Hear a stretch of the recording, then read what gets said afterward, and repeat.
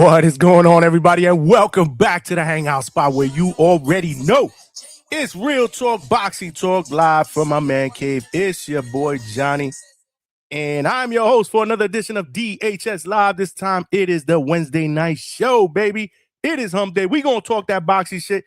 Let's get it popping, y'all. Let's get ready to rumble!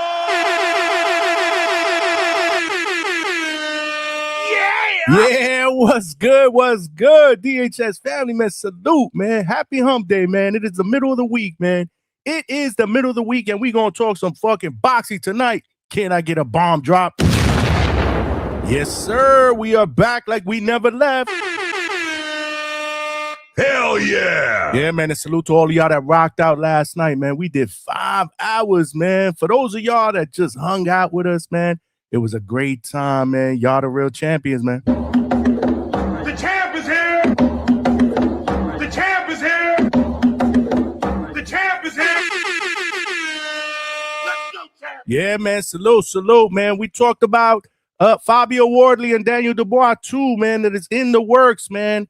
Supposedly, we should get an announcement soon, man. Hopefully this week, man, for the rematch for the WBO Heavyweight Championship, supposedly at some point in the middle of October. We also talked about Devin the Dream Haney, who supposedly is in negotiations with a fight with Jack Catterall, but that shit is not going to happen. That shit is a 2-pack of ass. In fact, Liam Paro, man, is back in the picture, so perhaps maybe that's the fight that we see Devin the Dream Haney in the ring against soon, man. Hopefully soon. Like I said, man, every single night it seems like somebody brings up Devin the Dream Haney. We get crash outs. We get emotional shout outs back and forth, man. We get people packed up from the panel, man. This is what it's all about here at the Hangout Spot, man. It smelled like a toilet full of nasty ass shit, okay? And last night was no different, man. Like I said, it was a great show. We had open panel, open forum discussions, man. And in typical DHS fashion, man, we cooked, man. 5 hours, man. So salute to all of y'all, man. And tonight ain't no different, man. Middle of the week, man. And I'm feeling a little bit under the weather. I don't know if you guys can hear it in my voice. Yesterday, I thought it was my allergies acting up, man, because I had the sniffles throughout the show, man. But this morning I woke up a little under the weather. You know, the nose is still running, and you know, I still got the sniffles, and you can probably hear it in my voice. But listen, man, the show must go on, man. We still got work to do, baby. You know the deal. We are the late night spot for the second shift and third shift overnight workers, man. What's good with my bro Johnny from the Hangout Spot, baby? We out here, cut. Don't matter, man. It don't matter. We are out here putting in the work, man. We are out here putting in the work, talking that boxing shit, man. Ain't nobody doing it like us late night, man. You know the deal. King Kong ain't got shit on me! Yeah, man, but I gotta battle. I gotta battle through this one, like I said, man. So hopefully when we open up the panel, man, we get some good dialogue, some good discussions. I'm not up here talking, you know, for a lengthy amount of time. There's plenty to talk about, man, including another unification that is being rumored, heavy rumors right now. And I believe that we should get an announcement soon, man.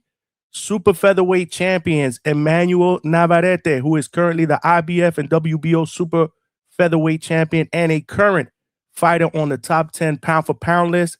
It is rumored for a possible unification in October in San Antonio against Ice Water Oshaki Foster, who is the WBC super featherweight champion, man. Can we get a bomb drop? Great fight, man. Great fight. Like I said, I believe that this fight is going to happen. It's only a matter of time before it gets announced. You know the deal. I'm putting on my optimist cap. But yeah, this is a very, very makeable fight. Two guys, same division. It's a unification. They're both top-ranked fighters. I believe that it definitely can happen, man. But salute to all of y'all. And this is a fight that actually I like, because after Oshaki Foster beat, you know, Raymond Ford in the last fight he was in, I know Shakur Stevenson came into the ring. I know the deal. We all know the deal. That shit is a 2-pack of ass. But I never really took that fight serious because, again, you know, Oshaki Foster is in a lower weight class. And, you know, Shakur, in typical Shakur fashion, was probably going to make a move up in weight. Since then, Shakur has expressed no interest in fighting Oshaki. Doesn't feel like it's a win-win situation for him, because he feels like if he beats Oshaki, that people are going to feel like he brought a smaller guy up and be the smaller guy. So I said from the get-go, man, fuck that Shakur fight, man. Even though the streets wanted that fight, I wouldn't mind seeing it. Don't get me wrong. But I always leaned on, let's see a unification, man. Him and Emanuel Navarrete would be one hell of a fight because you got two intriguing styles, man. This is a style clash, man. This is your typical style clash. So yeah, man, I think it'd be a great fight. There's 3 straps on the line. Yeah, let's get it popping, man. But yeah, man. So yeah, we're gonna talk about that fight. I do want to get everybody's initial thoughts, man. Who do you favor in this intriguing clash of styles, man? We'll talk a little bit about the breakdown styles. We also talk a little bit about key matchup advantages. Again, I know it's early, but you know we're gonna get a head start on this. Again, potential dynamic of this fight, and we'll get obviously panel predictions, early predictions. You know, we're gonna throw out some feelers, man. If it gets announced for October, who are you guys favoring today? You know, I like to do that. And I also want to ask an interesting question to the chat and potential panel members and callers once we open up the panel. Who has the better resume between O'Shaquie Foster and Emanuel Navarrete, man? We need to get some good dialogue, some good conversation involved. Like I said, even though we will open up the panel and get our normal array of panel members, I do want the chat to definitely cook on this as well. I do have a poll out there. Again, early predictions. Let me make sure that it's out there. Let me just refresh, man. Yeah, early predictions, man. Just you know, one guy or another. Who you guys got? Do you got O'Shaquie Foster? Are you favoring him in this matchup, or are you favoring Emanuel Navarrete? We won't get into the weeds of it. Just, you know, which guy you see at this point in time winning this fight, barring we do get this fight.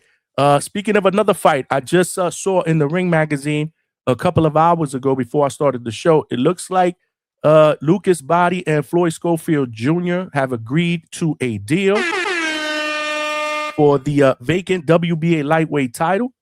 And supposedly, from what I'm reading on the Ring magazine, they're looking at October 10th as a date. They're 99% sure that it will take place in Vegas, and they avoid the dreaded purse bid. That shit is a 2-pack of ass. Somebody should have gave that memo to Keyshawn and Deb. Purse bids are no good, in my opinion, man. Again, it's like going to trial, man. You taking a shot, you know. So, you know, the purse bid that they actually asked for an extension for that was supposed to take place this Tuesday. That was the Tuesday purse bid. These guys supposedly agree. So these are 2 undefeated fighters in the lightweight division that are ranked 1 and 2 in the WBA, and they will be doing battle for that vacant WBA lightweight title. On tomorrow's show, man, there's just so much to talk about, man. So much to talk about. We do got boxing this weekend, man. Tomorrow, I do want to preview and talk a little bit about this Clarissa Shields versus Kay Scott fight card that is going down on Saturday. Let's not forget, we also got my guy Ernesto Tito Mercado on the card. Yeah! Troy Isley is on the card. Yeah! Latif Overton is on the card. Yeah! And my man Hakeem Lopez, who is the brother of Najee Lopez, he's on this card. Yeah! Solid card all around, man. And tomorrow we may have a guest too. We may have a welterweight prospect in the building, Christian Morales, who is 7-1 with 7 wins via knockout, might be on the show tomorrow. He is coming off a unanimous decision loss on Zuffa 2's card in February to Dimani Kato Kane. And, you know, he's also been in the media lately for that whole fiasco that happened when he was sparring Rolly, when he threw a shoulder and Rolly proceeded to body slam him.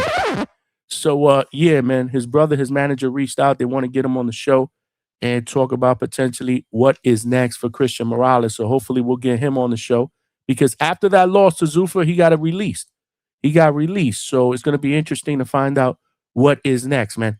By the way, man, salute to my guy, Michael Zarafa, man, who won this morning in Australia in the co-main event by 8th round stoppage, man. He absolutely cooked. Man. You know, Michael is a friend of the show. He did his thing, man. 8th round stoppage versus Alejandro Lopez. Dude didn't want to get out the corner, man. Zarafa put on a boxing clinic and proceeded to do what he needed to do in the 8th round and position himself now as a possible contender for one of these middleweight titles at 160 pounds. And salute to the main event winner, man. Tara Moana, man. gets another stoppage, this time in the second round against DeAndre Savage, man. Can we get a drop bomb? Or a bomb drop? Yeah, man. Salute to Tero Moana, man. He now improves to 12-0 with 12 wins via knockout. That is 100% knockout ratio, man.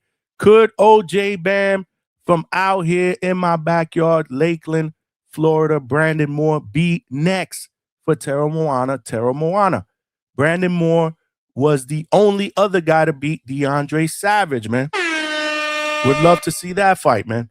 Would definitely love to see that fight. We'll also touch on, if not later on today, tomorrow, we'll also touch on Ryan Garcia and Conor Benn.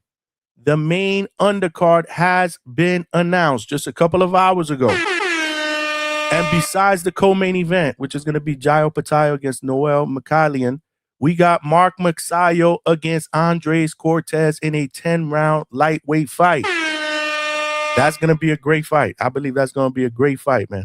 Mark Magsayo is coming off a fifth-round stoppage of Fugao Makori, and Andres Cortez is coming off a unanimous decision victory over Erderson Garcia. And both of those wins for each of these fighters came on the April 2026 Zuffa card. So this is a good fight. We also got a heavyweight prospect, man, 12-0 with 9 wins via knockout. My man Mozzie, man, friend of the show, Damazian Van Houter. He's going to be fighting on that card. Big stage for him, man. I'm happy for him, man. He's going for his 13th victory, man. We're really, really high on him here at DHS, man. We are fiending to see a great young heavyweight be our next great heavyweight, man, possibly a heavyweight champion. Could Mozzie Van Houter be that guy? He's going up against Rafael Akpigiori, man. Veteran from Nigeria who's 19-3 with 18 wins via knockout. So again, another step-up fight. This is going to be an eight-rounder taking place in the heavyweight division. So again, I said a lot there. That tells me there's a lot to talk about. There's a lot going on in the world of boxing, not to mention that we got boxing this weekend. And then next weekend, we got the big card, August 22nd, going down. Teofimo Lopez making his welterweight debut, and he's getting a title shot. That's right, a title shot coming off a loss. Welcome to the world of boxing in the year 2026. He's going up against WBA champion Rolando Rolly Ramirez. Yeah, so next week we're going to get deep into the weeds of that fight and that fight card. So there's a lot going on, man. It's been kind of dead the last couple of weeks. We haven't really had a lot of big name boxing the last couple of weekends, but it's going to pick up. And then we go into September. And then October is going to be absolutely crazy because it at least seems like every fight that's being rumored the last few days, the last week, is being rumored to take place at some point in October. So October is going to be jam-packed for boxing, man. We are the true winners, man. We are the true winners, man. Just like we all are here, man. We talking boxing. You guys can be anywhere else out here on these YouTube streets, but you're here at DHS. I appreciate the love and support. Make sure you smash the like button. As always, you know the ground rule. We are streaming live on YouTube and on X. But if you're watching this live on YouTube, make sure you smash that like button. Straight cash, homie. And help us get this show on the channel out into the algorithm and homepage of other true hardcore laid-back boxing fans so they know we rock out weeknights. Yeah! We do live fight chats. Yeah!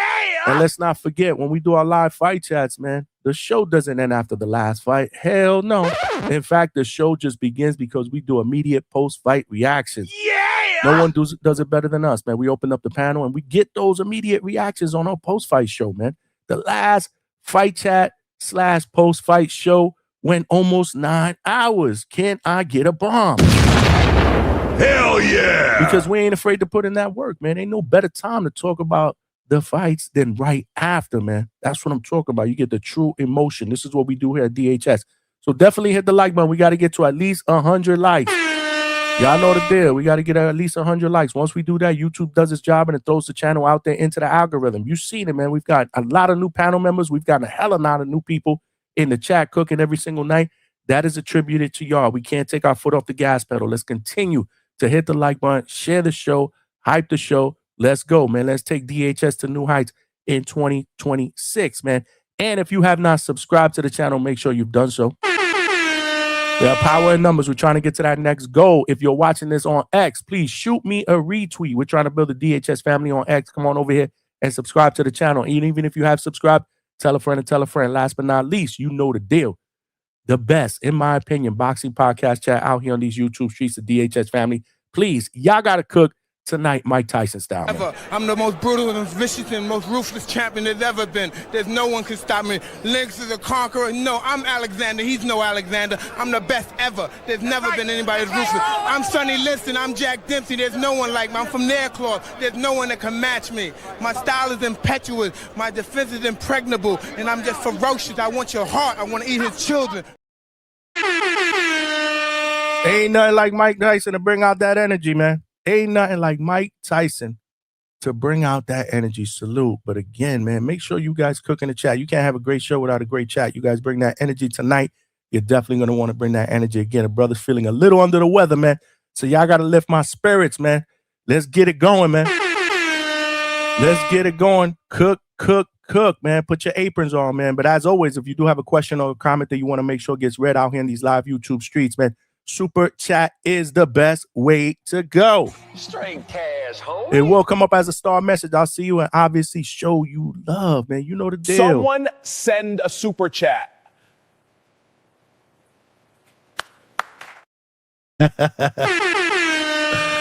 Yeah, man. Yeah, in typical Coach Bermuda's fashion, man. If you do want to make sure you get a question or comment, super chat is the best way to go, and it also provides your boy with a little bit of a donation, and every penny counts. Because we are putting in the work, man. We are the late night spot, man. If you don't know, you better go ask somebody, man. Google that shit, man. Go look up the history. Shit, don't everybody believe in Google? Go Google that shit. See what I'm talking about. You know what I'm talking about, man. Yeah, man. You know it, man, to this day. And not just back then, to this day, to this day, to this motherfucking day. Yeah!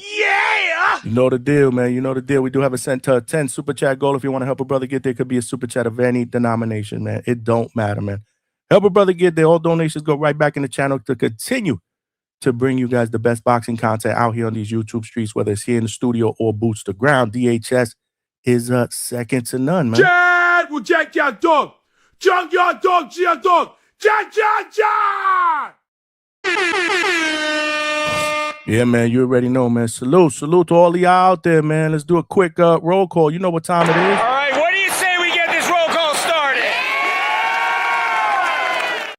Sure. We got to show love to all the DHS family members that are here bright and early, man. First one in the building was my man, D Terminology. Salute and family with the boxing glove emoji. My man. Salute right back at you, champ. Thanks for rocking out on this hump day, man. It is Wednesday here at DHS, man. My guy, White Mike Beats in the building. My man. Yo, what's good, Johnny? What's good, Mike? Salute, man. Don J in the building. My man. Yeah, you know the deal, Don J. I'm here, man. I'm here. He said, Johnny from the late spot.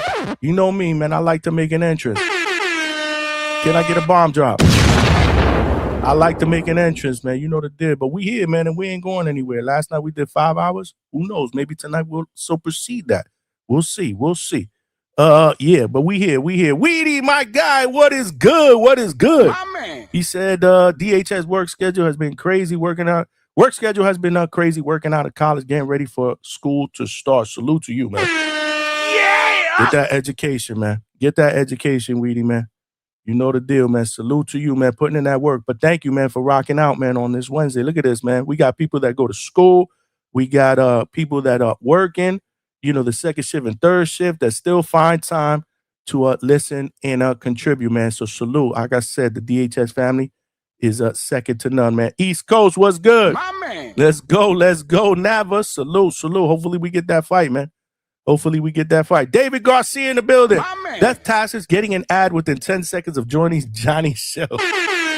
Hey, man. It pays the bills, man. Salute. That's not me. That's YouTube. I don't make those decisions.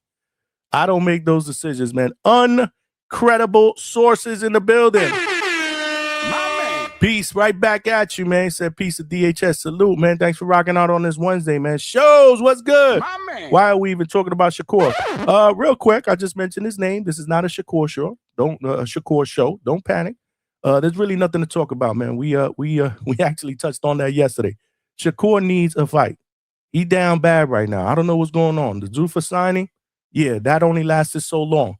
Then the whole Devin fiasco reared its ugly head. It smelled like a toilet full of nasty ass shit, okay? Then the whole love triangle, the circle jerk between him, Devin Haney, and Keyshawn. It smelled like a toilet full of nasty ass shit, okay? My brother need a fight, man. He down bad, and that's the last we're going to talk about him. Don J said it's a firefight for sure. You talking about Navarrete and Oshaki, man. Hopefully we get that. I like that fight. I think it's going to be amazing, man. Show said get in Shakur. Get in Shakur out the algorithm. Yeah, man, we ain't going to be talking about him tonight, man. Usually Devin Haney is the guy that is mentioned here at some point every single show. You know the crazies come out after midnight and they start crashing out over something Devin Haney related, but it's usually never Shakur. Trini BX, my guy. My man. What's good? I said salute Johnny hunting season and the young Jaguar. B. Norman Jr. hungry in the 147 division is full. Can I get a hell yeah? Hell yeah. Yeah, and I do see that rumor out there that Bryant Norman Jr. and Keyshawn Davis could be headed for a possible scrap. But again, I'm not going to get overly excited about it. I have not reached out to Bean on the Storm at all right now. It is just a rumor. Once I see that it probably gets some traction and it feels like something that may happen, we'll reach out to the former champ, man. You know he my guy. Salute to Brian Norman Jr., man. JV, what's good? My man. I got money on Navarrete. Okay, that's what's up. That's what's up, man. Interesting style clash, man, between these two, man. You got the, you got the unified champion, Navarrete, with a record of 40-2, 1 draw, 1 no contest, 33 wins via knockout. Then you got Oshaki Foster, man, who's the WBC champion, 25-3 with 12 wins via knockout. So we'll talk about the styles in just a moment, man. Salute to Eduardo Alvarez in the building. My man. Salute right back at you, Chad. Thanks for rocking out, man. Trini Brown said both got good resumes. Navarrete put in the work. Absolutely. That's why I feel like it's a good question for the chat and a good question when we open up the panel and take calls and get our normal co-host on here. I need to ask some questions, man. We need some answers, man. Whose resume is better out of the two? Trini Barnes said, I got Schofield beating Body. That's what's up. My man. Okay. That fight looks like it's going to go down. And that fight is slated to go down October 10th. 99% sure that it may go down, that it will probably go down in Vegas. Again, we are just waiting for a formal announcement. But I did see that on the Ring Magazine's website. I saw that today on the Ring Magazine website. This was actually the article. I'm going to share my screen real quick. Make sure you guys hit the like button, man. We got to get to at least 100 likes. We got close to 50 people here, and we only got 16 likes, man. That shit is a 2-pack of ass. Come on, y'all. We got to do better than that. Come on. If y'all here, I know y'all enjoying the content, man. So definitely hit the like button. Let's help us. Let's help the channel grow and get to 100. It is free. And subscribe to the channel as well. So this is the article I did see on the Ring Magazine website. Schofield Body agreed to a fight for WBA 135-pound title. And it said that they did avoid the Tuesday scheduled purse bid that was set for a minimum bid of $150,000. So they did not say what this agreement, what this agreed upon fight was financially. It's not in the article. It still has to be formally announced, I believe. But yeah, so far, that's what we got. And like you see in the article, it says the fight will take place on October 10th. And we are 99% sure that it will be in Las Vegas. That is coming from Kid Floyd Schofield Jr.'s manager, Michael Miller, who told the Ring Magazine on Wednesday. Both fighters are undefeated. And both fighters are coming. Well, obviously, if they're undefeated, they're coming off wins. My bad there. But yeah, man. So much anticipated fight. We've been talking, we've been hearing rumors about these two scrapping for a little while now, and finally, both of these guys get a shot at a world title. Salute. Who else we got over here? Where we at? David Garcia said if Kid can't beat Body, he needs to retire. Body tough, man. You know he a friend of the show, man. But yeah, man. Floyd is coming off that impressive first round knock stoppage over Tevin Farmer, former champion. Lucas is coming off a unanimous decision win over a former champion, Roger Gutierrez. That was in August of last year. I was actually there. I saw that fight in person, spent some time with Lucas in the locker room. Floyd's last fight, which is that first round TKO over Farmer, was in June of 2025 of last year. So again, Floyd is pushing a little bit over 13, 14 months out of the ring right now. In October, it'll probably be about 14, 15 months out of the ring. Same thing with Lucas Body. Once that fight takes place in October, he had officially been out of the ring for over a year. So it's going to be interesting to see how that all plays out. My man, Hammer Hands Unk in the building. What's good? My man. Salute, Johnny. What's good? Right back at you, my brother. Right back at you, man. Are you previewing Uncredible Sources? Are you previewing Ray J versus Orlando Brown? That shit is a two-pack of ass. Yeah, we're going to talk about that tomorrow because it is on the Clarissa Shields versus K. Scott fight card. And that is going to be tomorrow's show and thumbnail. But we got a lot to talk about tomorrow. I mean, I don't know if breaking down and previewing this particular fight card will carry a show. But luckily, we probably have a guest early. And we also could talk about the undercard that was announced on the Ryan Garcia and Conor Benn fight that will be taking place September 12th in Las Vegas T-Mobile Arena. Besides Jairo Pataya and Noel Mikhailian, we got Mark Masayo against Andres Cortez, and we got my man Damazian Van Houter against Rafael Akpigiari.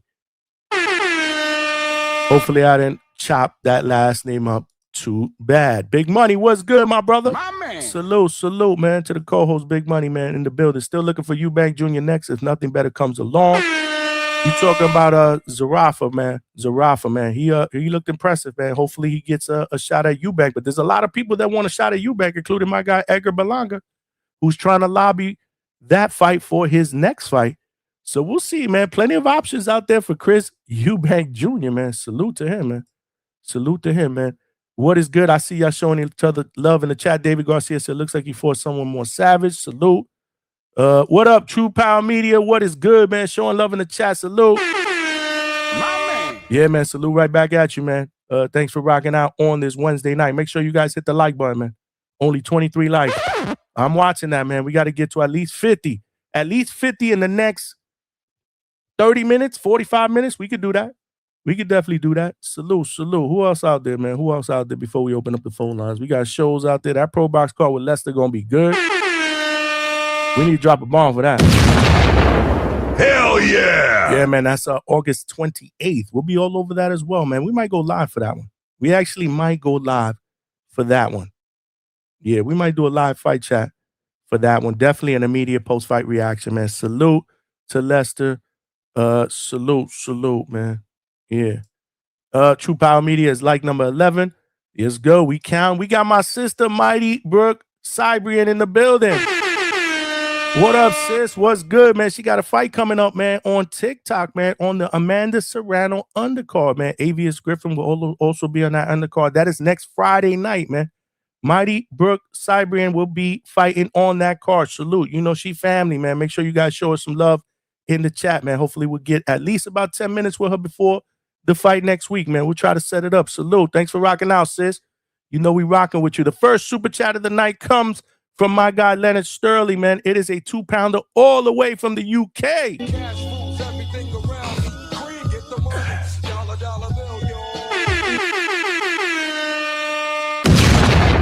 Salute, Leonard Sterling with the 2-pounder. Said Nav manager all have to agree we still don't have a fight. I'm assuming that's what you were alluding to when you said we still don't. I know it's not 100% official, but there are heavy rumors that this fight could be made. It's definitely a makeable fight. Both guys fight under the Top Rank banner, and both fighters are champions in the same division. It just makes perfect sense. And if you really, really look at it, Oshaki is the type of dude that want that smoke. Navarrete ain't no diva. I still see. I'm gonna stay optimistic about that one. You know, all the time we get optimistic. I hate to do that because boxing always finds a way when we do that to kick us in the nuts. That shit is a 2-pack of ass. But I'm gonna stay optimistic about this one. I think this one has a very, very, very good shot at happening. And if it does, I want to talk about it. Like I said, it's an intriguing style matchup for me. Salute to Leonard Sterling for the first super chat of the night. We still need 9 more to go. Let's get it. Straight cash, home. Let's get it, man. Someone send a super chat. You already know, man. And make sure you subscribe to the channel. Hit the like button. Tell a friend to tell a friend. Tell a friend to tell a friend. You heard Johnny. The AI version. Nobody's safe, man. Nobody is safe, man. Salute, man. Salute, man. 10 rounds in the book today, Friday, 8/21. We are here. Let's drop the bomb for my sister, Mighty Brooke. Yeah, she getting ready, man. 10 rounds of sparring today. She getting ready for another opportunity on an MVP card. This one is being headlined by the great Amanda Serrano, who is looking to shatter Christy Martin's knockout record for a woman fighter. Salute. We'll be watching, man, from afar. We'll be watching, Brooke. We'll be watching. That's for sure.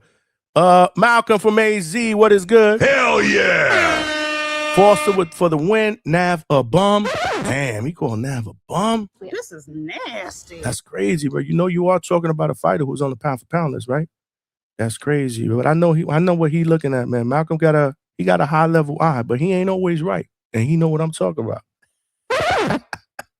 Rico, my brother from X in the building. What's good? Salute my big dog and my Hangout Spot family. You already know, man. And salute to Rico, who's always sharing the show on X, man. I appreciate you, my brother. If you're watching this on X, make sure you as well share the show. We are trying to build a DHS family on that platform, but it takes less than 5 seconds to come on over here, hit the like button, and subscribe if you haven't done so. Straight cash, Can I get a hell yeah? Hell yeah! Come on, I ain't capping. It takes like 5 seconds. I'm saying we could do that. You could do that. Not a bum, but Foster can do both box and fight. But the last thing that I want Foster to do is get drawn into a firefight in this. He's the slicker, more technical boxer puncher with high ring IQ who relies on that footwork and that lateral movement. Why would you want to give up that strength and fight Navarrete this type of fight? But however, Navarrete is very, very unorthodox, and he's a pressure fighter, and he has a high output. Interesting style clash, and I definitely want to hear everybody's opinion once we open up the panel. Never seen Nav on the subway. That's where the bums be. Let them know, Trini. Let them know. Check them, baby. Check them. We don't do the word bum here. Tevin Williams, what is good? The Devin Haney hate is getting cheesy at this point. Listen, it ain't coming from me, man. I don't hate on Devin Haney. I'm a Devin Haney fan, man. It comes from a chosen few that frequent the panel. It's about 4 or 5. They know who they are. They the ones that always come with the hate. Not me, bro. I don't hate. I mean, it's rare that I hate on a fighter. I mean, y'all know the deal. I'm pretty consistent with that. I try to give all fighters some semblance of love. You know what I'm saying? Like, I can be critical, but I'm not out here kind of shitting on fighters, man. I don't remember the last fighter I actually shitted on. Can y'all remind me in the chat? Because I don't know if I ever really shit on fighters. Just not my style. You know the deal. I like to give all fighters respect. Now, I could root for a certain fighter. I can be overly critical of a certain fighter, but to just shit on them and hate on them, I don't think I've ever done that. And if anybody has heard me do that, hey, call me out on it. Let me know in the chat. Shit look like World War Z out there. Salute. Johnny is a Yankees fan, not a Mets fan, dog. Die-hard Yankee fan, man. Salute. I don't know who called me a Mets fan. Show said 99% leads, 1% for an excuse. 1% for an excuse for no fight. Yeah, man. Hopefully, my man Yop Sticks in the building. What's good? My man. 5 styles of boxing. What is good? Xavier, what is good? Xavier DLC says salute, Johnny. My man. Salute right back at you, champ. Thanks for rocking out on this Wednesday night. Y'all know the deal. Daisy Sanchez, what is good? Yeah. I wanted to pick Navarrete on the poll, but made a mistake. Team Navarrete. Okay, you do got a poll out there. We do got a poll. Daisy Sanchez just reminded me. Again, early predictions feel as if the fight gets announced. Again, we are playing hypotheticals. It's not official. But again, there are reports that they are really, really close. And the reason why I think that this fight also gets made is that they just didn't put out a report that it's going to be possibly made. They also put out a possible date and a possible city, San Antonio, Texas. Right now, they're looking at October 24th in San Antonio, Texas.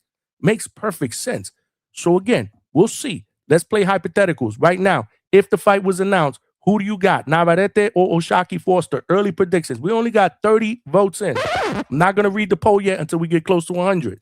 But definitely vote. It is free. This is your way to again, it's gonna be good for when we generate dialogue on it. When we open up the panel, we can look at the poll, we can see where the chat is at, we can see where the people are at. While you're doing that, hit the like button. T-Mac in the building, my guy. What is good? My man. Salute right back at you, champ. We here. My guy Dwayne Styles, man, from the DMV. My man. Saludos from the gym, putting in that work always, man. Salute. Cut Creator, what's good? My man. Who you got in the poll? It's the poll, P-O-L-L, not poll, but you are close.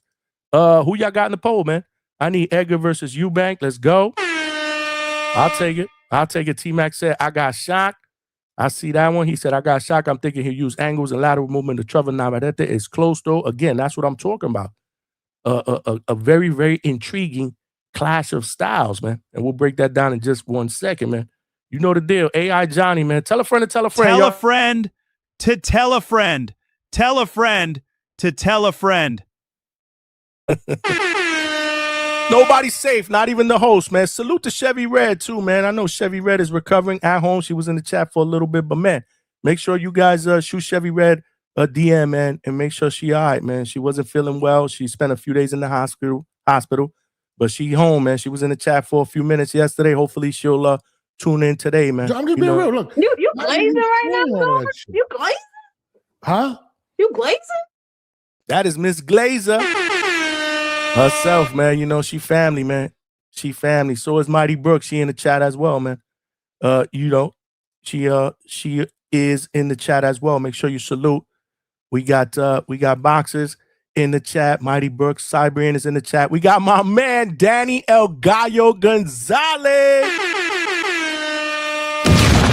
That's my guy right there. Always supporting the channel, man. Salute. Can't wait till El Gallo gets a fight so he could come on the panel and tell us about it, man. I know there's something big in the works, man. He said the best on YouTube, the Hangout Spot. Salute right back at you, champ. I appreciate you, man.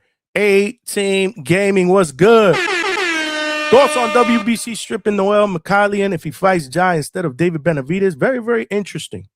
Very, very interesting, man. Very interesting indeed, man. That's definitely, we can touch on that in just a little bit, man.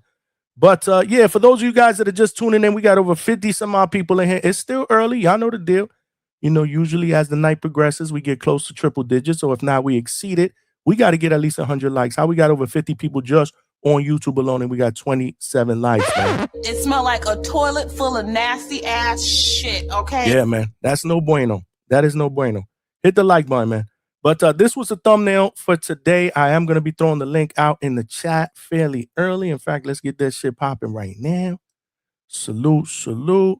It's hump day. It is Wednesday night here at DHS, and we are just getting started, man. We just 38 minutes in, man. I just threw the link out there in the chat.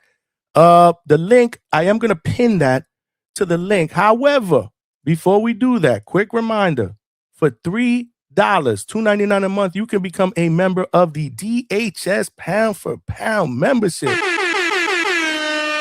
It is cheaper than a Happy Meal at McDonald's. Yeah! It is cheaper than a 6-pack of beer. Yeah! Shit, man. For real, man. I think it's cheaper than a coffee at Dunkin' Donuts. Yeah! Definitely cheaper than a coffee at Starbucks. Yeah! Because I go to Starbucks often, man. But, yeah, for $2.99 a month, you can support the channel, man. Get some cool perks, man. The ability to ask any one of our guests any question you like, time permitting. Y'all know the deal. Yeah, that is a membership perk. We got emojis. I'm going to be putting out some more members-only shorts and content from our shows, especially when we got panel members that are talking. Millions be clipping y'all. So I'm going to be throwing that shit out there for members and some of the other shit that they clip as well. So again, man, it supports the channel. It helps us grow, man. You know what we trying to do. We trying to do this shit full time for $3 a month, man. Yeah, man. Join the DHS Pound for Pound membership, man. Salute to those of y'all that already been members. I can't tell you enough how much I appreciate that. Salute. But yeah, man, like I said, that is the link that is currently pinned to the chat, but we will replace that because we got to get some dialogue going. Y'all know the deal. I'm feeling a little bit under the weather today, so I can't be talking. In fact, I'm shocked that I got this much energy. I'm shocked. I'm going to need a drink of water in just a little bit, and we'll take a break for that. However, this is the thumbnail, man. Hopefully, we get this fight. As you see above the logo, going down in October with the question mark. So the rumors out there circulating is that they're looking at a possible October 24th date in San Antonio, Texas. Both of these guys are top-ranked fighters. It's a makeable fight. Let's make this happen. It's a unification. You got the IBF and WBO champion Emanuel El Vaquero Navarrete against Oshaki Ice Water Foster. Love this style clash here. Like I said, Navarrete, who is 31 years old and is coming off an 11th round stoppage of Eduardo Nunez. That was in February of 2026. He's a 3-division world champ, and he's currently top 10 on the Ring Magazine's pound for pound list. And he has a very, very impressive resume. He has a very, very impressive resume because I looked up key opposition for both guys because I was really, really curious who had the better resume between the two. Navarrete has beaten Oscar Valdez twice, Eduardo Nunez, Isaac Dogbe, Robinson Conceição, Dennis Baranchek. Oh, actually, I think Dennis Baranchek beat him. My bad. No, he did not beat Dennis Baranchek. My fault. Dennis Baranchek actually beat him to become a champion, and that's who Keyshawn Davis beat to become a lightweight champion, a first-time champion. So my bad. However, that is a key opponent on his resume, a former champion right there. He also has wins over Pitufo Diaz, Joel Gonzalez, Liam Wilson. Like I said, the list goes on and on. He's a solid fighter. He's a great fighter. He really is. And he's very, very unorthodox. And then you got Oshaki Foster, man, who is coming off a very, very impressive victory over Raymond Ford, one of Shakur's boys, one of the Shavengers. Salute to my guy, Two-Tone, the superstar. But yeah, man, Foster is the WBC champion. And if you look at his resume, very, very impressive as well, man. Ray Vargas is on there. Conceição is on there, even though he lost by split decision the first time they fought. Many people thought he won the first fight. Stephen Fulton, he has that win on his resume. Obviously, Raymond Ford, Abraham Nova. So this is going to be a really, really good fight between two great champions. Again, this is a classic pressure volume versus the slick counter-punching boxer who can get drawn into a fight, like Malcolm said. Like, Oshaki will scrap you. But don't get it wrong, man. His best, I'd say it'd be in his best interest to stay on the outside or on the edges, man. Jab, pivot, counter. Pick his spots, man. Use that footwork and that lateral movement like we just heard someone say in the chat. You know what I'm saying? Navarrete is going to be Navarrete. You know what to expect from Emanuel Navarrete. He's high volume. He's unorthodox. He throws punches in volumes. He throws punches from all different fucking angles. He attacks from awkward angles, man.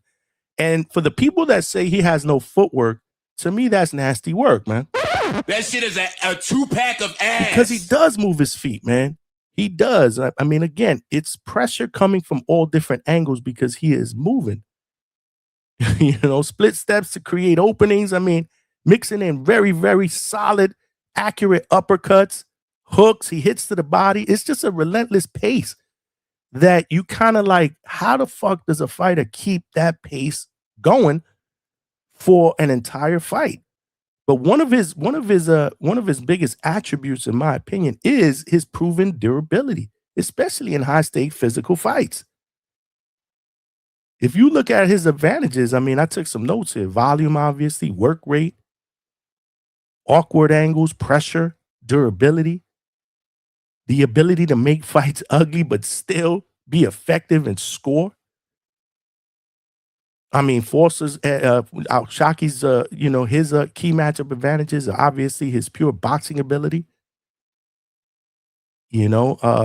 movement, the ability to be able to switch stance, cleaner, solid technique. Oshaki a dog, man. I'm a big Oshaki fan, and you know how much of a dog he is when he want that Shakur scrap, bro. He just want that smoke, man. So I think this is a really, really intriguing style matchup. We got Trini in the Bronx. What's good, Trini? Yo, salute, Johnny. What up? Salute right back at you, champ. What's popping, Give me man? 1 second. Give me 1 second. While Trini adjusts his mic, man, I just want to remind everybody we are here We're not even an hour in, and you know the deal. Our shows usually go 4, 5, sometimes 6 hours.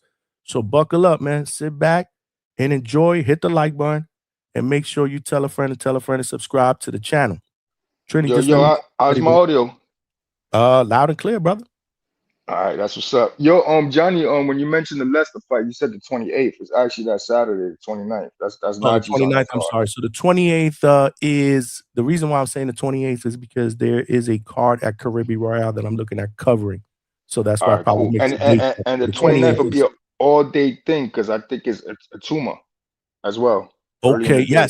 Yes. Plenty of boxing to talk about that week. So that's what's up. So we got boxing during the day. We got Moses Atama against Herkovich, right? We were talking about that fight yesterday. Yeah, Philip great Herkovich. fight. That's during the day. That's a great fight. Big step up for Atama. And then we got the fight in the evening. That's what's up. And then I'm going on vacation that Monday. We'll be out of the country for a few Work hard, days. play hard. That's what's up, man. You Got and the to, queen. man. I That's need a what's up. break, man. I need to recharge the batteries before the Ryan Garcia fight card. Facts, man. La Playa is calling me too, bro. Know it. I just OD with Puerto Rico this year, so it's like, you know what I mean? I can't wild out again. I think we'll go like a December fight for my birthday. But yeah, I want to touch on the Navarrete shot joint because I remember when he lost to the Ukrainian dude. That's one of the fights when you notice a couple pounds make a difference. The difference between Navarrete and from 130 to 135 was you notice that shit. Oh yeah, that was the Baranchek fight you talking about, right? Yeah. Yep. But I got shocked winning a tough fight there. But yo, let me get ready. You already know I got to get on this clock. But just want to touch it, make sure you got that Najee date right. I think I'm gonna pull up for some of that fight, man. If you're cool with it. We here, man. You know where to find us. I think I'm going live for that. All right, champ. Y'all stay up. Everybody stay up. Salute to Trini, man. Getting ready for work, man. Still finds time to call in and contribute, man. That's what's up, man. The link is out there. Anybody wants to call in and talk about this potential fight. Let's not forget, man, we got Lucas Body and Floyd Schofield Jr. I just put out the Ring Magazine article. They've agreed to a deal. It's going to go down October 10th, 99% sure, or they're 99, or at least Floyd Schofield Jr.'s manager is 99% sure it's going to be going down in Vegas, and that is for a vacant WBA lightweight title. Let's not forget who was the dude that held that title. He goes by the name of Tank Davis, who's now a champion in recess, if I'm not mistaken. When the fuck is Tank coming back? Anyway, we're not going to talk about that. We're not going to talk about fighters who are not currently fighting. So, yeah, we can talk about that. Obviously, the Ryan Garcia and Conor Benn main undercard has been announced besides Jairo Pataya and Noel Mikhailian, which, again, there's some drama going down as far as the belts. We had somebody in the chat that just called that shit out. What is going on? Is that fight still going to be made? I haven't seen anything that it was going to be taken off the table, but again, the chat knows better than me. What do we know about this Noel Mikhailian thing with the sanctioning bodies? Because again, I did not see that. I was working and I had to run a few errands before the show, so I was not on social media. However, I do love this Mark Magsayo against Andres Cortez fight. I ain't gonna lie, man.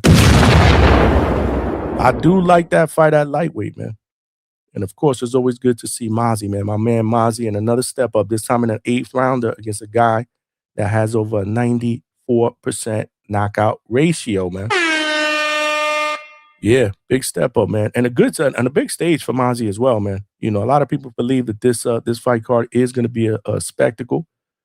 Salute to Ryan and Conor Benn in the main event. But yeah, man. So just a lot of fights, man. I mean, October is going to be crazy because, like I said earlier, it's almost like every single fight that we hear that is either being rumored or close to being made or has been made, they're looking at an October date. Now, dare I say Devin Haney? That's another guy who wants to get an October date. However, we have no opponent. But I'm not going to flip the script. Like I said, we'll see what happens. Is it going to be Paro? Do they pivot back to Keyshawn? I don't know. Jack Catterall pretty much went on social media and said he knew that Devin Haney would never, ever choose to fight him. He will be at the September 12th fight card. I saw that he put some tweet out there, and he believes that he will be next in line for the winner of Ryan Garcia and Conor Benn. So yeah. So yeah, as the world turns, we'll see what happens there. But October, man. October, I think is gonna be a barn burner, man. It's definitely gonna be a barn burner. Lots of fights. Hopefully it picks up in November. Usually in December, we get some fights, not necessarily close to Christmas, and then we wrap it up for the year. And then in January, obviously, we'll do 2026 recap shows. So salute. Who we got up in here? In Dev We Trust? State yourself. Identify yourself. Man, you see the emojis, man. Thou shalt, thou shalt, thou shalt fuck with Dev, man.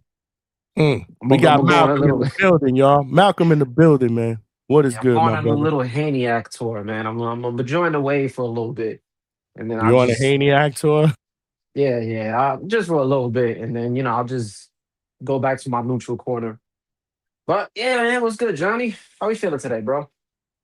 Chilling, a little bit under the weather. I got up feeling a little crappy. And I thought yesterday in the show, if you noticed, man, I had the sniffles pretty much the whole show. But I get bad allergies that come and go. I live with bad allergies. I got to see an allergist. Either way, I get up this morning again. My throat was it was a little scratchy, and all day I had a stuffy nose. So, I'm fighting through it, man. But I'm chilling, bro. We working, baby. We still got to put that work in. Yeah, I thought the sniffles was because Florida, Miami. I'm like, hey, if he parties, Johnny parties. I see nothing wrong with No, that. never did that. Never Nah. will, bro. Not in my DNA, brother. Yeah, let's keep it that way. Salute to DHS panel community. Everybody hit the likes. Join the membership so that way Johnny's connection's a little better. He could invest that money into some stuff. But the fight, it's not like they announced it. It just looks like it's gonna happen. There's been accusations of and I think it's really from Foster's camp. They've been saying that Navarrete has been ducking that fight. Now, the one thing Foster hasn't, he's never really given me the duck vibes. I'm just gonna put that out there. He seems like he's running to the smoke. And I'm really I'm intrigued with this fight, and I would love to have this fight. I think this is arguably the two top guys at 130. I can't remember who has the other belt. I always forget, but this is like the two that we want to see fight. It has green print written all over it. Navarrete, nutrition nav, because that's what we call him now. He had a beautiful performance against I forget this motherfucker's name. Your boy. Jesus Christ. Yeah, and I was rooting for him too. One of my picks that I got wrong. Yeah, you're rooting for you talking about Oshaki? No. I'm talking about damn, I keep thinking Rocky. What's Navarrete? You're talking about Nunez, yeah, right? there you go, Sugar Nunez. Yeah, Sugar Nunez, yeah. Yeah, beat the shit out of him. Beautiful. No, I think I picked Nav, but I was rooting for him, and then y'all called me a flip-flop again. But yeah, no, it was a good performance, man. He just looked amazing. And one thing that we're always gonna get out of Nav is he's fan friendly, and he's gonna be there to fight with you, right? Now, don't get me wrong. I didn't like the Charlie Suarez fight. I thought it should have been called for Suarez. That was definitely not a fucking illegal blow or I think an accidental, like legit. The cut was caused from a punch. I remember that shit. But politics played its favor. Either way, I think he was kind of in line to try to get that fight back. But if it's this fight, I'm chilling. And it's just Navarrete is so awkward. It's so awkward. It's not funny. And I hate awkward fighters. And it's more because a lot of the awkward fighters, they're not awkward. They just technically suck. They just fucking suck to watch. But he does it in such a brilliant fashion. And he's a very, like, this motherfucker be throwing, he'll throw an uppercut all the way from the fucking left side of, like, you'll be all the way to the right of the ropes, and he'll throw a left uppercut all the way across the room. You think you're playing fucking Fight Night, or if you remember Ready to Rumble, to anybody who's older, he just be doing some crazy shit. But he's a good fighter. I can't knock him. He's the guy that we want to watch fight. And then you got Foster on the other hand. He can box. He can move. He has power. He could take a punch too. Also, we kind of seen it in I think it was Rocky Hernandez. We seen it in that fight when they kind of went life and death, and he pulled that one off. And yeah, he can just do it all. Like I think he's a well-rounded fighter. And one thing I would say is if he's and you see, I would want to say fighter of the year, but I still got to see what everybody else does this year. If he takes this fight and he beats Navarrete, the last 10 and a half months, close to 11 months, you ran through Fulton, you ran through Ford, and then you'll take Navarrete out. That's a nice run for that is a beautiful run for him, you know. And I didn't really like him before. I was pulling for Ford. Y'all know how I was with that. Ford is my guy, but I gotta say, Foster, yeah, damn right, you can do a record scratch. I don't give a shit. Actually, I But got no, one better. hey man, it is what it is, man. I root for who I root for. I hear But you, man. Foster did his thing, man. He just outboxed him. Like he looked beautiful. I think the only chance Navarrete will have, again, we're so used to, like, when you're a fighter, you're so used to somebody fighting a certain way. When you fight somebody who's awkward and then they're throwing punches from these weird ass angles, you're not used to defending that. And it's going to be hard to replicate that in camp. I don't know how he's going to find somebody who can kind of emulate that. And pressure fighters, I don't think he's going to have too much of a problem with them unless he's willing to engage, which I think is his downfall at points. He didn't do it too much with Ford because he felt like he didn't have to worry. He still moved. He had a solid little game plan. Ford couldn't really do anything with him. But I just hope he doesn't trade and he give us one of those kind of like all-out affairs with Navarrete, because I don't think that's going to be pretty for him. You don't want to fight his kind of fight. But so I pride myself as Mr. High Level, you know what I'm saying? But I'm not gonna lie, this is definitely a 50-50. I don't know who to pick. But I'm gonna be on code for this, I'm gonna be honest, Johnny. I'm gonna be on code for this. I'm gonna stick with Foster. I'm gonna stick with Foster beating Navarrete. Maybe So you're majority gonna go decision. with the guy. You're gonna go with the guy that beat your guy in the last fight. That's what's up. He earned your Hey. respect, bro. No, I just kind of try to use just the logic of it. Fuck that. The emotions go out the window. It is what it is. I'm not like other people that I just start hating on fighters because they beefing with their fighter. And Dev, we trust, man. Shout out to Stock Chasers. But yeah, no. I got Foster on that. I locked that in. But I hope we get it. I hope we get this fight because we thought we were gonna get Keyshawn Davis, and you see how that went. I think we get this fight. I think that other one was a lot different than this one. This is a unification. This is a fight that makes sense. They're both under the same promotional banner. Oshaki's the type of dude that just want that smoke. I mean, you're right. There has been rumors out there and buzz out there that Navarrete has been shying away from this, but I don't know if he can anymore. This is the fight that makes the most sense for him as well in the division, and it's a unification. When they start talking about fights that are close to being made and they attach them with a date and a city and a possible venue, it makes me more optimistic that it's close to being a done deal. And again, I don't know why I'm doing this, because boxing has kicked me in the nuts plenty of times when I try to be optimistic, but I just feel like this fight makes too much sense for it not to happen. So I'm going to say that it happens, man. Yeah, I haven't. Unless Foster's just, and this is the thing, Navarrete, because I don't think he speaks English, right?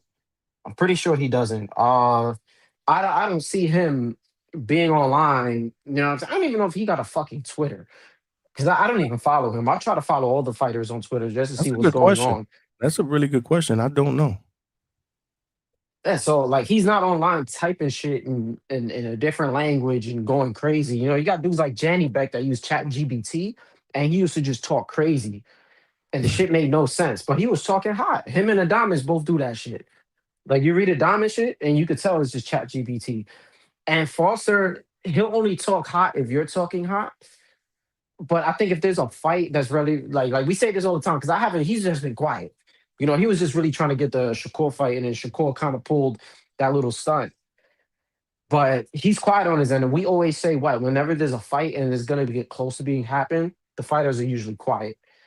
I don't see Shock turning this down. I don't see his team turning it down. I worry more about the Nav end of the stick. But this is the best fight for Navarrete, unless he tries to fight Kakashi, however you say his name. Anthony Kakazi, yeah, how do you pronounce his last name? Yeah, Unless he's Kakashi, mixed up with someone. WBA champ. Yeah. Yeah, so unless he got to mix it up with someone, because I know somebody got the fucking interim Samedov. Unless you got to Samedov, fight yeah. him or something. Yeah, you got some kind of mandatory. That's like the only thing. But I think that's the best fight on the table. You know, Foster had other options. Shakur don't want to fight him. He's coming up with different reasons. So just make this fight happen. And I'll say it here, you know, belts matter. But I think the winner of this fight, you have to put them in top 10. Pound for pound. We have to do it.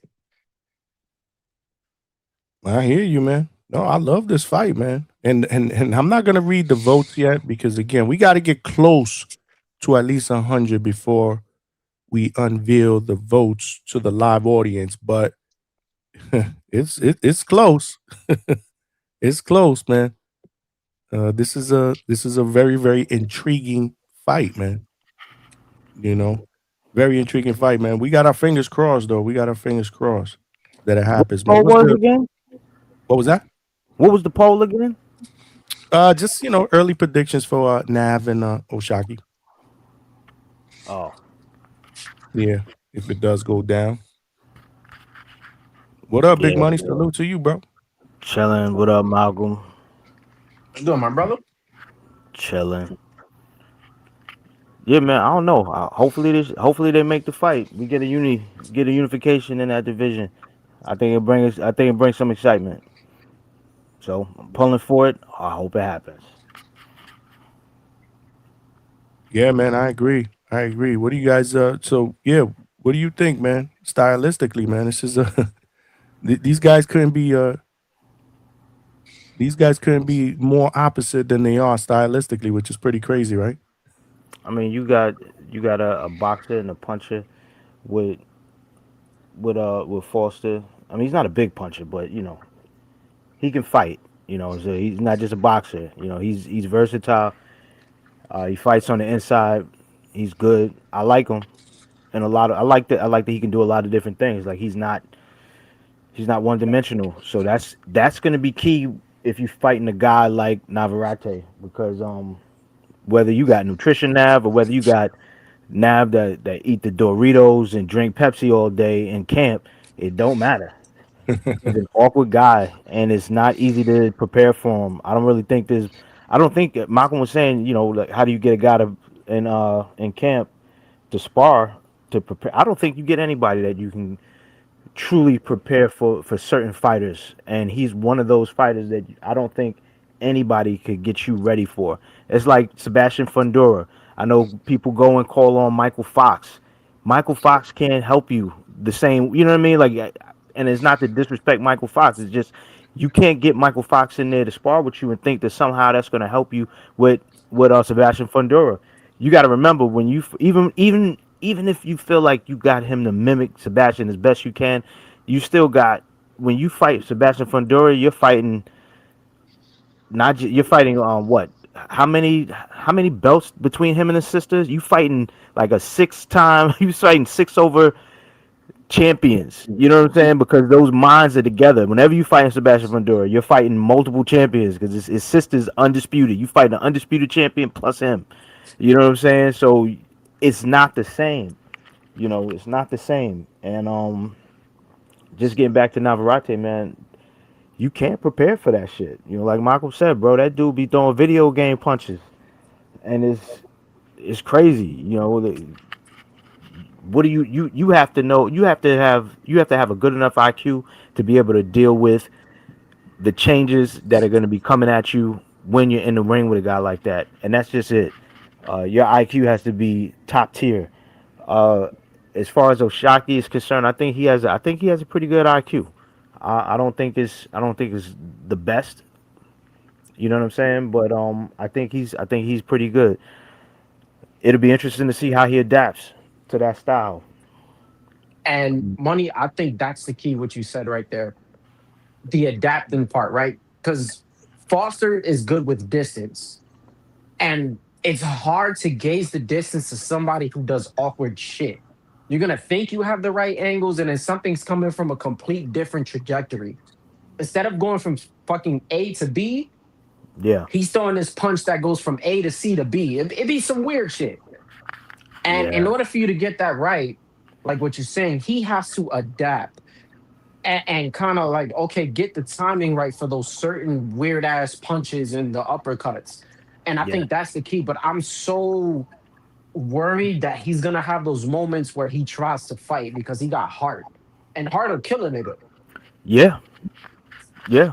I mean, we seen what happened with Julian Jackson when he stepped in there with Mike McCallum. You know what I'm saying? Like Julian was really going for his, right? He was going for it from the bell. And it's like he cracking. The same way that Mike McCallum was cracking. So, and you saw how that turned out. You know what I'm saying? He hurt Mike in the first round, but Mike came back in the second. And even though you could say it's controversial where that shit stopped, nonetheless, man, he was getting punched on.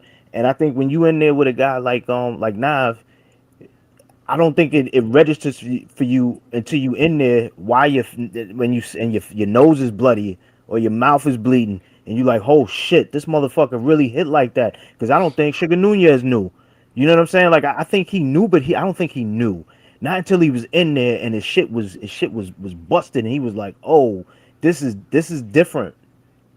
You know what I'm saying? So it's gonna be different in there with Nav, and it's like if you think that if you good at that mid range and you think you find that sweet spot where you just outside of his punch range, you gonna get clipped with some shit. And he punching hard, you know. Look at what H-Town said. You guys remember Dazzle him? Dalsim. Dalsim? That's what Dalsim? Dalsim. I used to call him Dazzle. Mortal Kombat dude. Well, that's Street Fighter. Street Fighter. I used to call him the Dazzle. long ass That's why. arms. He said those Dalsim uppercuts.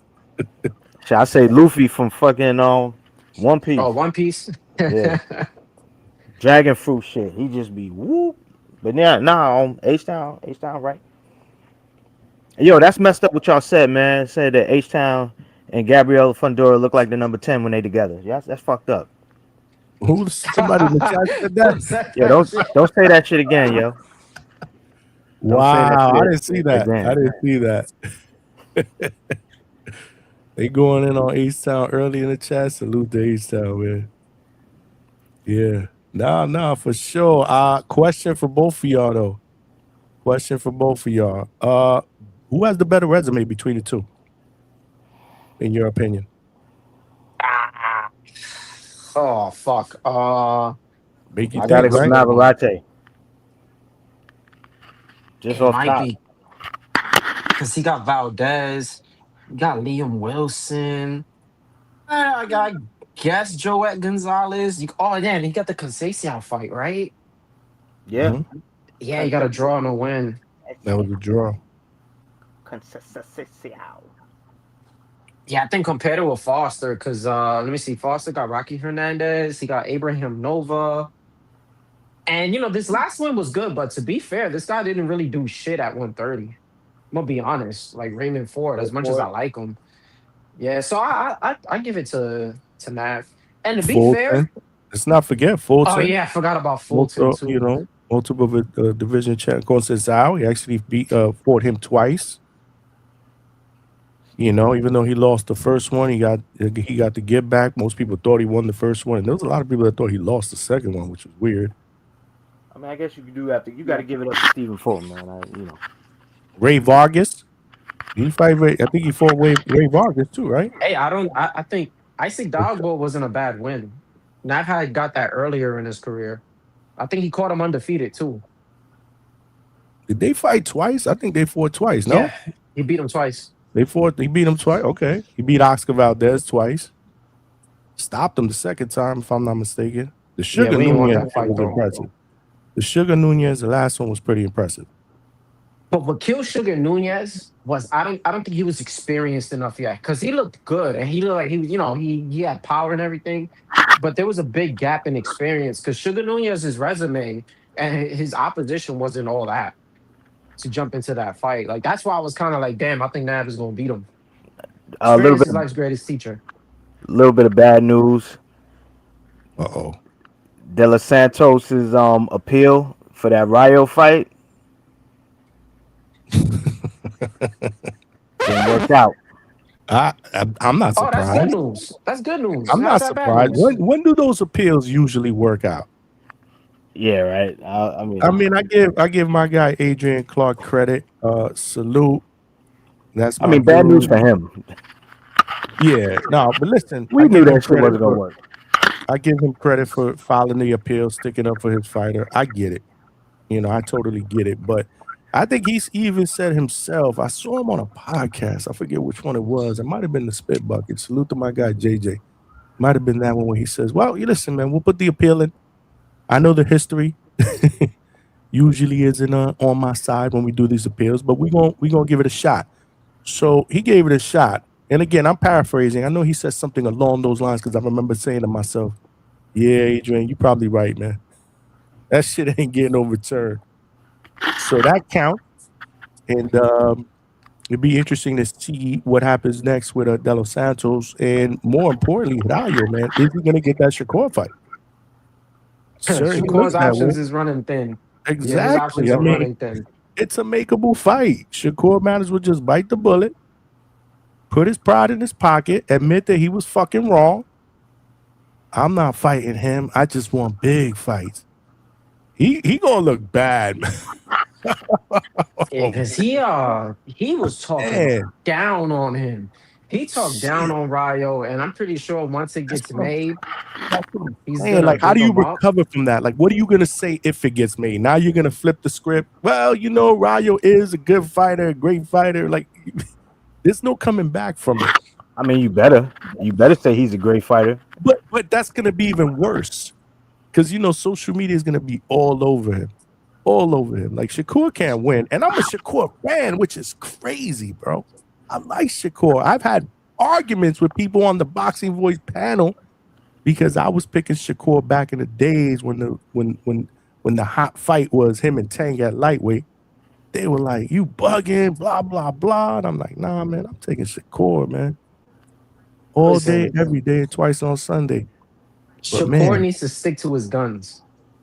That's it. If you're gonna fight Rayo, stick to your guns on it. You know what I'm saying? Whatever you were saying before, you say it again. So when you're at their press conference and then they're asking you these questions, I didn't really want to fight this guy, but there was no options. Just stick to that. Yeah, you say that shit. I didn't really have no options. Keep saying whatever you were saying about fucking Foster, even though we don't like it. You just don't switch up. You just say Foster hasn't done enough. He hasn't done shit at 135 to even get a fucking fight with you.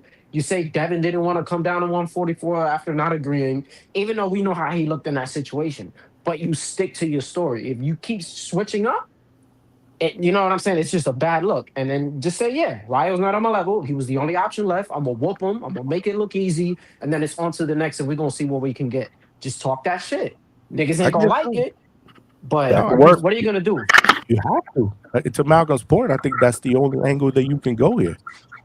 You can't just backtrack, man. I mean, he looking bad with the whole leave me alone. He started with the whole leave me alone shit was not a good look. Yo, he sung that Michael Jackson shit over, and you I was thinking that shit. Notice who he did it to, right? He didn't do that shit with American boxing media. He went over to the UK to talk to that chick with that UK channel. And because he, you know what I'm saying? Because he knew he wasn't going to get no pushback. Because she, I don't know. I don't even know if that was a boxing channel that Shorty got. Maybe it is. But nonetheless, he went far. Like that spoke to me. The fact that he went and talked to her to have that interview. Because he does his rounds with Cigar Talk. He be on Danza Project. You know what I'm saying? You be at all these places, bro. You be on with Max Kellerman with The Ring. You could have had that conversation there, but you chose not to. You dig what I'm saying? So it's like, I know that you wanted to put that out there, but you ain't want that. You could have went to Gillian Wallow, bro. Like it spoke volumes to me, the fact that he had that conversation there. You dig what I'm saying? And he fucking he's cool with Showbiz, and he ended up blocking him because he fucking criticized him for something. And Showbiz is like his #1 fan. Shout out to Sensitive Shakur, man. That shit is crazy. I mean, you can't even be honest. You can't even give your honest opinion because they'll get offended and they'll block you or whatever it is, man. Look at the shit that's going on with him and Chaz. Hasn't been the people were saying I don't know the history, but he's been Champ rocking with side. Shakur for years. Champ side, Yo, right? Champ side been rocking with Shakur, and even Champ side got blamed. So I'm like, yo, that just go to tell you how delicate this whole situation has been.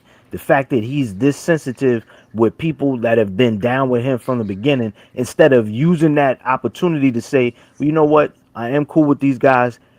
Champ side got a huge platform. Taco Hat, he got a huge platform. You go to them, you have the conversation, and you make a convincing stance, or at least you try and convince by.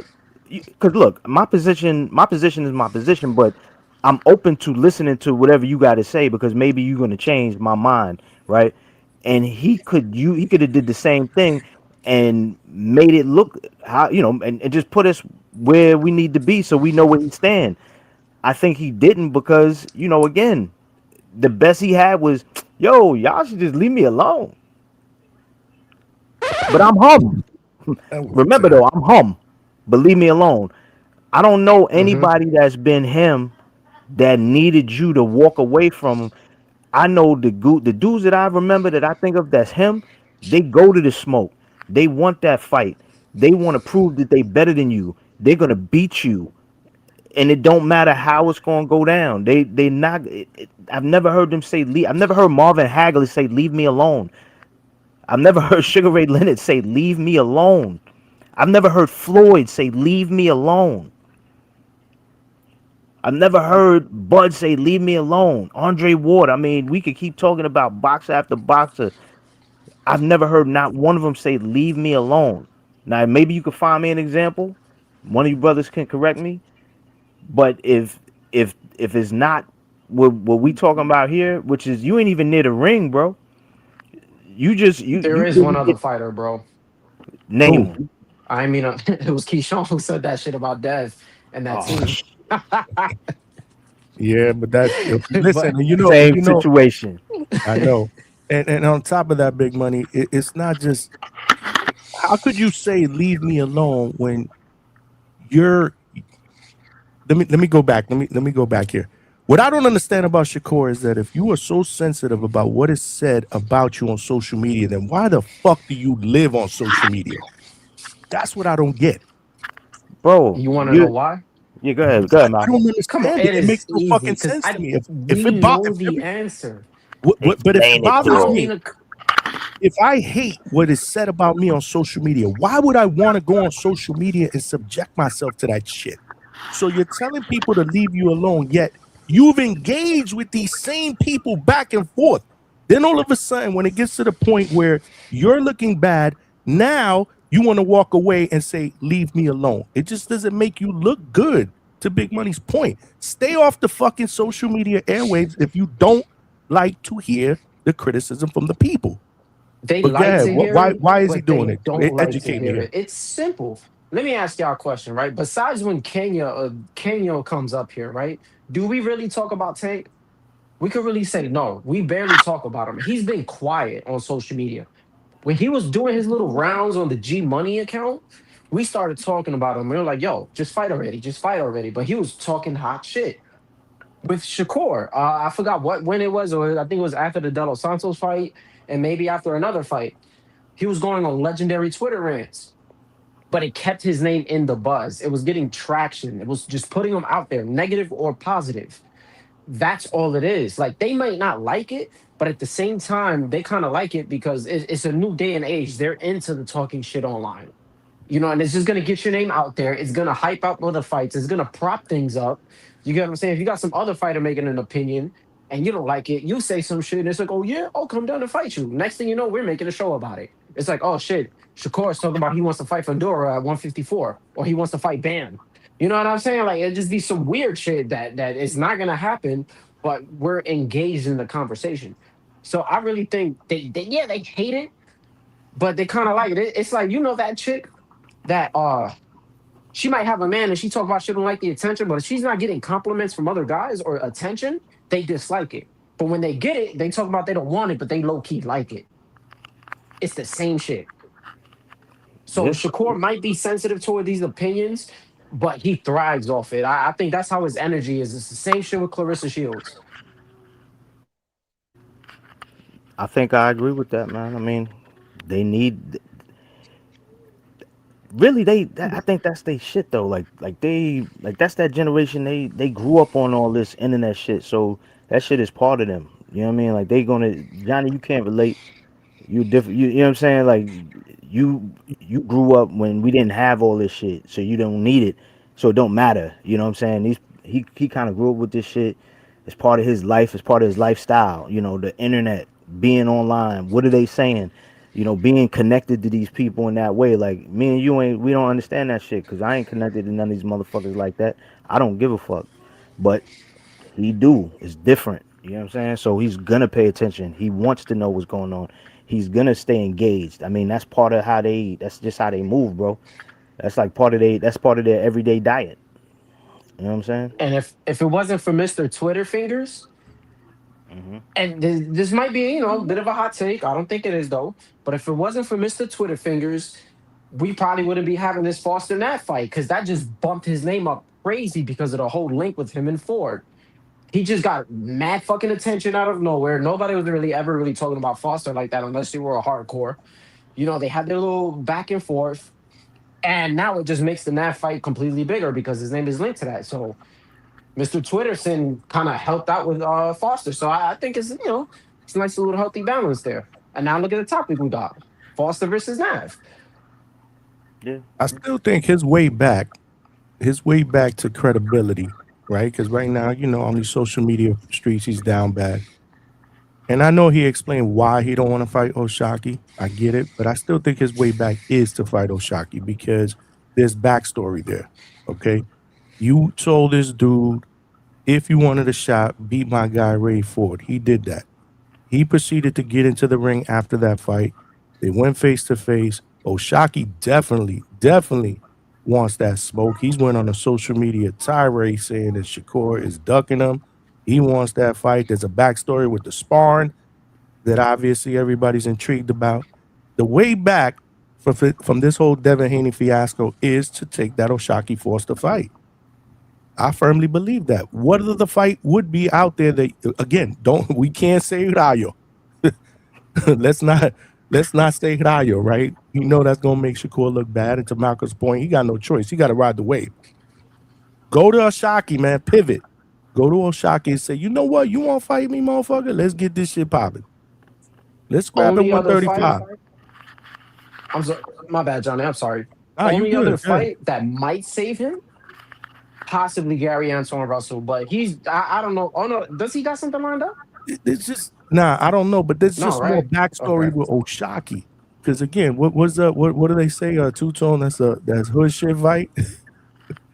What? What is two-tone saying about Oshaki and Shakur? Hood nigga boxing. That's hood nigga boxing. Hood nigga boxing. Yeah. So at least you got that aspect of it, right? Something happened in that sparring. I'm so sure of it. Because he just he said that Foster completely lied about it. I think he whooped his ass and he made him leave the jail, some shit like that. And then Foster ended up saying on the interview, I don't know if it was Fight Hype or a Cigar Talk, but he was saying that they sparred twice and the first time he got the better of him. And then Shakur ended up admitting it. And then he hits us with the butt. You know, boo it. Shout out to Caesar. He did something like that and then he just starts explaining himself, but you already lied. So what's to say that this isn't a lie again? I think there's something there. There's some kind of reason because there's no way that you would. And I still got him beating Foster. I think he beats. You know what I'm saying? I think Shakur's that good, but it's some reason why we're not getting that fight. Something happened. Well, he doesn't think he's going to get the credit for beating him because he thinks if he beats him, that they're not going to give him credit because he brought up a smaller fighter that hadn't been established in that weight division. He was clear. I forgot on what podcast he said that on. But he was pretty clear why he chooses not to go down the Oshaki road. But then why go into the ring? You know, after that. That made no fucking sense to me then. So again, I think this is the way for him to get back to that whole piece. Like, you know what? I don't get a fight lined up. Let me rock with this dude, man. Let me bump with this dude because this dude is talking mad shit as well. And there's history there. And that promotional buildup will be good. Like I said, it will be good, man. We'd all buy into it. Now, at the end of the day, I don't see Oshaki beating him. I'm not really picking anybody to beat Shakur at 135 or 140, to be honest with you. But still, it'll be a competitive fight. There's history there. And again, there's still intrigue over what the fuck happened in that sparring. Oshaki said he'd give him that work. So let's see if he could do that shit in a real fight. You got Bam beating him? Hell yeah. Bam by stoppage. Inside joke. Rock is like, huh?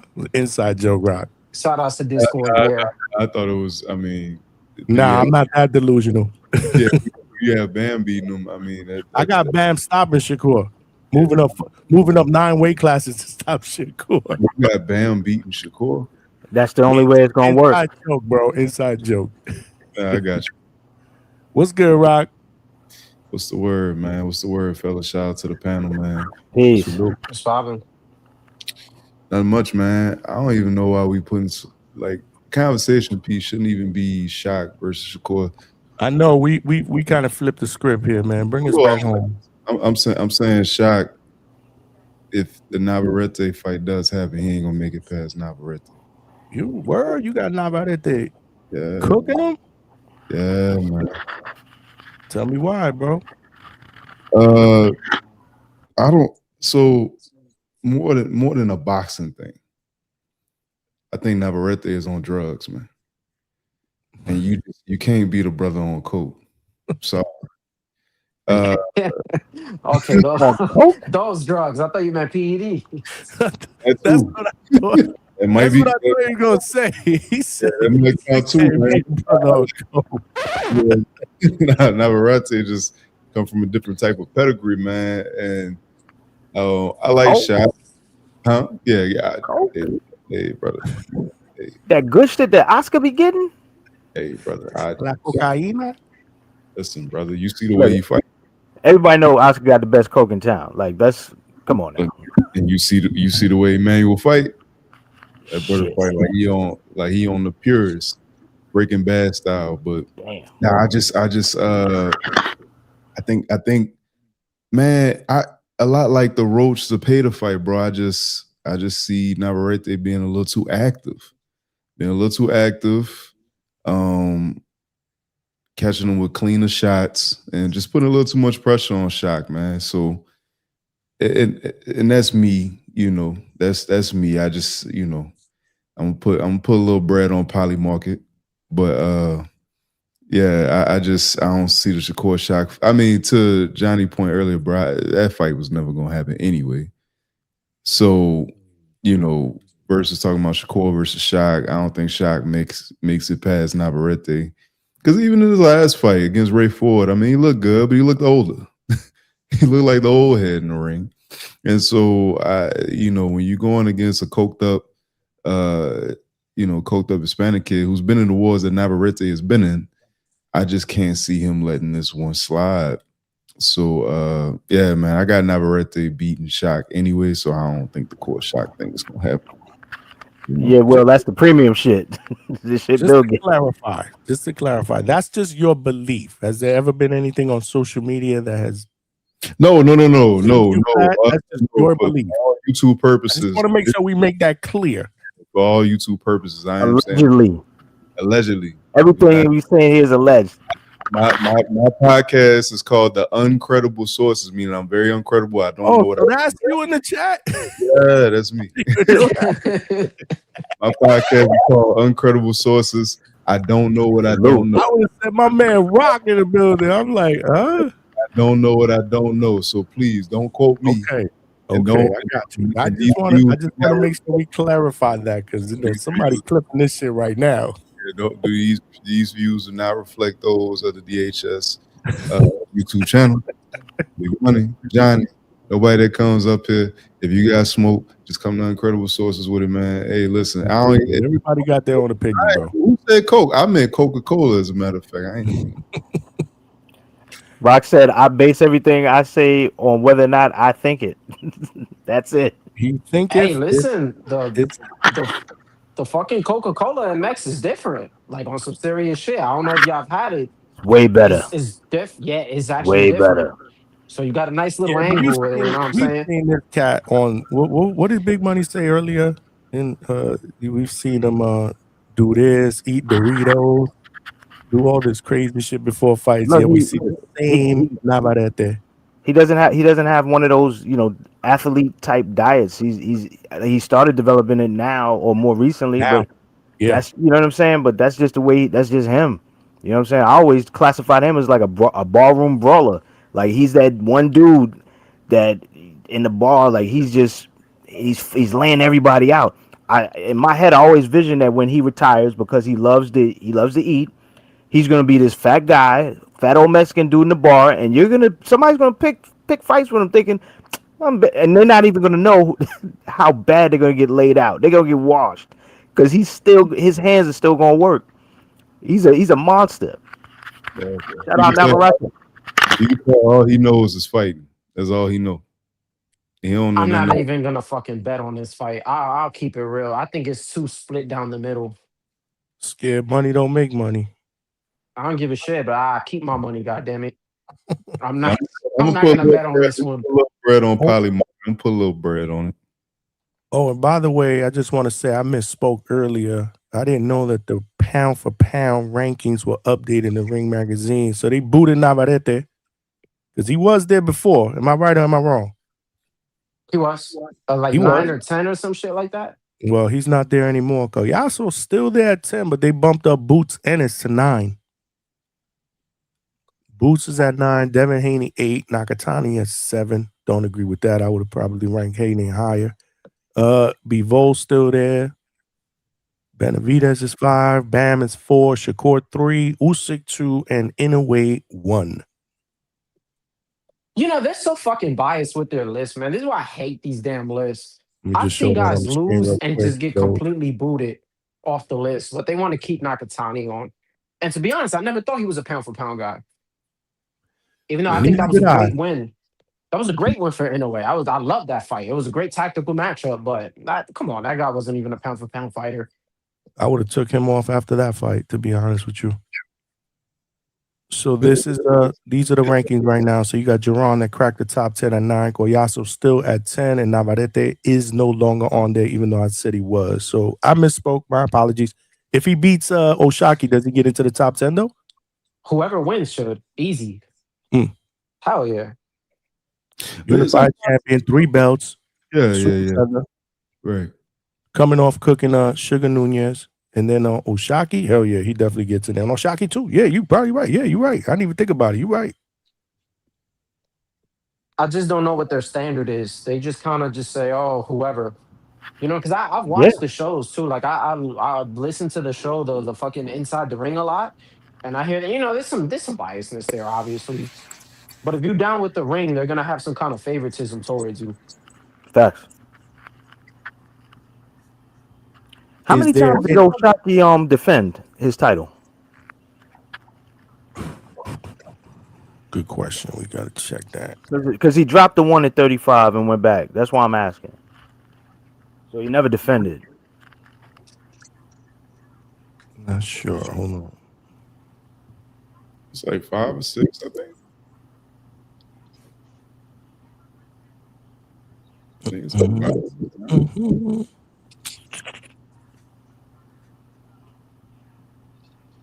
You said what weight class? 130, right? We got. Did he defend against Nova? Yes.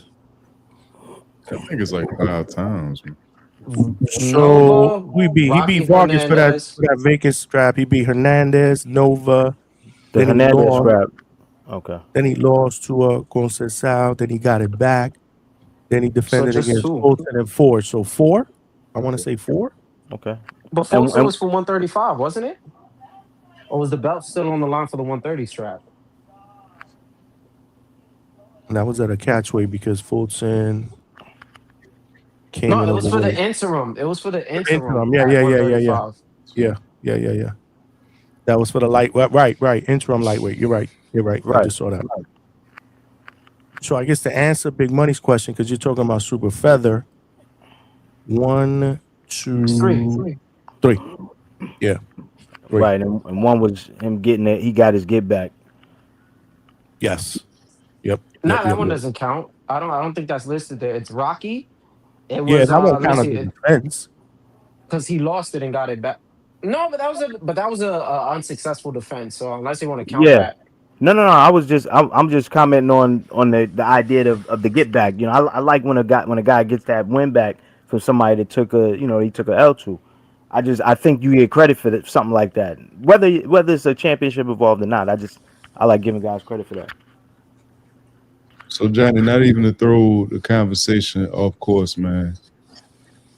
But you are previewing Ray J versus Orlando Brown. Oh, that was you that was him to ask about that? Yeah, I didn't know that. Him, right? That's how you supposed to do that shit. You don't be asking about no crazy shit like that. Show ass out. Hey, you He booted himself. I thought Johnny booted him. I thought Johnny was like, ha, ha, ha. He booted himself before I had a chance to do it. they got a whole media workout for him on Fight. Now I it didn't even all click makes that sense. shit. I didn't know that was him in the chat. I Oh, was you tempted to watch better it. apologize for that shit, or you get booted immediately. That shit is a 2-pack of ass. Hey man, I saw a video of man. who's the dude that Ray J's fighting? Orlando what? Orlando Brown. Hitting the mitts. And I was like, what the fuck is the world coming to? It's a Clarissa Shields fight, man. Like, holy smokes, man. Is that that's not the that better not be the co-main event, right? Nah, it's not the co-main event. Oh, okay. I don't know. I don't really know the lineup on this card, man. Salute to H-Town with the $5. He said, how dare y'all talk about Bocaine and boxing and not mention Bill Haney or David Bumper Vides? LOL, y'all not credible. Nasty work. You just fucking messy. You see what I'm saying, bro? It smelled like a toilet full of nasty ass shit. Okay. H-Town being H-Town. And H-Town, when it comes to the best, there can be only one. That is bro. He said David Bumper. Who was the one that Tone used to call out Smellaby? Leonard Smellaby, aka Ellaby. Oh man, all of this is alleged. Tito Mercado was that's all alleged. Tito Mercado was the co-main event. Okay, that's right. Then we also I think all the celebrity boxing is like the prelims or something like that. Thank God. Are they even on BoxRec? Huh? That shit can't be on BoxRec, right? I don't know, man. You could check. Yeah, I'm checking right now. I don't see anything close to what's these dudes. Well, I don't see. You would see Orlando Brown, but Ray J. Yeah, they're not on BoxRec. Yeah, I don't think they've had any type of. Well, Ray J just fought, but that wasn't a sanctioned fight, right? I was just about to ask. Now that they're on this call with Clarissa, are their bouts going to be sanctioned? That's a good question. I have no idea. But they're not on BoxRec, so probably not. Maybe it's just considered an exhibition on the card or whatnot. Maybe. That's nasty work. Anyway, Danielle Perkins is on here. Clarissa, Atif Overton, Troy Isley, Hakim. My guy Hakim is on this card. Good for him. He's fighting an undefeated guy too. Devell Smith. Tito's on here. There's another unification with the ladies at Super Feather. We'll talk about this card on tonight. Oh, it's not tonight, right? No, we'll talk about this card on tomorrow's show, since it's closest to Saturday. And then if Cam or Coach wants to come on and give some betting picks, we can do that as well tomorrow. What you guys think about the undercard, man? That was announced. Ryan Garcia undercard, man. Well, who's on undercard? Speaking of the devil, Cam in the building. What's up, Cam dog? Salute to y'all boys, man. Peace. They just they on that card they got Jai and McKaylen on that card. That's the code. I know about the other two fights that got announced was Mark Magsayo against Andres Cortez. Oh, Andres That Cortez lightweight. winning that. I got Andres Cortez in that one. Word, okay. And Only reason Miles. why is because I got to, man. I faded him last time and he fucked me for it. So I gotta ride with him. Both those guys fought on the April Zuffa card. That's when he beat this dude that Zuffa ended up packing up, right? Garcia. Edison Garcia, yep. And then they cut That was ties with him. the dude. Edison Garcia was coming off a big breakout win versus Tanagi Inaga. That was the same card Armando was supposed to fight on. Armando was supposed to fight that dude Yep. on that card. That was Yep. that was that the Inouye. Yep, the Inouye That was- Junto buildup. Okay, yeah, yep. You're right. He stepped in for Armando, did his thing, earned his right for that, and then after he lost, Zuffa just cooked him. I guess they didn't like the way he lost. He's actually coming back fighting Alan Chavez. Okay, That dude. So okay. that's I gonna be know who interesting Chavez is. too. I believe he fight. I believe he got a. Is that? I don't know what date that is specifically, but that's coming up. I know that. Yeah, we can look that up. The Jack And then- artist said Andres Cortez about to get cooked, fam. He He said, "You think you about to get cooked?" Messiah looked good in his last fight, bro. I think that was performance of the night, wasn't it? Cortez did too, though. That's the only thing that scared me Something about like it. And I can't. It's hard for me to when it's a fight like this. It's hard. Oh, for he's me fighting to on that. fade. He's fighting on that Andy Ruiz card. Okay, yep. I That's knew it was September- coming. I want up. to say that's September 4th, if I'm not mistaken. Yeah, in Jersey. And, And then they is also Vito got there? Yo-Yo. They also got Yo-Yo on that Conor Ben card, don't they? Or is he on another card? Is Yo-Yo on the Conor bank? Yeah. Yo, Yeah. is he? He's the co-main. No, Conor Ben and Ryan Garcia, the co-main is Giant Opataya. Oh, he's the co-main on somebody's card. I don't know. He's the co-main on somebody's card, but it's not that card. Fuck, Yeah, somebody. man, I don't know. But anyway, he fights on the Andy Ruiz card that I believe is on September 4th in Jersey. Vito fights on that card, right, as well. Melanecki, Yeah, right? he fight Ammo. He fighting Ammo. That's a good fight. Damn, that's what's up. I think he gonna win that fight too. I got Vito winning that. He the slight underdog. I think he like a plus 110. I love it. My guy, Coach Cunningham, still training Ammo? Yeah. It's a good question. I think so. If he does, I want to see if I get these two on a face-off. Yeah. I'm gonna try. To do that. That's a good one. Oh, okay. Hopefully they talk That's more. what it is. Ice God. That's right. He's the co-main on the Tio Rolly card. Yeah, there you go. That's Okay. what it was. Ice God salute. This is what I'm saying. We got the best. The The boxing Andres podcast Cortez out here. dude. I was get against confused. him a little bit when he was coming up in the ranks because he had a fight with Abraham Nova that I thought Abraham Nova that had won, but he shut me up when he smoked Edison Garcia. He was the underdog in that fight and won comfortable. Yeah, Theo Rowley, Conor Ben, Ryan, same thing. There's just so much boxing coming up and so many different fights. Like I get confused, man. October's gonna be crazy. I think there's gonna be boxing every single weekend on October. In October. October and September. It's gonna be some shit. September gonna be lit, but October, I think every weekend there's something really good in October. Especially if this one gets made, because this will be right in the middle, smack in the middle. You got Canelo at the end of the month. You got this one smack in the middle. There's something big in the beginning of October too. That's the fuck. How am I forgetting it? In October? Yeah, I kind of feel like there's something big. Is it Dalton Smith and Puello? Is that on October too? Look, I wasn't even thinking about that one.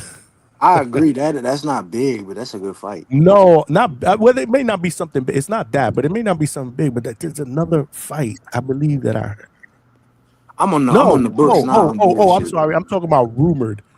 I'm talking about. Remember, they were saying that they wanted beginning of October for Devin Haney. So I was thinking about Haney potentially fighting in the beginning of October, which is probably not going to happen. So that's what I had in the back of my mind. I'm like, okay, we're gonna see Haney in the beginning of October against somebody, but the clock You is ticking. do got Ben Whitaker at the beginning of October. Ben Whitaker's on somebody's card though, right? He on his, I believe it's his own card, if I'm not mistaken. See, that one I did not know. I was thinking Haney. Again, I was thinking Haney was going October bring us to the beginning 3rd, of he fight October. Connor Wallace. And you are right. Puello and Dalton Smith, they fight October 24th, the week before Canelo and then Billy. We got boxing every weekend, man. Salute, man. Because it's been light, man. It's been light in August. It's been light. The last couple of weeks been light. I mean, we've had boxing, but not big name boxing is what I'm talking about. September 19th, you got the Pitbull Cruz Nestor Bravo card. That's with on the 19th. Ramos fighting his the mandatory that Uzbekistanian dude, Miram. What we got after that? I know at the end of the month, I think We got Coach Moses. Bermudez has a couple of fighters that fight in Philly. Thomas Blumenthal's fighting there. Yeah, you got Moses Tom and Hergovich is supposed to happen at the end of August as well. That's at the end of August. That's on the same day of Najee and That's Lester. that's the same day as Lester and Luca Planti. And Najee in the co-main event. Then that Friday, there's an Najee MVP brother fight. fight this weekend. Ironically, Hakeem Lopez. I'm betting on him. He family, bro. The I got him coolest beating dude, bro. DeVille Smith. He's one of the coolest dudes you can meet, bro. He is a cool dude. I just like his style too, man. I looked into they styles. He fight better. Bill Smith is kind of, in my opinion, a little overrated. Ooh, somebody's sound is bad. Background. Oh, no bueno. That's no me. That's no. Yeah, that got to be Cam because that wasn't us. KBB. I heard it too. Somebody. Now that could be. I'm hearing background noise too. Somebody got a TV on. Jesus Ramos is fighting somebody too. He fighting the number one dude in the WBC. That's why shit. I don't know what Adamas is doing specifically, but Tamir longer Small. he stay on the shelf. Yeah. You said who? He said Johnny. Ice God said Johnny. Do you or the panel think Ramos beating Tamir Smalls was an upset? I mean, yeah, because we was expecting that Tamir was going to continue to rise. Like he had that what was it, an international, I think, belt, or I think he had one or two of them. Like it was for I don't know. He was moving up, but I spoke to his pops too. His pops said he was going through some shit, and like everybody, right? Like, you know what I'm saying? There's always people always gonna be like, oh, there's an excuse. You covered that card, right? You covered that card. I met him at the post fight presser for the boots Zayas, and I talked to him then, and he was like Tamir gonna bounce back. He said right now, he's just getting his shit together, but he was like at that time he was going through some shit, because obviously we were disappointed. We expected more, and but yeah, he said he's getting his shit together. They're gonna be announcing something soon, so I guess we're gonna see something by the end of the year. But yeah, I feel like that was kind of an upset. Shout out to Treese with his, he always shouting out the wily vets, and he was right, bro. Like that dude definitely. I feel like the way that fight played out was like opposites. Like it seemed like they switched places. Like I expected Ramos to be more slow and calculated, and I expected Tamir to be moving fast when he needed to, and to just be explosive. And it wasn't there for him. It was like they fought. It seemed like they both was fighting each other's fight. But shout out, man. I mean, you give all the credit though. Ramos did his thing, but I was upset. I was upset.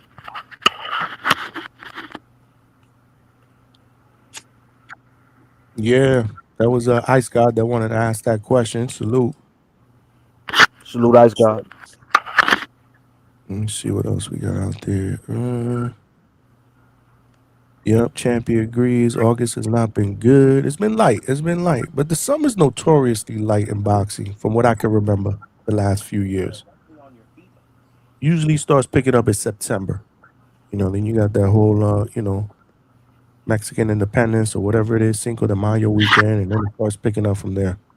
Mexican independence, ain't that in September? What did I say? Cinco de Mayo? Yeah, Mexican independence weekend is in September. Cinco de Mayo is in May, my bad. Yeah. And then it starts to pick up from there. That's crazy, bro. This is going to be the first time in how many years that Canelo doesn't fight on that day. We got Ryan Garcia. That's kind of weird. I mean, kind of like a passing of the torch.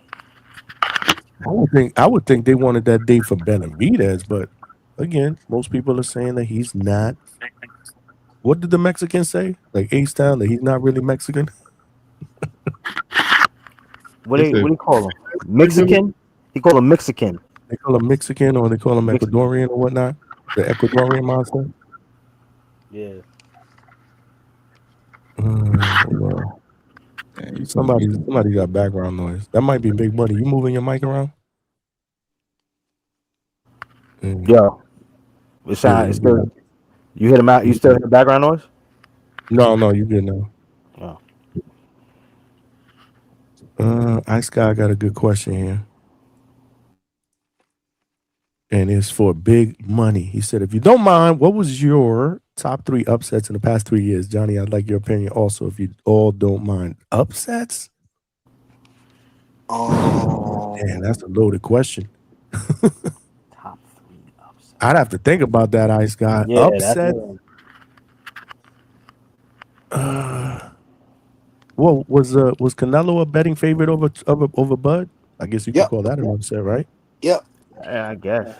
But I mean, technically, there were a lot of people that were picking Bud to beat him. But I think he's looking for our. You know what I mean? Not so much, like, oh shit, I had this dude winning, and all of a sudden this other dude packed him up. Oh man. Yeah.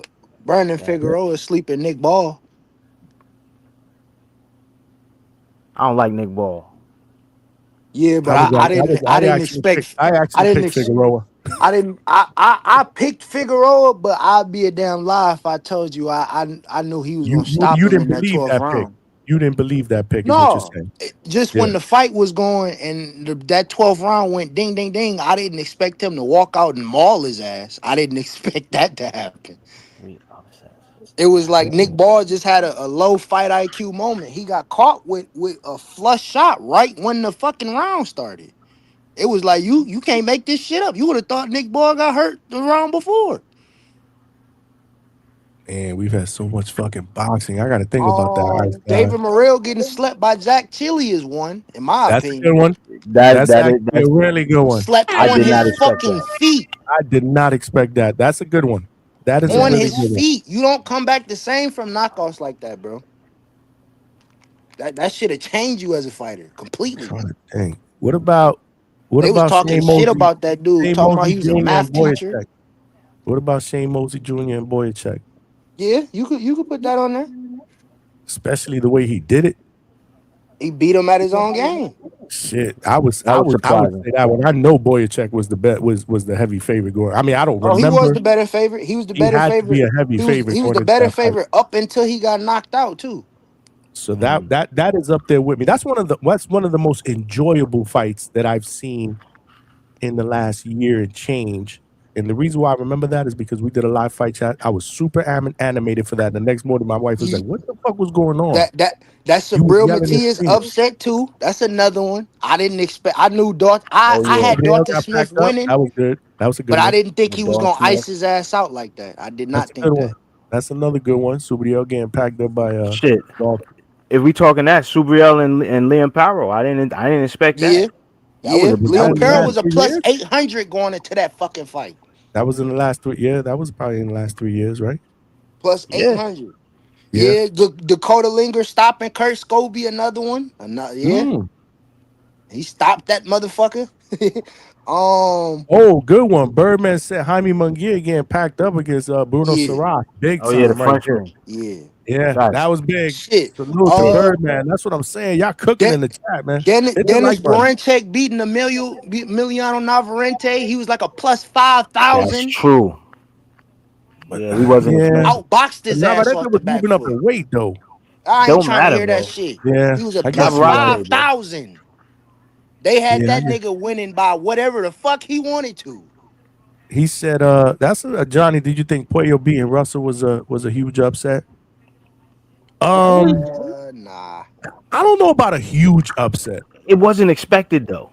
It wasn't expected, but again, I knew that style could give Russell problems. Yeah, I wouldn't say that was a huge upset, but it was an upset. Just wasn't like the ones that we're talking that these dudes are talking about. Those were big time upsets. Donnie brought up another good one.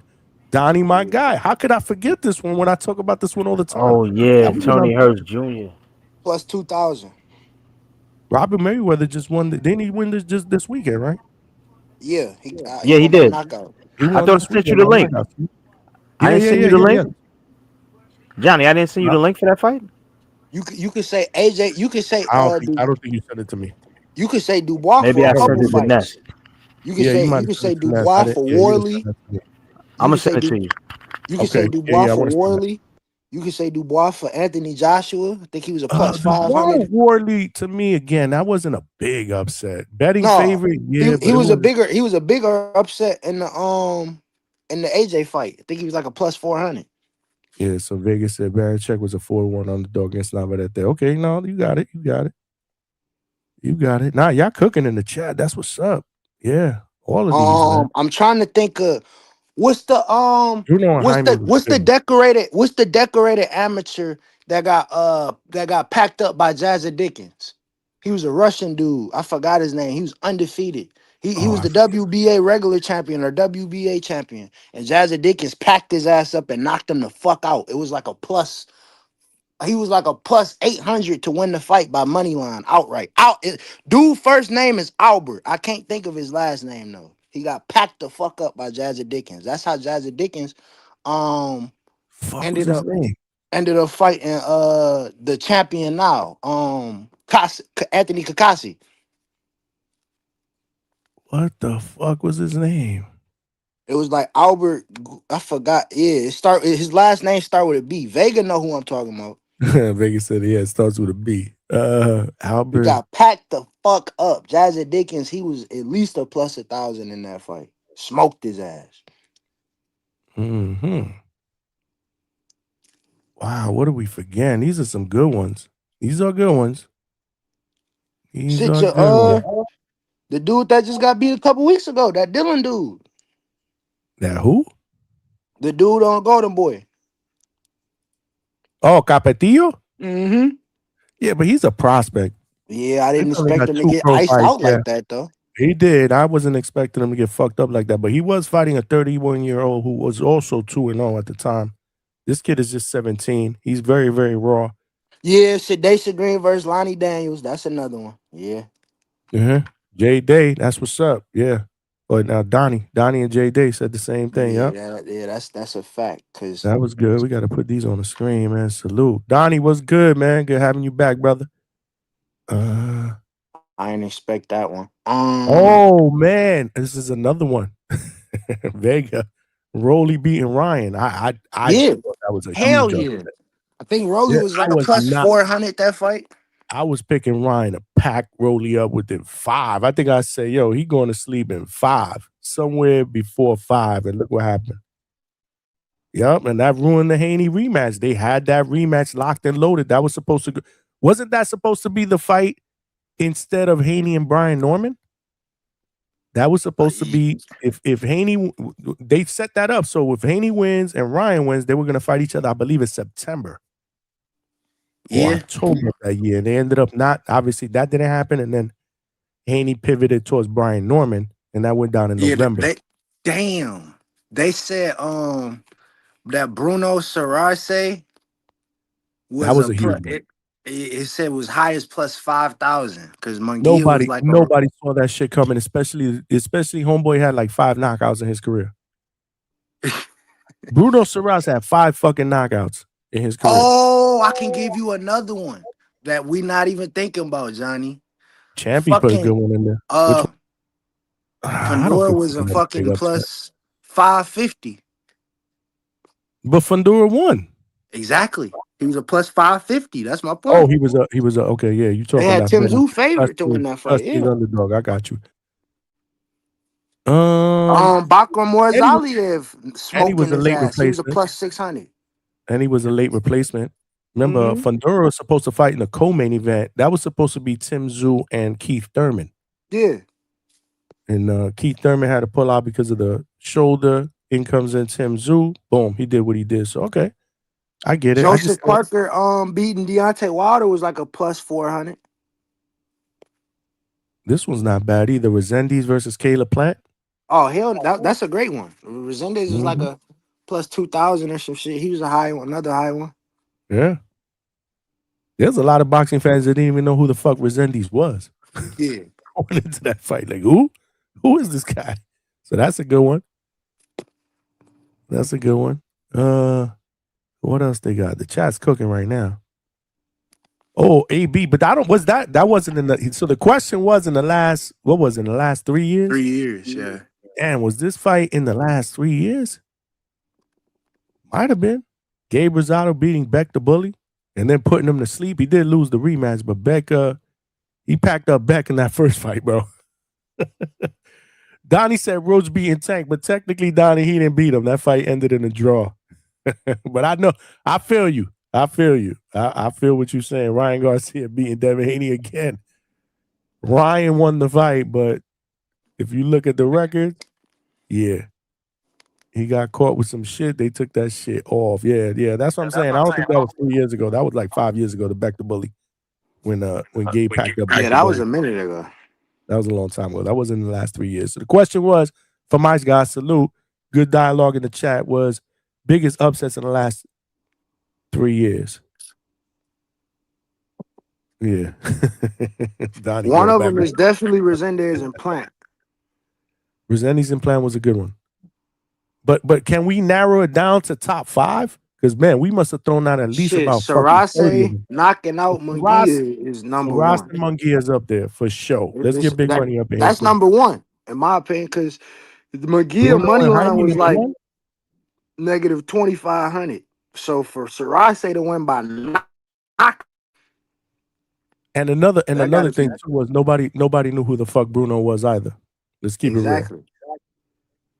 So that's up there. That's in the top 5. Resendez beating Plant is up there.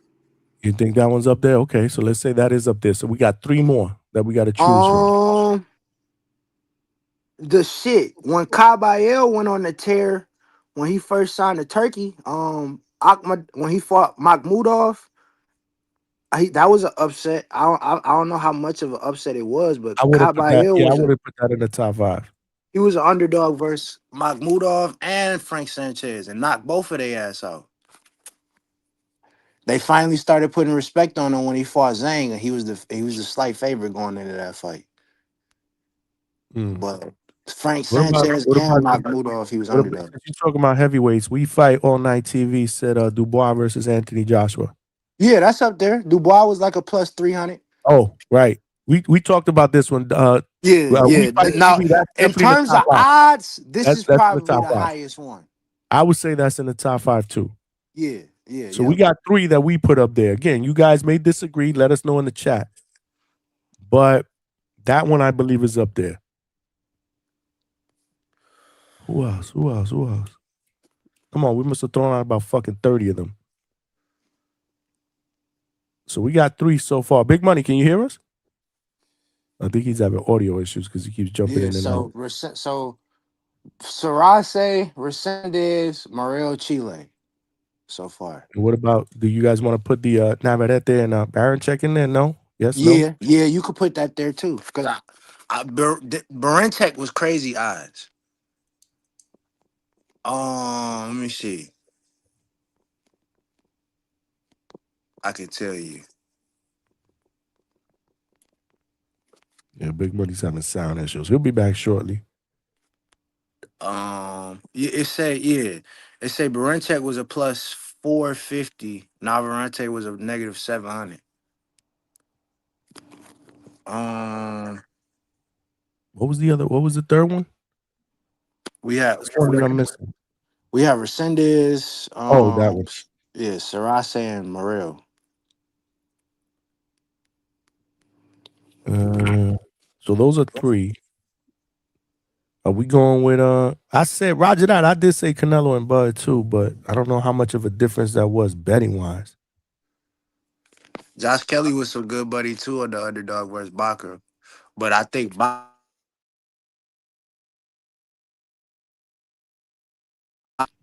What about?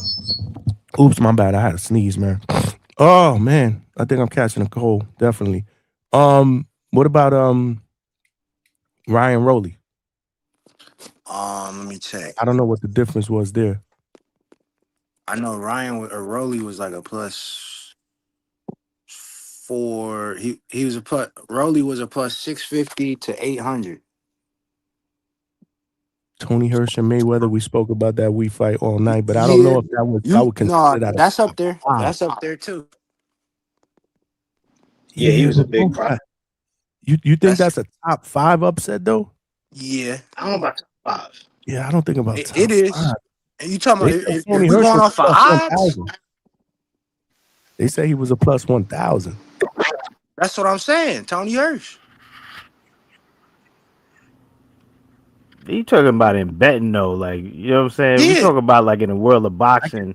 I think we got to look at it 2 different ways, right? That's what I'm saying. Like I don't even care about the betting odds. Jaime Munguia getting packed up by Saras, that's a huge upset. You see what I'm saying? Morrell and Zach, to me, that's a big upset. That was pretty big. There was a lot of people that didn't know who the hell Resendiz was against Plant. That could be considered up there. We could debate that. That could be considered up there. That's that's debatable. I don't And know you about got top 5. 2 prospects though, like that are both undefeated. Like I think even though there's a favorite, obviously, I mean, people were extremely high, and they still are on Robert Merriweather. One was a -3,000 though. Who was a -3,000? Robert Merriweather. Tony Hirsch was a +900. But that's what I'm talking about. You talking betting? They just didn't know who Tony Hirsch was though. Yeah. That is true. We know who That's the what I'm fuck he is saying. now. I'm a It's big fan of Tony Hirsch. like I feel like it's definitely a mixture of both. Cause like if it's a big upset, you're gonna see that on the betting odds too. The betting odds should take it to account if it's a big upset, like you just said. So I say not having no knockouts and going to ice out Jaime Munguia, that's a big upset, but it's also a big upset on that damn sports book. If you would have took that motherfucking knockout for Sarase at +5,000 for $100, you would have made $5,000. I'm not interested in putting this fight up there, but I'm just curious. What was the betting odds for Canelo Crawford? Bud was a +150 going in. Oh, so that's not considered. That's an underdog, but it's just not the. But it's a close underdog. Yeah. So yeah. No, I was just curious. You're talking when you start getting into the thousands, then you're talking about okay, like I think his decision was like a +200 though. Roger that. That's a good one, but I think that was more than 3 years ago. Ruiz against AJ. Definitely. That was we saying 3 years from today's date. Yeah, within the last 3 years. Because then the Fundora Mendoza. That was a long time ago. Nah, that was in 2023. Yeah. Fundora Mendoza was in 2023? Yeah. Man, I don't even remember. I remember watching that fight. I didn't think I lived in Florida when I watched it. Mendoza was a plus. I thought I lived in Pennsylvania when I was Mendoza opened the lines at a +620, and then he was ranged from +500 to +800. So yeah, he was a pretty standardized underdog. And I mean, we didn't see that coming. Yeah. No, definitely not in that fashion. That's Fundora was winning the fight. Slept. If you watch the fight, Fundora was comfortably winning the fight, and his ass got caught with some shit. Wasn't Jaime Munguia winning the fight against Saras too? As well, yes. Yeah. He got caught. Until he got caught. Who else? Those are upsets, man. David Morrell was winning his fight too. All he had to do was stand on his damn feet. All he had to do was move. Yeah. Move. That's literally all he had to do. And then all they would have did was just, people would just question it, like, oh man, that wasn't a, like they questioned the win with the Russian dude before. They would have just talked some shit, but at least he would have got the job done. He would have got the win. He wouldn't have got knocked out standing up. Right. I mean, if he just moved, it was like, come on, bro. He was trying, but it come to I don't know what he would to me. I don't know what like it's just the showboating. I don't it comes to a point in time where it's clearly a hindrance and it's not helping you. Yeah. Mm-hmm. Who else said damn, they did EJ wrong, man. Heavy Chevy guy, man. He said heavy Chevy guy said, what about Tim Kangaroo over your boy Spence? Why you gotta go there? I mean that was an upset slightly. Was it? I mean, really, was That it? was Books wise, they had man, Tim Zoo the underdog. by how much? He's a plus Because that's 150. again, Realistically, though, that that's was not big if time we for me. nah, but let's focus on that though, Cam. That was about betting shit. That was Yeah. people hyping up EJ for Mm-hmm. Hold it y'all down betting shit. while I go to the bathroom. Yeah. Hold it down, To y'all. to That was rob to rob they ass. That's what it was. exactly. That's why I'm saying. That's why I can't give that the credit because I knew I was like, yo, I don't know about this shit, bro. You can't keep going to that well and drinking that water and thinking that like you've been poisoned the last time. How many times we gonna see a guy that's been out of the ring for an extended period of time, meaning over a year, and then all of a sudden he gonna come back and he just gonna be in rare form. That's not something that happens like that. That's such a rare case. That's what I'm saying. I don't know about that one. I think that was just people hyping shit up because they know people going. Because you believed in EJ. Like I'm an EJ guy. I believed in EJ, but I also know that shit just did not seem. It didn't seem right. I couldn't bank on that. I could bank on EJ of the past, but I don't have a time machine to go back there and go get that EJ that I think, pre car crash EJ, who I think can do the things that I expect him to do in there with Tim Zoo in 2026. Is a different world and at a bigger weight class. As bad as Tim looked to me in his last fight with Dennis Nerja, meaning that I thought that he should have been way more dominant and I expected a stoppage. I couldn't say the EJ of old somehow was gonna dust himself off and show up. That was just for bets, bro. That was because somebody got rich off of that shit, convincing people that EJ was gonna win. Shout out to them.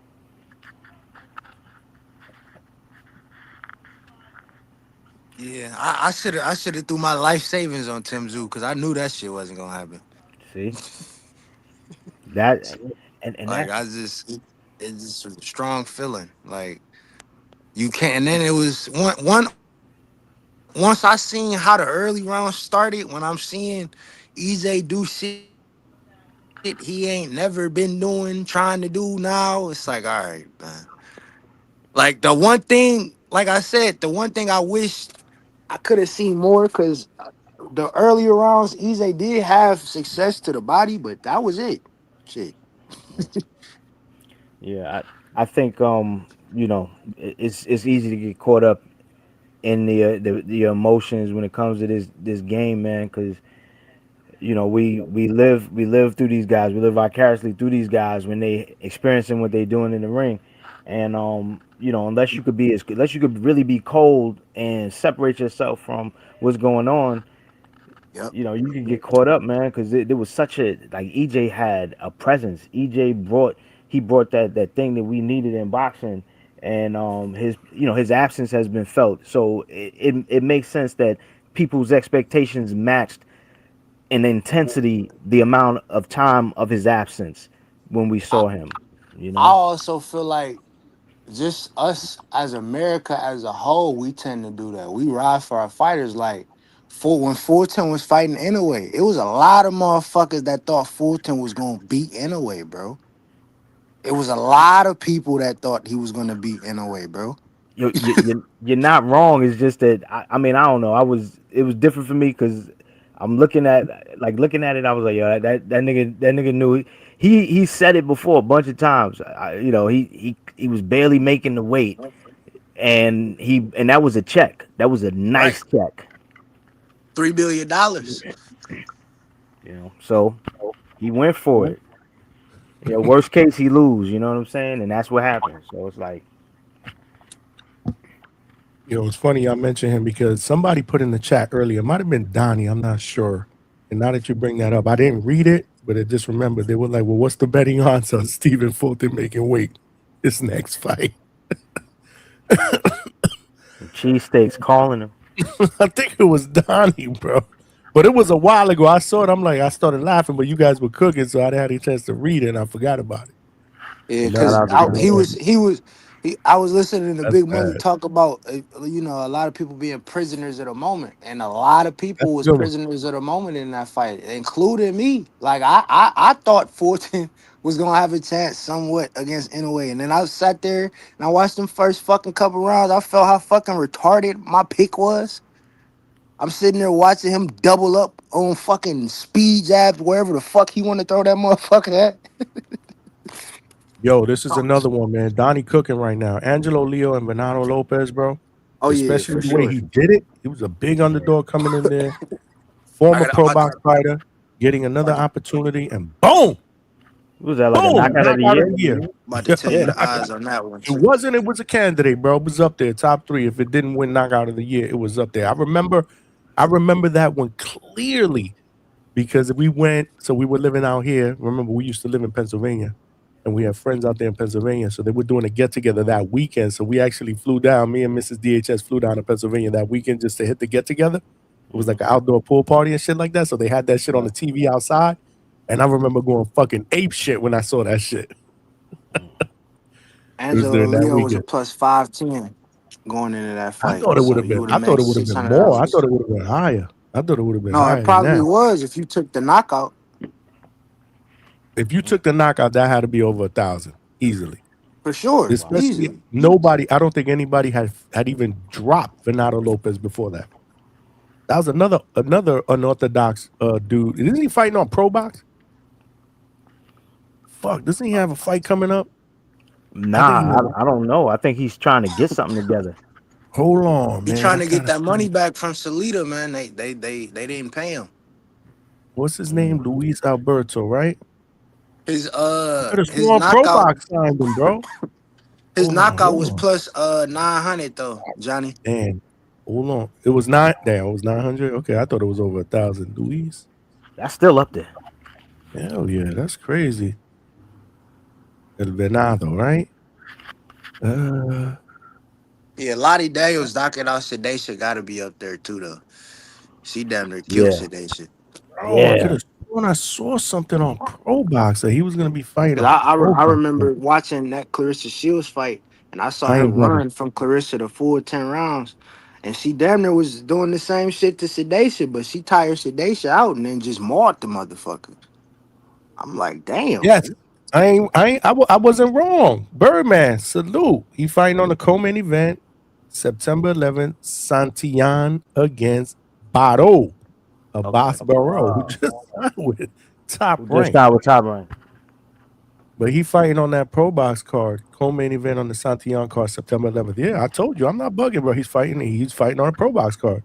Nah, I mean you got it. I just the last thing I remember seeing was him interview I'm on doing it True for Food my, Sports. I'm doing it for my sanity because sometimes I'll be like, damn, did I see that? Did I not see that? I'm like, what Nah, the I'm just fuck? I saying. see so many shit. It's crazy, bro. And you know, some of the things the crazy part about it, some of the things I see, like I'm in the middle of a conference call, right? And I'm not really listening to the call, but I'm trying to scroll through my shit. But then I'm like, I gotta listen to there just in case I get called on or somebody want to ask a question. So I'm like, oh shit, all right. Yeah, what? You know how many times that's happened? And I'm like, I'm sorry, man. Can you repeat the question? Because I'm like this. I'm scrolling up my shit. I'm trying to. Don't give away the source, Johnny. They I might know, be let me- listening. Let me stop. Exactly. HR. HR. You got the same HR department as Trees. They after y'all.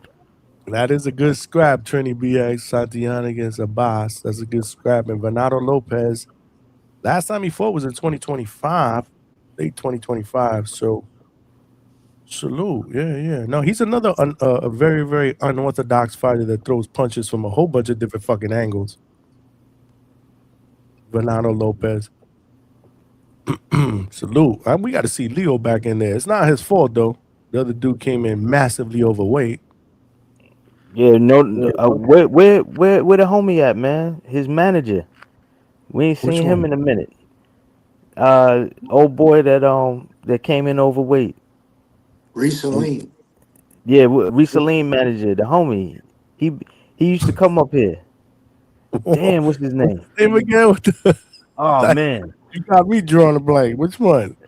Yeah, I'm drawing a blank on his name too. On the panel or in the chat? Both. He used to come here. Oh, hold on. Damn, Oh, I'm forgetting his fuck, name. man. I remember his name. What the fuck was it? I mean, I don't remember his name, but I know who you're talking about. Yeah. Oh, Damn. shit. Well, when it come to us later on, I guess we but yes, that Yeah, he was Kevin on the panel. He Angelo. was on the panel a few times, and he was in the Yeah. chat all the time. But then he disappeared. Now that's the homie though. He every now and again he pop Oh, in and say something in the chat. fuck. What the fuck was his name? Yeah, Never mind. I'm not yeah, gonna be able to JJ. sleep tonight. I ain't gonna be able to sleep tonight thinking about that shit. That's just the way I am. I'm like, yo, who the fuck? What was his name? I forget his screen name. And that's what I'm saying, because I was thinking about this a couple days ago, but I forgot. Because I was like, yo, where is he at? I ain't seen him in a minute. You know what I'm Yeah, saying? he hasn't been around for a while. Yeah. I mean, And he was a regular. I'm assuming he busy, you know what I mean? It might be, nah, shit Oh, good, bro. yeah, nah, for sure. We used to show him love. He used to show love all the time. It was, and he Because was a remember regular. He was on we every spoke day. on it. Yeah, remember we Yes, spoke on the situation yes. with the lean And it's almost and the after weight. that he disappeared. After that, I don't think we saw him after that. To be honest with you, maybe once. No, I mean we did. He was coming around. That's why that was the reason why I brought that up, because he did come You back got a better around memory than after. me. So I Now believe you because you definitely got a better memory than me. and So mine ain't that good. Salita still owe Angela Leo 142,000 from that shit, bro. So Ooh. no, it's Donnie. It's Dang. not Juan de la Zufa. Juan de lo Mio. It's not him. Nah, right now as we speak, De Lo Mio and Broadway is live. Oh, that's yeah. He be over there. He Yeah, be over there. they live now. There was He one yelling point at where them now. he was on here every night. We couldn't get rid of him. He was on here every night. He cooked Bermudas one night too here. I ain't gonna lie. He That was got a a lot of cookie. props that night when he went back and forth. That's what the chat was like, yo, man, he cooked Bermudas, man. So and he hung his hat on that. I remember the next day he sent me a DM. He was like, that's right, you saw that, right? I cooked Bermudas. I was like, all right, that's what's up. De La Zufa, that's Juan De La Zufa. Yo, he definitely got a Zufa tattoo on his chest, Donnie, Nah, for sure. Donnie said he was talking to Trini though. He wasn't suggesting Oh, that was the manager. I got another it was a pick'em underdog, kind of like similar to Bud odds. It ain't no big underdog, I but said that one too, banger. I said that one too. That was a big upset. Usyk was the underdog versus Usyk and Fury in the first fight. Yeah. But was that an upset though? No, that's why I said You. Like it's a. that's But one of those from that don't surprise me. the eye perspective, that is an underdog pick. But you see, It's just a money. pick 'em pick. It's a 50-50 Cam fight. is a better, so he's always gonna look at the betting portion of it. So I I get it. know. Totally That's what we were understand. saying. We're That's what looking we at it saying. as, does it really surprise? Like going into that fight, I was like, yeah, he's the favorite, but it wouldn't shock me if Usyk beat him. Right, it has Bivol to versus register. Canelo, but that wasn't. That Who? was over 3 years ago. Bivol and Who? Canelo. Bivol and Canelo. That was way over What 3 years ago, but Yeah, that's what that was. What 2022? Yeah, that was yeah, I was about to 2022. So ask. that was just over 3. that was like But 4 years ago. Bivol Yeah, that was was a long. plus 450 in that fight. I mean, that was an upset. I mean, That's a comfortable underdog. especially where Canelo was at that point in his career. Like, he was, people still say he's the face, but he was undeniably the face of boxing. Nobody was really fucking with him. Nobody was touching him, especially at 168. He moved up to challenge himself. I mean, Bivol, not really considered a big puncher, more of a at that division. more of a boxer technician. So yeah, there was a lot of people that felt like Canelo can pull that off, that it was the right pick for Canelo to move up to 175 and face. And that shit backfired. Yep. Because he ended up getting fucking schooled. It backfired on him. Because he thought Bivol was about to fall for them Canelo tactics, and that Roger that motherfucker was says Canelo's boxing still and the face of boxing, boxing. I guess boxing. so. I guess so. H-Town came up here and they argued that the other day, and You said maybe argue he what? got a point. I don't know. That Canelo's still the face of boxing because of his criteria. I Maybe mean, he's right. I'm not gonna say he's wrong. But I will tell you that ship is sailing away because the face of boxing doesn't lose his weekend yeah, to the I likes was of gonna a say guy that. like, and I'm not trying to diminish, but I'm saying you lost your weekend to Ryan Garcia. How big is this Mbili That's not fight? face of boxing shit, if you ask me. I'm just saying. How big is the Mbili fight though when it comes to him being able to reestablish himself as the premier, El Fenomeno Mexicano? You know what I'm saying? Like, does that how big is this Mbili fight to that, or does he beat Mbili, whether it's sensationally, whether it's by UD, whether it's by knockout, and we just keep going on? Yep, he's face boxing, or does he have to stop Mbili? Does it have to be eye catching for us to go? Yep, face of boxing. It's a good question. But if you're looking for the latter, right, for him to be able to shine, right, and potentially stop in Billy, this is the perfect style for him to be able to do that, right? And Billy's going to come forward, and Billy's going to be in his chest. Canelo has always been a great counterpuncher, right? So a lot of people feel like stylistically, this is the perfect type of matchup for Canelo to have that type of performance that you're talking about. At least that's what I'm seeing on social media streets. However, this guy's young, motor. I don't know. Like I said, that's a great question, Big Mike. I haven't even begun to kind of dissect that because we're not even that close to it yet. We will get into it as we get closer, but I don't know if he stops him. Remember, this guy's younger, high octane, hasn't been defeated. Maybe this is the type of performance that will put Canelo back into that. I need my fight date back. I got another one. Now, let's say he loses. Ooh. Does this loss, talking about Canelo, will this loss remove the face of boxing label off of him? Because remember, he lost to Terrence, and it didn't remove the label. He still, everybody's like, nah, he keeps that label. Does this loss take the label away? Yes. To Of answer course, your because this question, is not yes. Terrence. This is not Terrence. Does Absolutely. it matter how he loses? No, it does No. not. He just has to lose. So if he Because gets a split decision, loss. A close split decision that goes back and forth. Well, this is why I asked why if it matters. no, because the judge, Yeah, we already know the judge is on his fucking side. So if he lose by split decision, he lost the fight. They plus scored the fucking fight for Bud's 7-5. Bud, I didn't score it 7-5. if you're looking at Canelo, in my opinion, as the face of boxing, this is not the type of person. The type of fighter that you go in there and barely beat by split decision. They're looking at the face of boxing to go in there and have one of those performances where, again, he opened up eyes. Like, he hits this dude with a fucking shot that he doesn't see because this dude is being overzealous and over aggressive, and Canelo, catches him, with one of those Canelo counters, right? Sort of like what he caught Edgar Berlanga with that left hook type shit. You know what I'm saying? So no, I don't believe.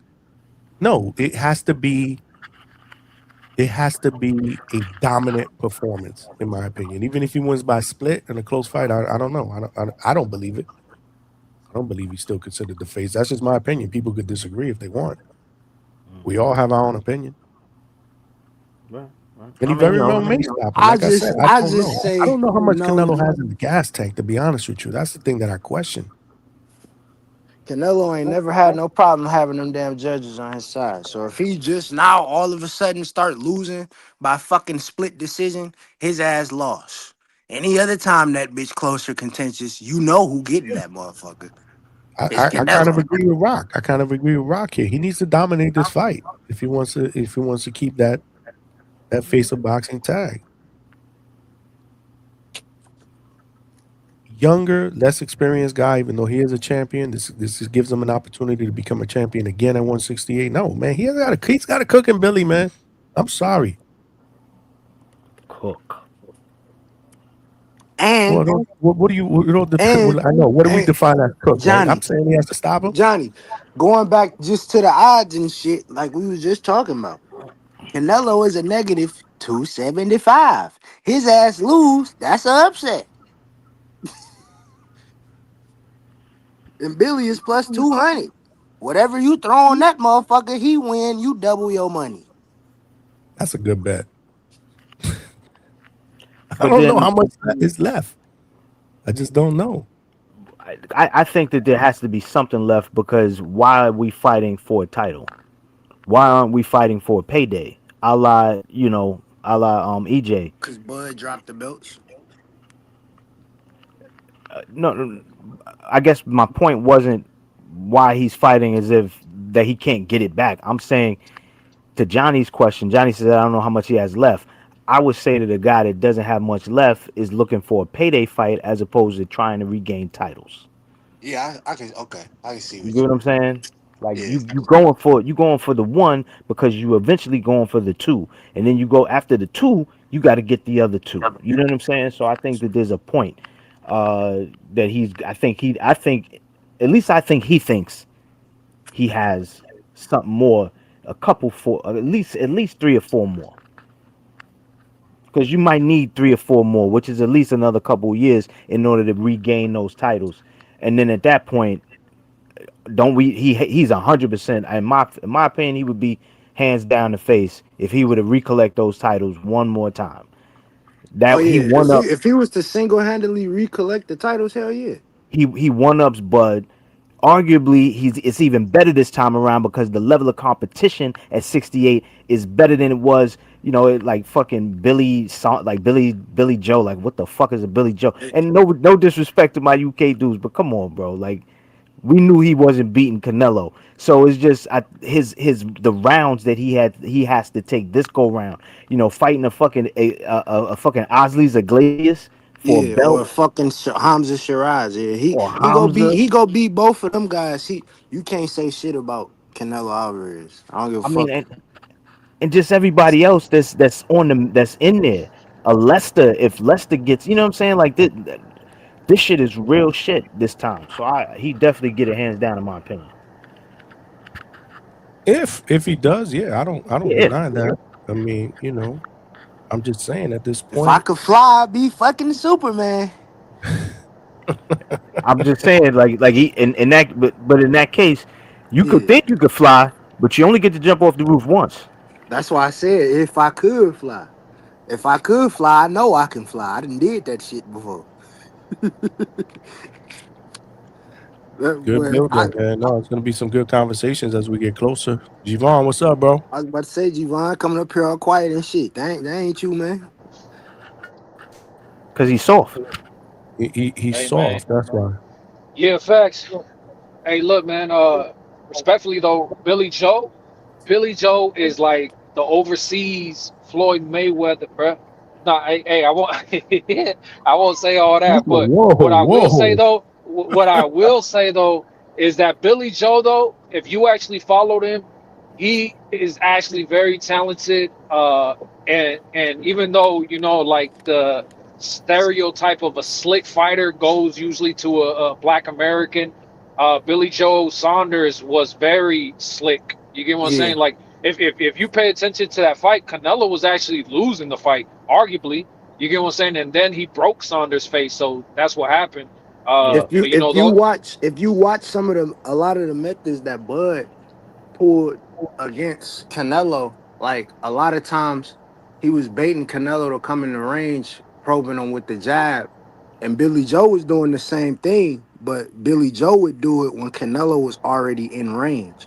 Bud would do it too sometimes, and he would pay for that shit. But majority of the time, when Bud did it, he was doing the shit to bait Canelo to come in range and then counter. Billy But Joe, on the other hand, was doing this shit while he was mid range, so Canelo was able to Yeah, always fucking counter. opens up for counters. yeah, Yep. Bud took everything that Bivol, Plant, what's his name? What the fuck was the one everybody thinks that he lost to? Laura. Laura. He Laura. took like all of that and rolled it up into one and gave us that performance with Bud versus Canelo. To Canelo's credit, even though and I hear what you're saying about Billy Joe, but the fact is he also was losing the Plant. Yeah. So Canelo has another gear that these guys don't have. You get what Yeah, I'm saying? I think it's a little bit more of a bite down. Like I mean, don't get me wrong though, Canelo. I wonder if he could still do what the fuck he did, like at moments, like especially against like a Daniel Jacobs. Remember when Daniel Jacobs was Yeah. throwing like 20 punches and everything missed? Like Very true. Yeah, that bro, was that type of insane. That head was dope. movement, hip movement, that type of shit is crazy. Like you don't need the craziest footwork when you're able to do that with your upper body. So even that alone, being able to turn that up, when like you said, to another gear, that can make you win the fight because that's where you catch people off of counters. Make them miss, make them pay. But at the same time, I think Canelo sometimes where he has the extra level is that he has like a bite down, because with Billy Joe, like I said, what happened was he broke Billy Joe's face. With Yeah. Plant, what happened was he caught him with a good shot, put him down, and then you see how he went after him. And it's crazy because shout out to him because he got it done. But if you play that shit back, Canelo looked crazy as fuck. The way he ran at Plant, it looked like a robot. You get what I'm saying? Like if you watch his feet, like I'm like, bro, what the fuck is this? But he chased him down and kept punching on him and finished him because he has that extra gear, like you said. But yeah, man, not the best footwork, but bro, if he could still show that head movement, the able to fucking lean, bro, like Canelo's a And real older. problem. And Yeah. older against younger guys who are fucking punching at 168 with these belts. If he was that's what I'm saying with that combination of things. If he was able to do that again, hands down, face.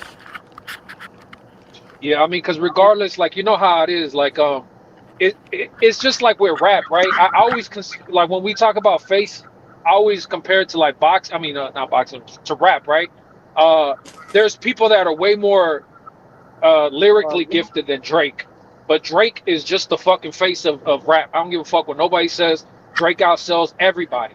It just is what it is because people like Drake. People support Drake. They just fuck with Drake. It's just that simple. They either fuck with you or they don't. Somebody else might be more skilled than you, but when it comes to being like the man, popularity, the star, it's all about if the people fuck with you or not. And Canelo has losses, and people still fuck with him. You get what I'm saying? And it just is what it is. Like there's other people who are undefeated, who show more skill, but the people just don't fuck with him like that. It just is what it is. I hear you. Yeah, Nothing, we hear everybody. you. Shit. Oh yeah, Yeah. Link is up in here. Let Link jump in here. Malcolm, what did y'all think about that? Kid Austin and Badi getting agreed to. I think Yeah, Kid we Austin Good. sleeps, dude. I think it yeah, was we October 24th, I believe, or 14th, Yeah. something like that. One of them days. The, right the now only they're looking at the 14th. The 14th, yeah. 14. The only thing is, I already hear people talking about, well, I don't know if it's gonna be 10th. made. Kid 10th. Austin I'm gonna sorry, the pull 10th. out, The yada 10th. yada. You better not That's pull the out, nigga. This a fucking world title shot. no, yeah. I mean, look, I don't think he's gonna pull out. Look, it goes to like Shakur and the De Los Santos thing, right? Shakur got a real fucking bad rap with that De Los Santos shit, and all of a sudden people act like Shakur just runs in every fight. Shakur doesn't run every fucking fight. You get what I'm saying? And when it comes to Kid Austin, I mean, bro, And he had a situation. He had a situation in Shakur, whether you believe it or not. People act like, nah, every fight he's pulling out. Kid Austin ain't doing that shit. Like, you get what I'm saying? And Kid Austin is, look, he's not the most technically skilled, but he's super athletic, super powerful, young, energetic, bro. I think he has a lot of potential. And I really fuck with Floyd and Schofield, and that's why I made money off of the farmer shit. Like everybody was telling me again, you know, like people say, oh, your boxing takes are trash. All you do is yell, and all you do is talk about this guy and that guy. I talk about everybody, right? And like when I said, when it comes to the fights, like which fights do I really get wrong? Not too many. And when it came to the Schofield shit, I told people he's gonna knock out Farmer. They're like, bro, Farmer just gave Zepeda 2 hard fights, arguably won the Wars. They first was fight. wars. That's what people not Yeah. taking into account. The nigga tired, man. It's time to go to sleep, motherfucker. Yeah, hey, all I know is I put money on Floyd because everybody was like, bro, what the fuck you see in him? Yeah, fuck it, I'll put money up.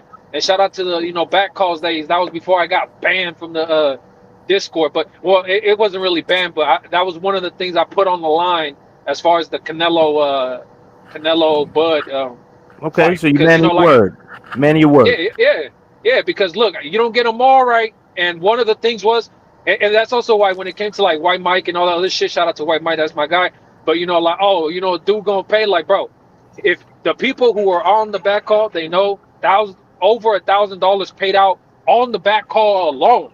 Everybody back there can tell you they got paid, right? Over 1,000, and not just that, I had to get the fuck off the Discord. Like I'm out. Boom. Like you know what I'm saying? I can't return. And then you know I get messages, hey, you know that like, yeah, hey bro, hey, I gave it up. It is what it is. Shout out to that was JT and J Mac. I always get them confused. They both be back there, but one of them we bet our Discord accounts, and yeah, I gave that shit up. Shout out to that. But look, outside of that though, fuck, I already forgot what the hell I was talking about though. What the fuck was I talking about? Oh, Schofield. No, yeah, that's why I put money on Schofield to knock out Farmer, and people thought I was crazy. And what the fuck, the motherfucker threw like 4 punches, and it was done. Like that was wild. But I didn't think it was gonna happen like that. But I definitely had him knocking out Farmer. It just is what it is. I believe in Schofield. It's just, you know, sometimes one thing can ruin your whole reputation, and it is what it is. But I'm sure Schofield will bounce back and continue to win. So I And believe that in was the for a kid. title too, right? The Shakur fight. Yep. Wasn't that for his belt? Yeah. Yep. Shakur was Would have already been for a champion. belt. Yeah, 135. Yep. That's how we had to fight fucking Josh Padley, the electrician, and niggas got mad at Yeah. him for And I was fighting looking Josh forward to that Padley, the fight. electrician, Yeah. like that was his fault or some I shit. wanted to see Hey, that kid hey, Schofield and Shakur fight. And like hey, you and you said, know, Javon, niggas talk about the Shakur Edwin De Los Santos fight, but they also never mentioned that Shakur hand was broken in that fight.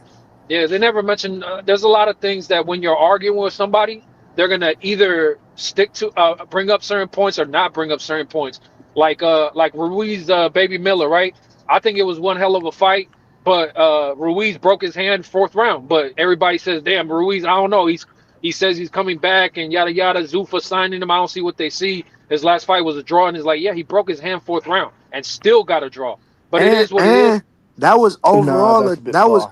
a tough fight too, because Big Baby Miller was Facts. saying that shit. He said it's hard to fight niggas you actually know for real, man. He said I didn't want to fight Ruiz for real. If I'm being Yeah. honest, like if it was up to me, But he still did it, Shakur. yeah, he But still he did still it. did it. He Hey, still did it. and another thing I will say too though is that most people do give Hitchens shit for the Duarte shit, though rightfully so. But there's still some people that they defend it. They say it is what it is. He didn't feel good. IBF rehydration clause, yada yada. But yeah, when Schofield is in the hospital, you know they say, what the fuck? Why can't he fight? And it's like, bro, that's crazy, you know. It's because he had HDMI cords hanging out of his fucking mouth, man. This shit look Yeah, crazy. they said it was the AirPods. That shit was crazy, Who said it was the AirPods? bro. Shout out Coach Malachi. A lot of people were saying this shit. I think even Wow. Two-Tone was like, I think he got AirPods in. That's hilarious. I didn't hear that. Salute. Yeah. Hold on a second before you go boxing leg. White Mike Beats with the 20 piece.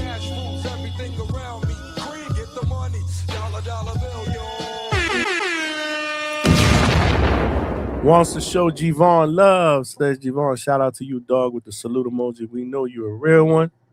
Fucks what the haters say. God know where your heart be. You just misunderstood sometimes. Keep your foot on their necks, dog. Mm. 100. Shout out White Mike, man. Showing God is he good. God wants is good. love. God is great. God is good. God is great. Like I tell people, I'm just a retarded nigga, bro. So you gotta excuse me. It just is what it Did is. you call But me God is great. retarded yesterday before I booted you off? Somebody No, said I you said called me I'm retarded. no. I said I'm just a retarded nigga. I said I'm just That's what I retarded, nigga. said. I was thinking, I was like, I don't think he called me retarded. I mean, hey, listen, Nah, it nah, is what it is. But I didn't hear that. But they were nah. That They saying was that got in the they Discord got that you called me retarded yesterday. they got Jai like a fucking -1,000 versus McKaylen. got a negative 1,000. Shit. Yep. Hey, Damn. my only thing is, bro, I'm gonna let Link go because you know we just keep going and shit. But my thing about Yeah. Opataya and every time right now when it comes to Opataya, the first thing I think of is David, and I just think it's really crazy because speaking about Canelo, everybody hates that Canelo is able to pull strings, right? It is what it is. Boxing is a business. It's all about politics. It's about what hands you shake, what asses you kiss. That's just how the fuck boxing works. So Canelo has been able to get his way with a lot of fucking things. But it's crazy that the like David fan base, like they will go crazy because how's Canelo able to do this, able to do that when it comes to David, pushing him aside. And then when David gets any type of fucking momentum and any type of motion, now he's doing the exact same shit to Opataya, and everybody's okay with it. Not just why would we fight him? How many tickets has he sold? He's not a name, even though that's what his fucking dad said, right? About Opataya. Like, why the fuck does that matter when that's the man at cruiserweight and you went up there and you saying now you the man at cruiserweight? Well, fight the actual man, the ring champion, the lineal champion, right? You guys can strip him as many fucking times as you want. Because IBF, that's the second time they stripped him. The other time they want him to fight. He's like, bro, my jaw's still broken. Oh no, you have to fight. They took his fucking No, belt. So the first time it wasn't even that. They wanted him to fight. They wanted him to fight. He was looking to stay active and have a voluntary defense. They was like, you got to fight Marius Breedis. Well, Marius Breedis isn't ready to fucking fight. He's still injured. So how the fuck am I gonna fight my mandatory if my mandatory not ready to fight? So he was like, I'm gonna Facts. take this voluntary defense, and he took the voluntary defense, and they fucking stripped him anyway. Opataya and Breedis fucking agreed to put it off, and it was just the IBF that said, nah, that can't happen. Even though the champion and the challenger were okay with it. Yeah, to the end of the year. It was the biggest piece of bullshit I've ever fucking seen in my life. And I'm pretty sure he gonna pull that up for that specific lawsuit. yeah, In that, you feel me? That's a strong building That block. there's a real good case there because it is documented and oh, well known that both camps agreed to put that shit off and let Jai have it voluntary. That's a real good case that they got. Just real quick, shout outs to the panel, Big Money, hey, Gvon, hey, hey, everyone. How you whoa, fellas doing? hold on, Yep. hold on, Link. Let me just finish. Yeah. Oh Let me yeah, just finish my my point though. bad. The Let him WBC finish right because I now, gotta ask My Link bad. a the question too. WBC right now talking about. Yeah. But the WBC talking about right now that they're gonna strip what's his face because he's fighting Opataya. Like now that's even more bullshit on top of bullshit. They keep fucking hating on Opataya, trying to hold him back, but it is what it is because when you try to hold somebody back that much, in the end, that's when the greatness fucking shows. Because shout out to Bud, you know everybody knows I say fuck him because he ain't paid his sanctioning fees. But outside of that though, I never forget the way they try to do Bud. They try to hold him back every fucking opportunity that they could, and what happened in the fucking end? He shined, you know what I mean? And that's what's gonna happen with Opataya. You guys can keep trying to kick him and try to push him to the side, but greatness will always fucking show in the end. It is what the fuck it I is. mean, the WBC, they all the organizations, we see this where they're like, oh, unification trumps mandatories. The WBC, there's multiple instances of them not doing that. They're not doing that, or it seems like they're not going to do that for Jai versus Mikhailian.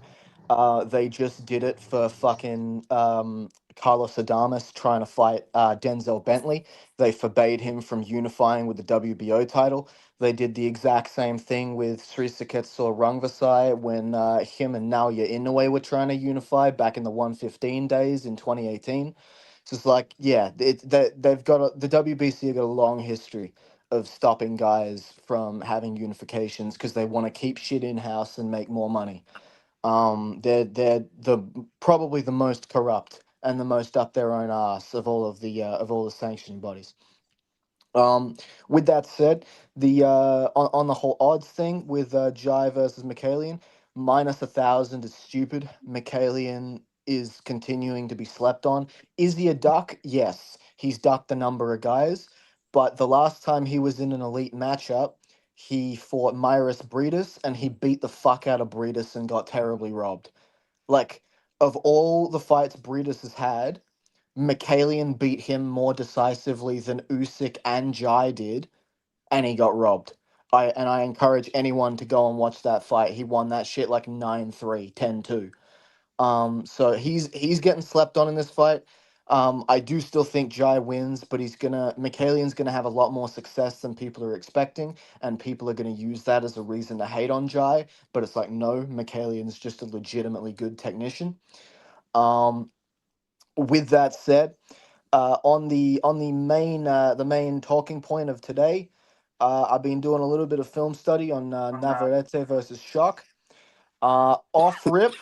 Off rip, early prediction is not announced yet. I'm taking Shock. I think he's a little bit more adaptable. I think he's just. I think he can. I think he's a good thinking fighter. I think he can make adjustments. I think that Navarrete is going to have success early. He creates really good, really awkward punching angles. He's got good power. He might hurt Shock, but we know that Shock generally adjusts down the stretch. He adjusted against Rocky Hernandez. He adjusted against Stephen Fulton when Fulton had a good first round. He adjusted well against Ray Ford. I think we're going to see the same thing here. Yeah, that's the link special for today. What we got, Hold on. fellas? Don't go nowhere. Don't go nowhere. What's going on with the Australia card, man? You Hey, watch? Terra Moana. Terra Moana's a problem. Break it down, bro. Let's come on. It was right in your backyard, man. Well, actually, I should say Terra Moana might be a problem. Um, Might? it's hard to tell because he's so unproven yet. Savage is a good win, is a solid win for where he's at, but we haven't really seen him get gut checked. We haven't seen him get his cardio tested. He's rarely gone past 2 rounds. I'm pretty sure like of his 12 wins, because all of them have been by knockout. I think he's only been past the second round like once or twice. And I don't believe he's been past 6. So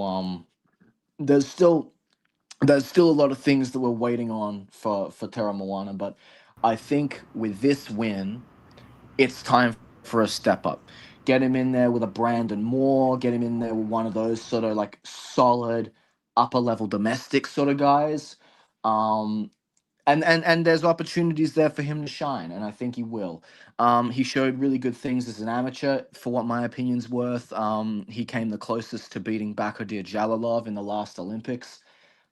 I thought Terra Moana won that fight personally, but I haven't watched it since I watched it live, so I might be a little biased.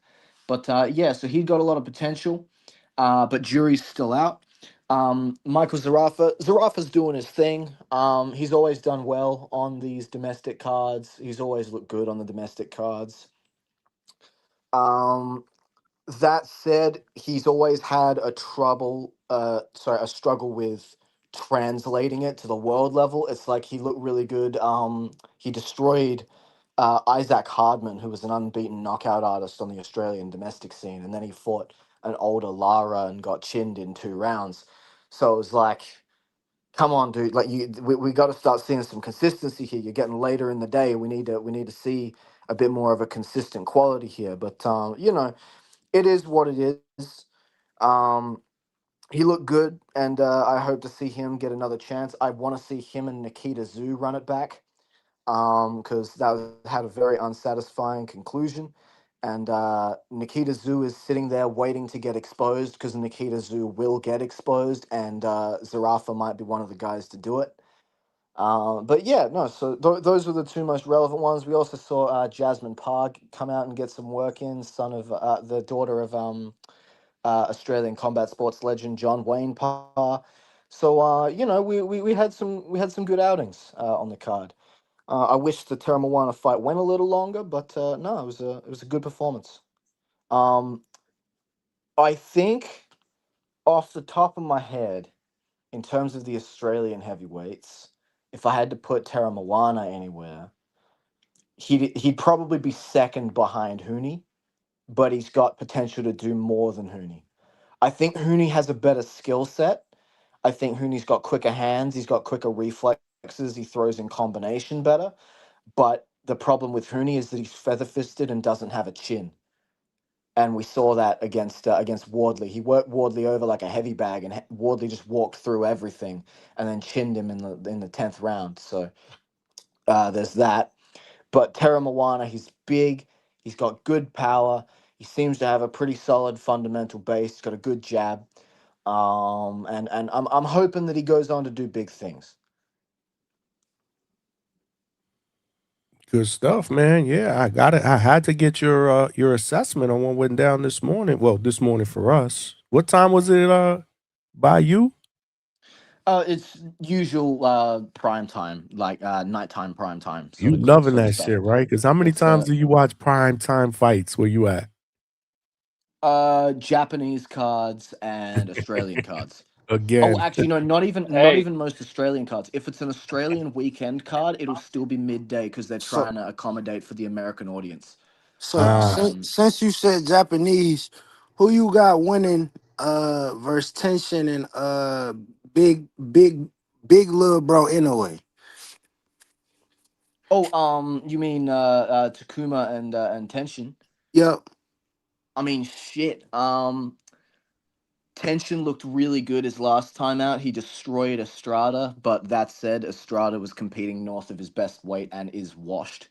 So I don't know what I can really say about that. Last time they fought, we sort of saw that Tenshin lacks the adaptability because he doesn't have all the way from the grassroots schooling in boxing. He's come over from another combat sport.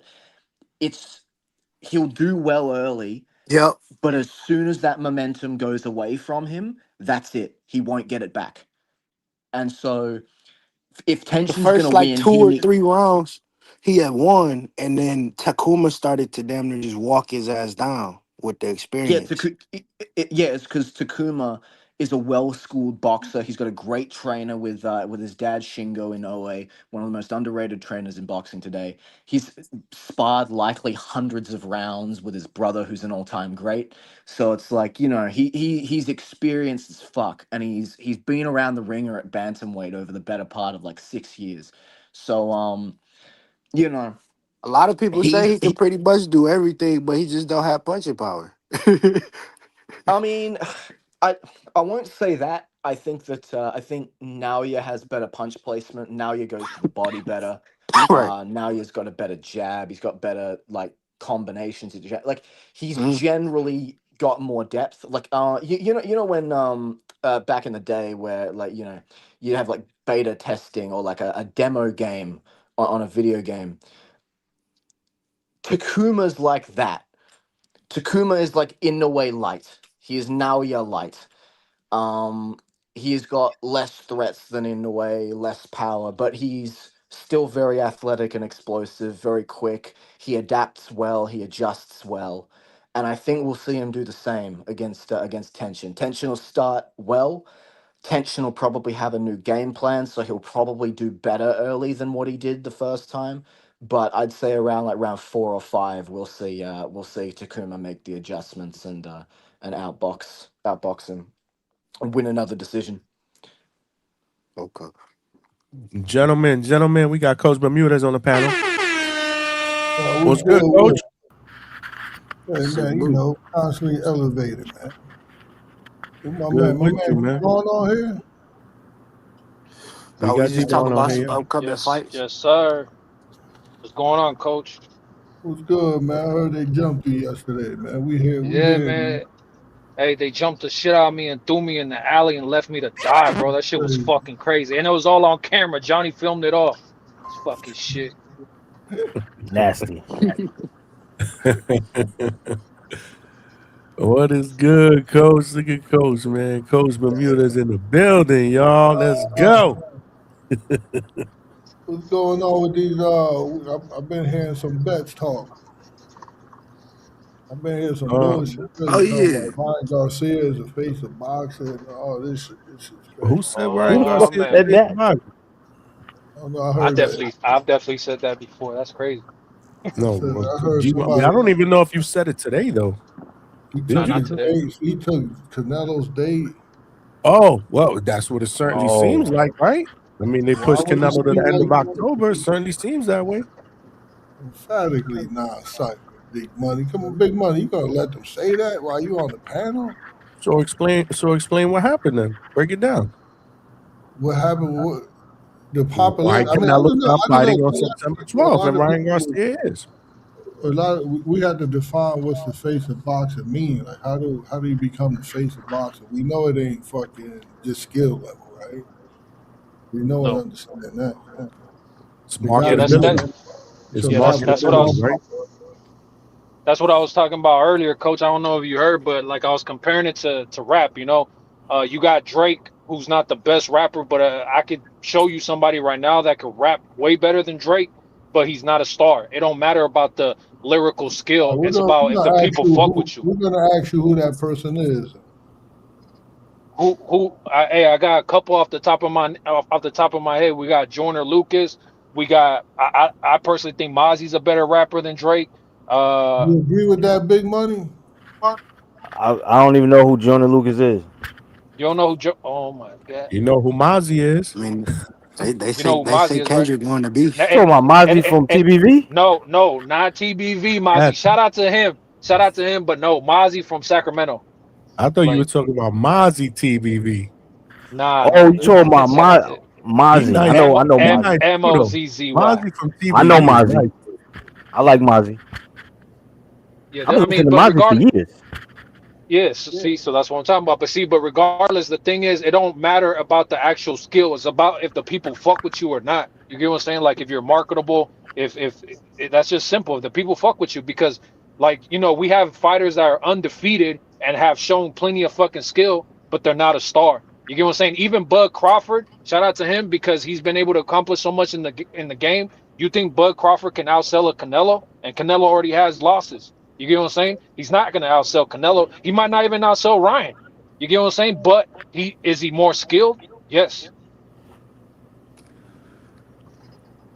Don't make him the face. I just know that Ryan Garcia won't. If you put if you put the biggest name up there on the same night, same time, and ask where you think the audience and the celebrities and the media, the money, the boxing community, where do you think they're gonna go? What naturally they're gonna gravitate to? Tank. Tank. Who else? Who? If Who Tank that? was to fight on the same day. He actually fights? Who y'all talking about? Y'all talking about an active fighter? I mean, if when he do, if he do, So you that say shit gonna Tank? sell like crack. You put Canelo, or you put Joshua, or you put the Gypsy King. You put them on the same night. Tank will get them. Depends on the region, because we ain't really like boxing ain't really got like Let's a big. not overcomplicate things. Boxing, we all know that it's an international reach. Boxing is global, being huge on fucking social media in America. Anyway, you just think about it. It's a good question for you. Like who you No, think it's will the reason. outsell or outview? Well, it's got to come down to the regions.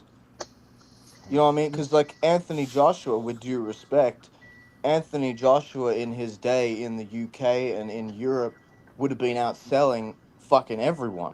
But then you go over to the States, Canelo would have been outselling him by a mile. You know what I'm saying? Okay, Like, so where would Canelo outsell him at, Link?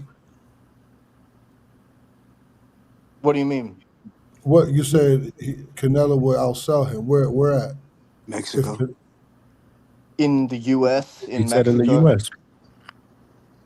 So you're anywhere in the US. So like in Vegas, Yeah, right? he'd outsell Joshua anywhere in the US. Yeah.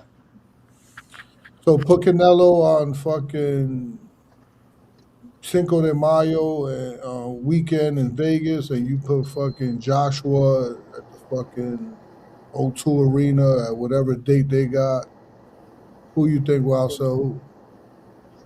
Joshua would get more numbers because it'd be a cheaper pay-per-view. Good. But you would So then let's just put Joshua up top, right? He's the face. I don't know if you could say that because the pay-per-view, because like we see this, right? You look at both of their numbers. Joshua generally trends higher, It's but about revenue. Joshua's pay-per-views are generally $40 cheaper. Right. You know what I mean? So the Yeah, fact to me I think it's about the money you make. that I to think it's about the me money you make, and on top of that, people that make the argument about Tank being the face of boxing. Look, Tank is definitely like a face of boxing, but like when you talk about pay-per-views, right? Just talk about pay-per-views between Canelo and Tank. Tank one time did 1 million plus with Ryan. Outside of that, he's averaging more or less in the 200,000, 200,000, and this is not facts. You can pull up the numbers as far as his pay-per-views go. 250,000, 270,000, whatever the case might be. Canelo, if he were to get 200-something thousand, that would be a horrible, horrible flop. People try to downplay it when he got 500,000 or 600,000 against Bivol. Like they try to downplay that, but that's still more than double of what Tank normally gets. You get what I'm saying? Like, so Canelo's just on another level. I agree. I 100% agree. He's got the best ratio of high viewership and expensive pay-per-view. to You know what I me, mean? especially with Joshua fighting in like the heavyweight, so like he naturally is gonna get bigger bags and shit too. The fact that Canelo damn near got a similar bag kind of shows you that he is more of a face, I would say, because a dude at super middleweight not supposed to have the bag of a fucking heavyweight. And So that's sort of what I mean. It's so very regional because, so like, I someone think say Tank is was they really serious? Like Tank is in play? no, he don't. He Nah, not. he He's sell not tickets, face. but he's not in that. But Tank's a somebody say regional Tank. When I star. mentioned face, somebody mentioned Tank.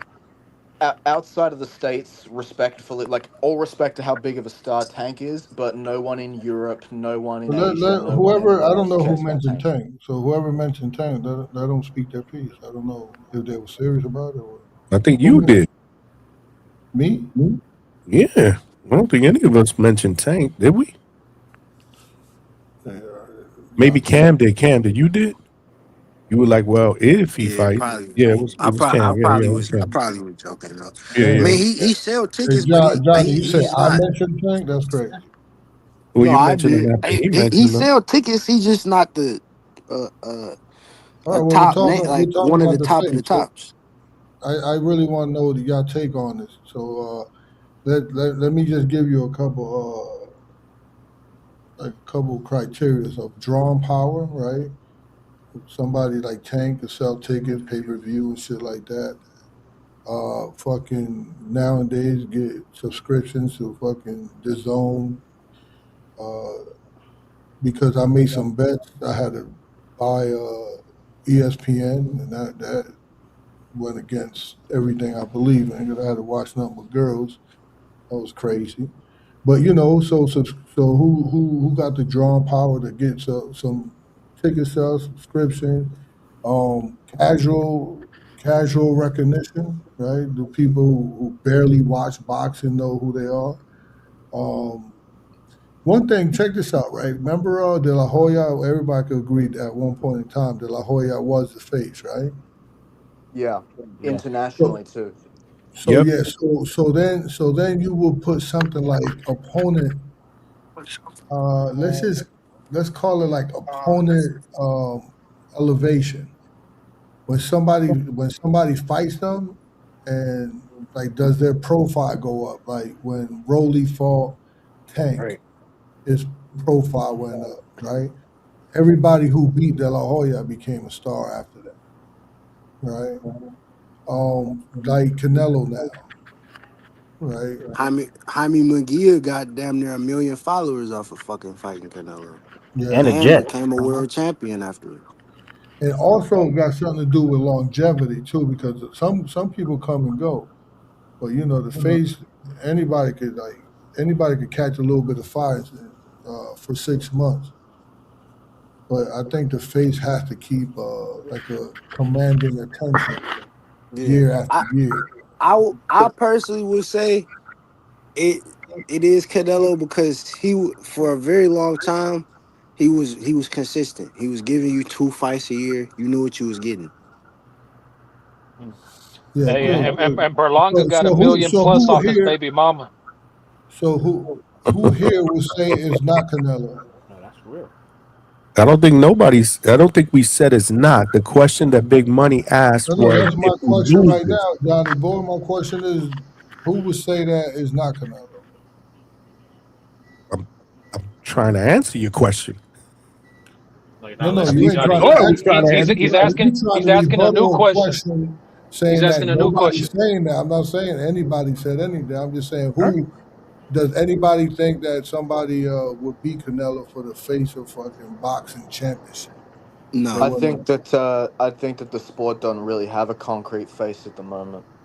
Like I think that if you were to put, I mean they'd never do it, but if you put a Ryan Garcia in there against someone at 147, and then you put Canelo in there against someone at 168, I think that the viewership would be pretty evenly split, especially because the perception of Canelo now is that he's past prime. Like the past prime narratives were kind of there before, So but are you since saying since before you since go the on Forever Link, what are you saying that Garcia would beat Canelo?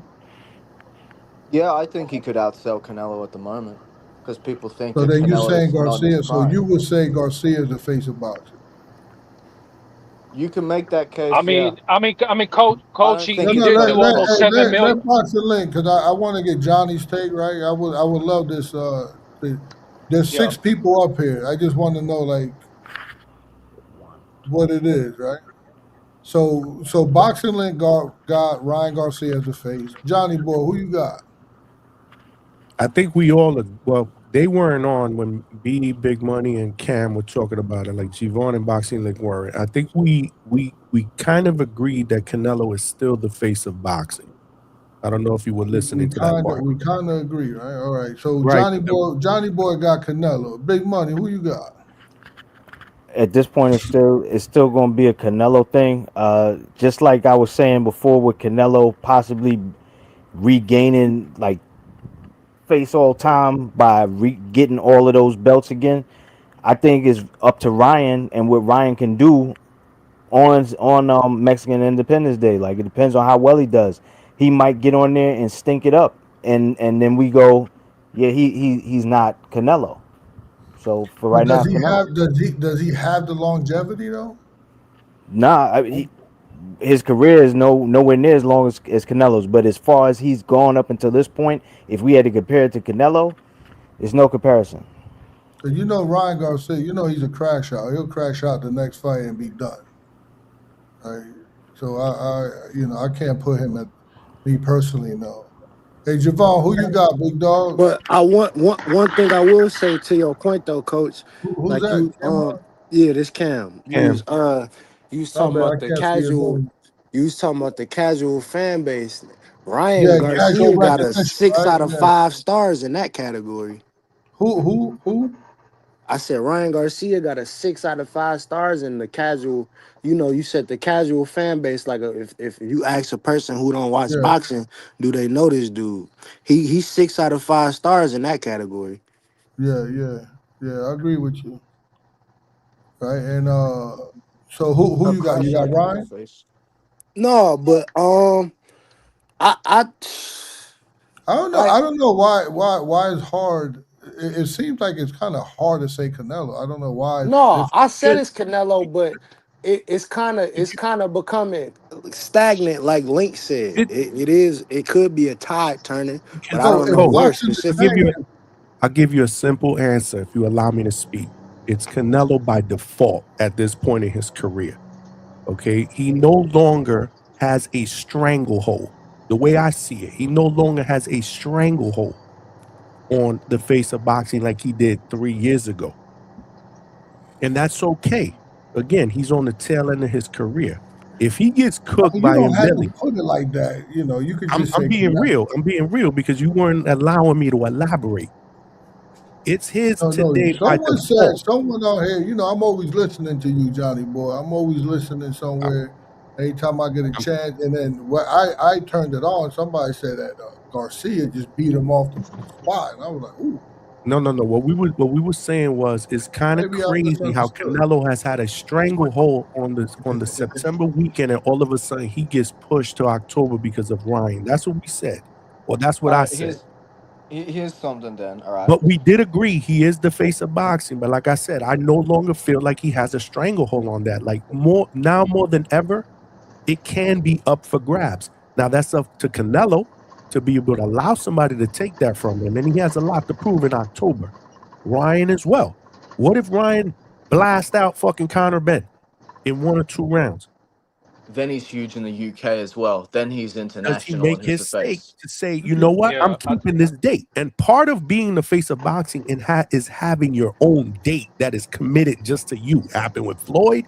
It happened with Oscar. It happened with Canelo.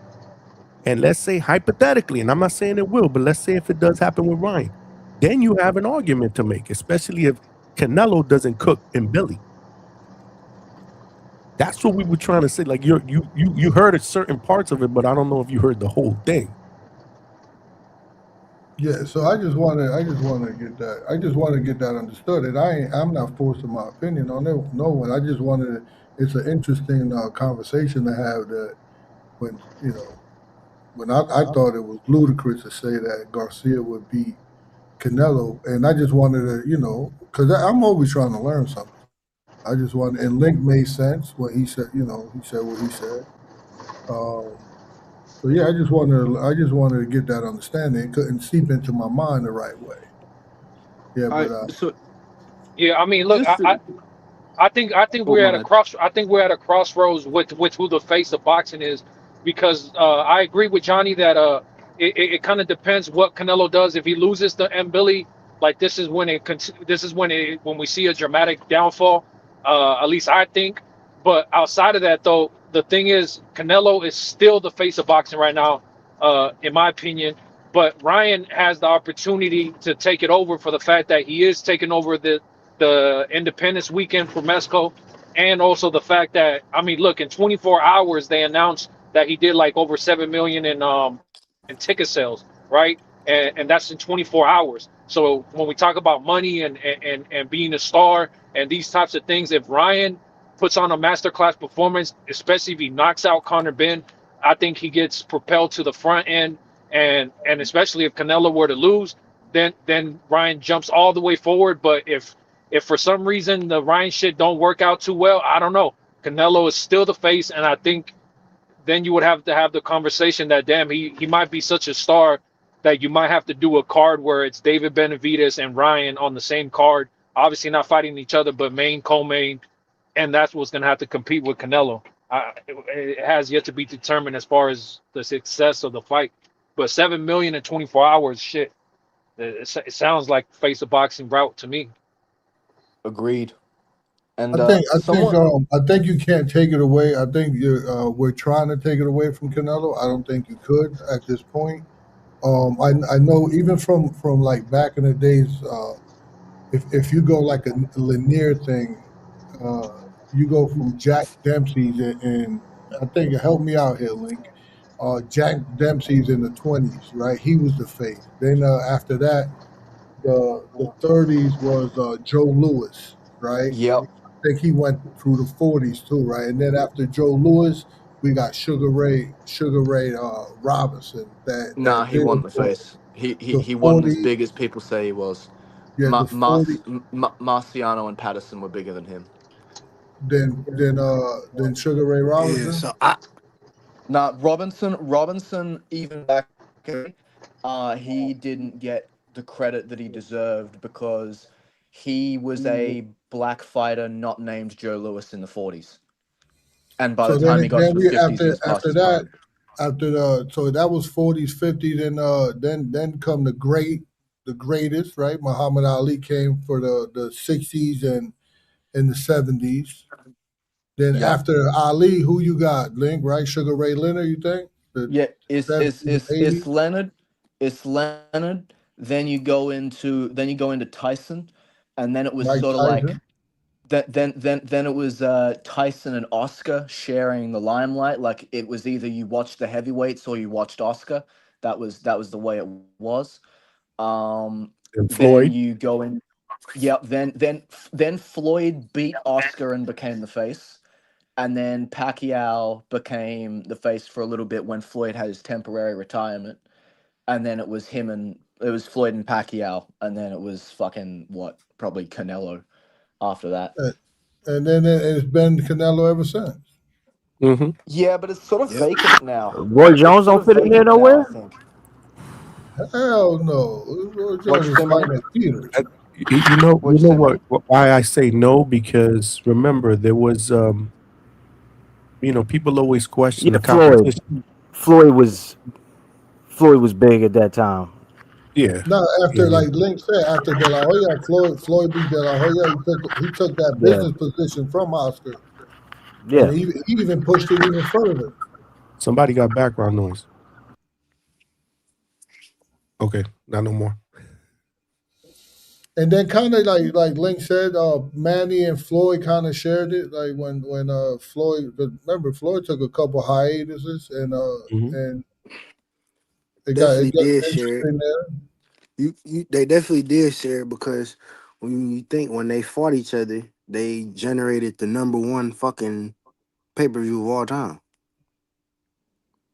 I So think that Manny I just mean, pushes that Pacquiao to that point. was more beloved globally Hmm. also than Floyd. Yeah.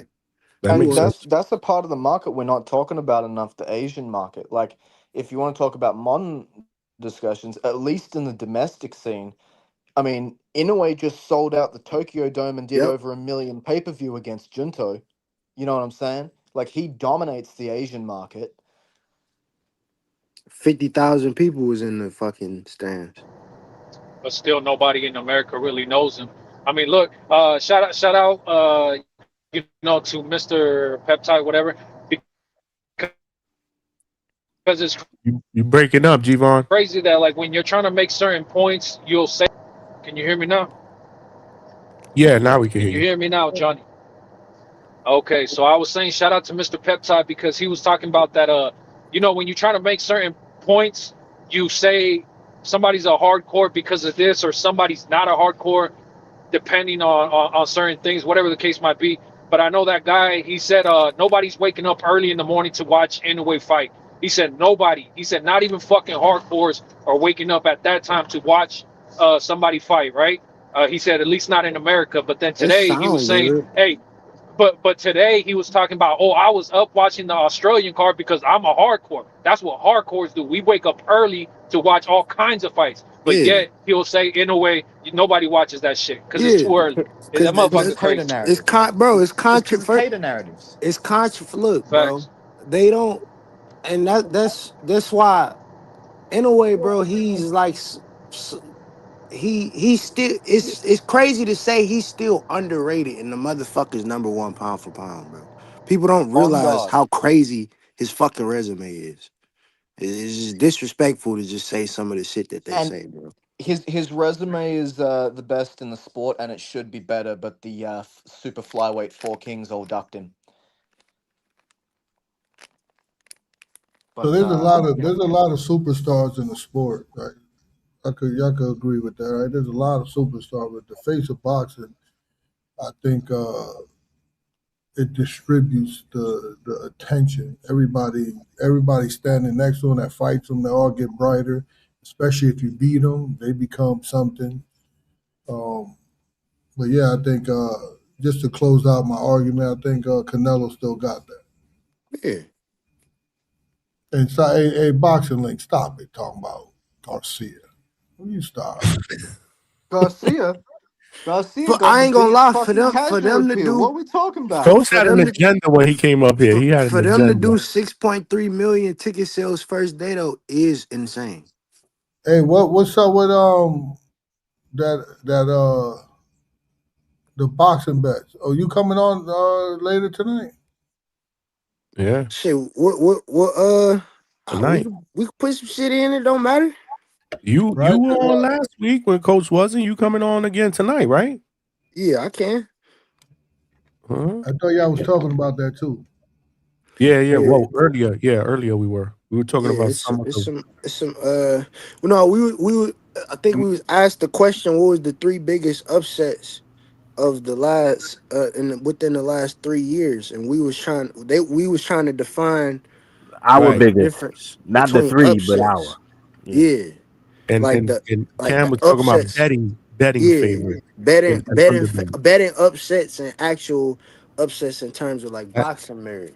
that's It was probably actually what very you unique that he weaved that into the conversation. I actually enjoyed that. No, it was good. It was really good. Ice God, salute to Ice God for throwing that question out there because even the chat was involved in that shit. I ain't gonna lie. White Mike, man, with the $5. Johnny did a show during that fight and we was up watching it. He's talking about the Naoya I Inoue. think We were up. We got up early. We the did a live fight club now. top three we had was Resendez and Caleb Plant, Bruno Sarase knocking out Magia, and Zach Chile knocking out David Was Murray. this Cameron? How you Yeah, say your name? Cameron? yep, You Cameron gotta let Chile. you gotta let Johnny get these super chats in, man, and talk about it. Johnny boy. Man. You can't just, I just read it. I read it. no, but you gotta, let's elaborate on it. We can't just shit on my man and just send $5.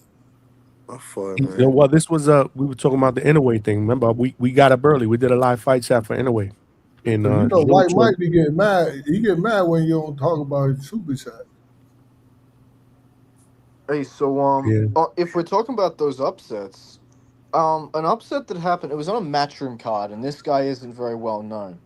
But It ain't no bigger. Hey, Link, it ain't no bigger upset than that. What was that French dude that knocked out Bruno? That knocked out Jaime Bruno yeah, Munguia? Sarra. Yeah, that's Yeah, what old boy just said. that That's what was old a boy just plus said. 5,000 for the knockout. that's up there. That might be number All I'm one. saying, is, hang on. Actually, I need to go see the betting odds for this because it was a title fight in the real small weight classes. It was when Matchroom was trying to push those guys through, on the back of Bam Rodriguez, and it was a guy by the name of Sivanathi Nontashinga, and he got knocked out by a guy with 5 losses and only like 3 knockout wins in 25 wins, and he got knocked out cold in the second round. And I'm pretty sure the odds on that was like in the multiple of thousands. Hang on, I'll See, find it. Link be knowing his shit, bro. I don't know who the fuck Uriel he's talking about, but I give him his props. one odds. It was for the IBF light flyweight title. Yeah, no. So that was a 12-1. So Curiel was a 12-1 underdog, and the Okay. like just that's just flat to win. And cause let me check his record. Before that fight, he had 4 knockout wins in 28 fights.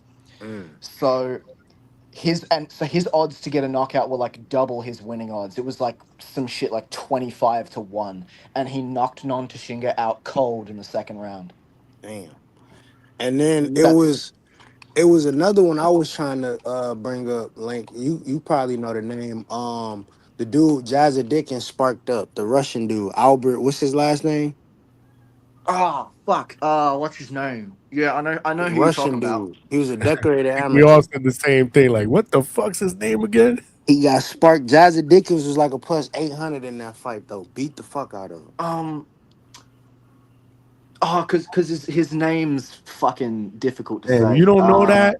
That's It's like crazy. I thought it's for like it's, sure you it's would know that. Albert B.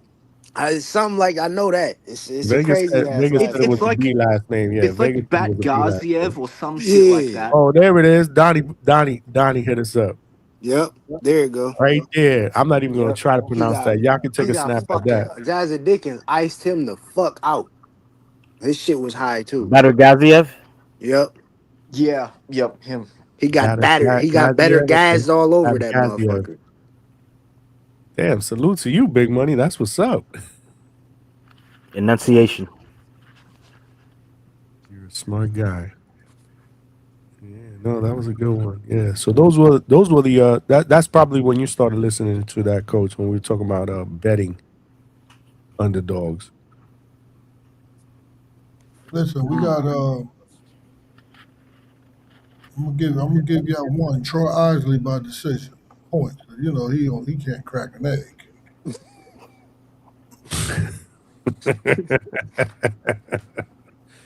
And I You think early though. We doing betting picks tonight, man. all right, I'm gonna say the rest of it. You're not jumping on tonight, I assume. That's why. Yeah. Come on tonight. I'm over here. Usually around this time I'll finish. What you think Where are about you? that Clarissa You're not in the Shields fight? firehouse? You're not in the firehouse? He in Vegas. Right. Remember? Yeah. You now forgot I that remember. fact? I Coach, did. Coach, what you think about the Clarissa Shields and K Sky fight? I don't know. I think I'm leaning like a knockout for Clarissa. Damn near. I was gonna say that. Uh, She punched a little harder at heavyweight. no, I Just a think she, little bit. and not This just fight that. I is think not she a just don't heavyweight. This punch fight her is not a face in. heavyweight, right? Too. She a light heavyweight, one of them. This fight is not a heavyweight. But she will be a No, heavyweight the next time. this fight will be at middleweight. She's going down 3 weight Yeah, classes. she's going down weight classes, bro. Okay. Yeah. I still like it though. You like stoppage? Damn, y'all jumping the gun. That's supposed to be tonight's show. What's wrong with y'all? Nah, I still don't think Clarissa knocking out shit. It is what it is. Like, bro, you know I'm a Clarissa hater, bro.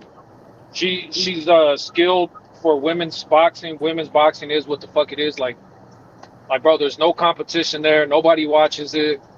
It is what the fuck it is. But I don't think Clarissa's knocking her out. Clarissa just don't have that pop. So you don't think Clarissa could beat Rolly, G-Von? Nah, fuck no. Fuck no. Dies. She dies. Bro, she already got sparked up by the. But Rolly beat the nigga that she got sparked up by in 2 rounds.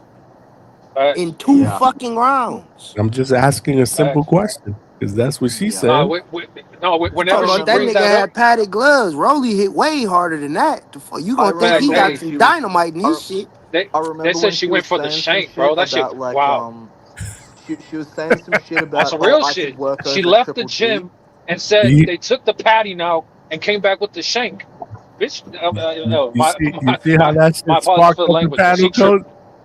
That shit sparked up the panel, bro, when I asked that question. No, Like, I remember the best part with Clarissa Johnny, because Shields she is blocked me. She blocked me because I told her, okay, every let's fight time them. she talks about you blocked her? I every mean, she time blocked she you talks too? about beating a guy, She right? blocked me, yeah. What? Because of what? Hold on. Let me just. Remember when she was saying like I'll fight any man and yada yada yada, and I just dropped a comment and said we could fight, we could spar, and then and then all of a sudden I'm blocked. I said, bro, what the fuck? It's tripping. Wow. It's because she saw your face. I don't know. Which is crazy Shout out because to we her. still haven't seen his fucking face. You see my face, Johnny. I turn on the camera. What are you talking about? Fuck it. It'll forever stay a mystery now. This shit crazy. Nah, we saw it for like 2 seconds. Go ahead, Ling. I'm sorry, I cut you off, man. No, she always she descends down in level as she's been calling these guys out. Started out with Triple G, then went to Keith Thurman, then went to Rolly Romero. I think she had a few sparring sessions and she gradually figured out the level. It's like, look, fair play, accolade for accolade. You're the most accomplished boxer, male or female ever. But you're not fucking with these guys. You're not fucking with these guys. Do you guys think she can beat up Papoose? Yeah. I mean, but that's because Fat Joe beat up Papoose. I don't know if you guys know that story, but Fat Joe ran into his hotel room and beat his ass. That's a true story. I don't know, man. I don't know. I don't know anything about that, but whatever. I mean, you can just Google it, but what I'm saying is, but look, you know, hey, credit to Papoose because Cuban Link said that he wasn't trying to fight Fat Joe. He was talking about he was going to shoot him or some crazy shit. Because I don't know if people know about that story. He got ran out of some club in Miami because guns were drawn and because Cuban Link was like, bro, you think I'm about to fight that big motherfucker? He said, fuck no, and whatever. And but you know, allegedly he ran into Papoose's room and put hands on him, and yeah, so and Fat Joe apologized for that because he's like, bro, I had no idea he was gonna end up marrying Remy Ma. He said Remy Ma's my sister. He's like, so I had to apologize at the wedding. But G-Von, you know, a lot of that comes from the fact that people they just come to know Fat Joe. Like motherfuckers that's not from New York, people that's not from the X, they don't understand that. Like I remember I used to like this dude that used to come to my the barbershop I used to get my hair cut at. He would tell us all the time. He was like, yo, that nigga. He said I had to fight Joe every day for my lunch money in high school, every day. And he would beat him and take his money, but he was like, I had to fight this nigga every day. People don't understand how much of a terror that motherfucker really was when he was a young dude. Like he was outside, he was fighting motherfuckers, he was beating people up. Like that was really what the fuck he was on. So but that's why it's so hard for people to really grasp that, because they're looking at him now and going, he ain't beating nobody, and they think that he tell a bunch of bullshit stories. But yo, if you from that, I put it like this: you talk to anybody from the X that was around, they know what's up. He was a real dude. All I've heard is stories. I've heard plenty of stories. Do y'all agree with Donnie? Donnie said, I don't think Clarissa beats Oscar Collazo. Fuck no. Collazo. See that's where I'm gonna give Collazo. That's where I'm gonna give Collazo his props, Johnny. Collazo will beat Clarissa for sure. I'll give you that, because you keep talking about how Collazo will beat me. He'll beat you too. That shit crazy. I mean, bro, if you're talking about like decisions or something, like, you know what I mean? I don't know. Maybe he could outbox. I'm talking about a boxing match, bro. Bro, I don't know. He's 110 pounds or some shit, bro. He'll fuck you up, bro. Shout out to him. He said shout out to him. He didn't even. He said shout out to him. G-Von, that shit is funny. I'll catch you fellas later. It's been good chopping it up. I gotta head out. I got a midnight watch to get ready for on this fucking shit. Oh shit! So I'll catch you on later. The job. Salute, Link. Appreciate you, man. Good breakdown too on the Australia card. Take it easy, man. So I'm looking at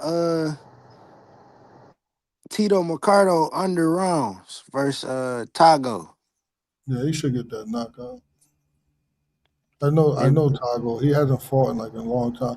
Look, I shouldn't say I shouldn't give these picks out like that. Like Clarissa gonna knock this girl out because And they gotta pay for the picks, coach. because if everybody here watched Clarissa fight before, right? Yeah. He's extremely inaccurate. I don't think there's no one that's more inaccurate than Clarissa. She constantly misses punches. Like she throw out the air, she has no placement at it. She had telegraphed everything. She extremely emotional, right? Like when she fights. And she kind of forces stuff. Like, I don't know if anybody here played baseball. Johnny boy, didn't you say you played baseball? Right? When you get that home, you ever hit a home run, Johnny? Of course I did hit a home run. Yeah, so you got videos of that? Yeah, where's the video?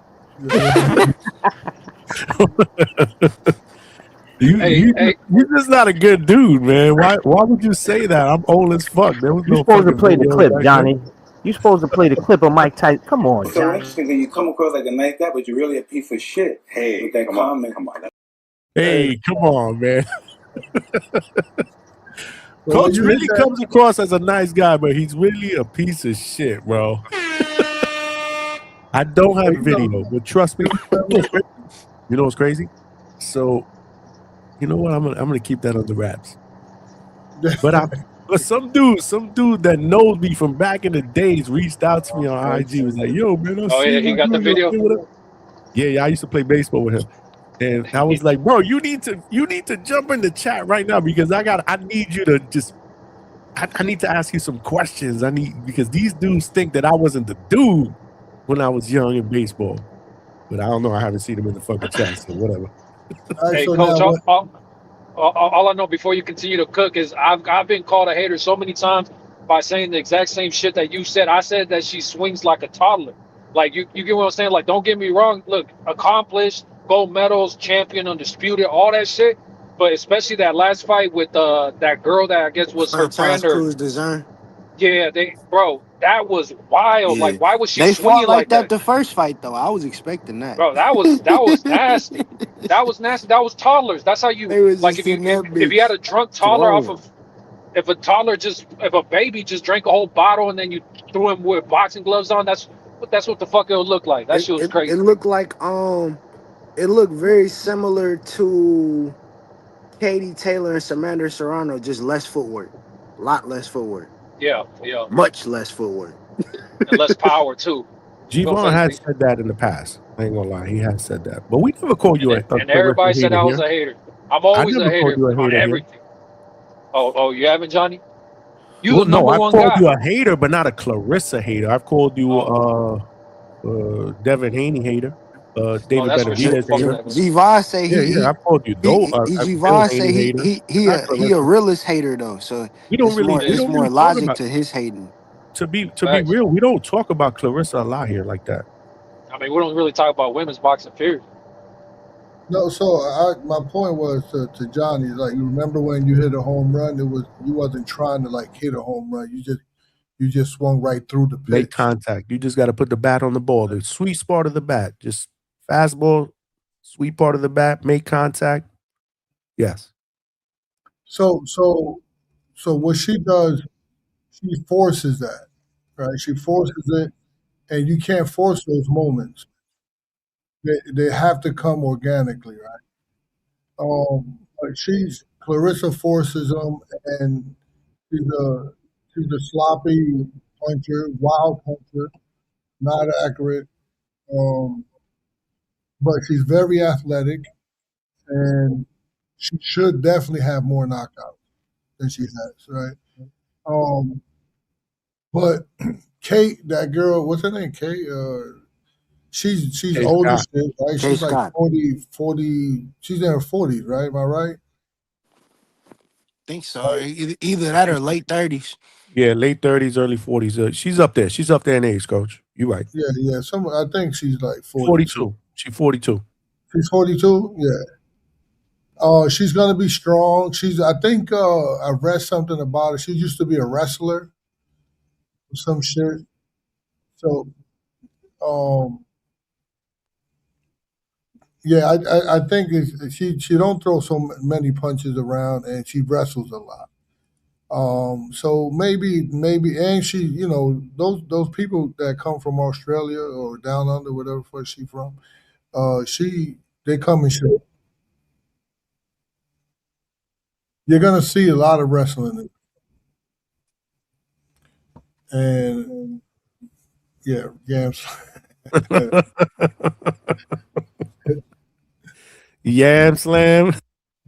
Yeah. So I don't know if you play the knockout prop with Clarissa, you have to keep in mind that Kate don't throw a lot of punches, and she wrestles half the round. So And it's be 2 minute careful. rounds. 2 minute rounds. Right. So I mean, I don't want to give too much on the betting thing because Johnny Boy got the betting show tomorrow. Yeah, we want to do that shit. Or tonight. Now it's tonight. Yeah, let's do some betting Yeah, shit tonight. shit! Oh, shots fired my man Toledo Trice Where he with at? the Oh, Rohan Polanco. She a better puncher than Rohan Polanco? That shit is a two-pack of Two-pack of ass. Damn, Trees. Trees. HR is waiting for you in the Trolling. office, Trees.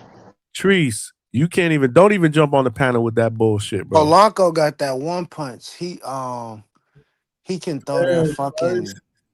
He could throw that high hook. He could throw that high hook between the high guard.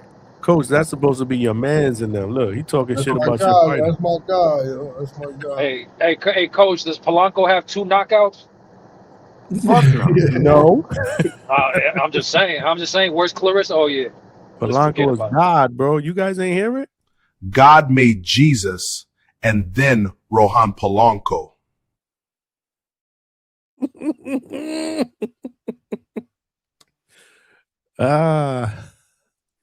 Treese is trolling, man. Treese is definitely Yo, trolling. then Malcolm said he don't like the KO bet on Tito Mercado. I don't know, man. Well, But he has I a mean, point because the that dude runs a lot. That dude moves a lot. yeah, yeah, but that's it's the end. Like because I know Tito.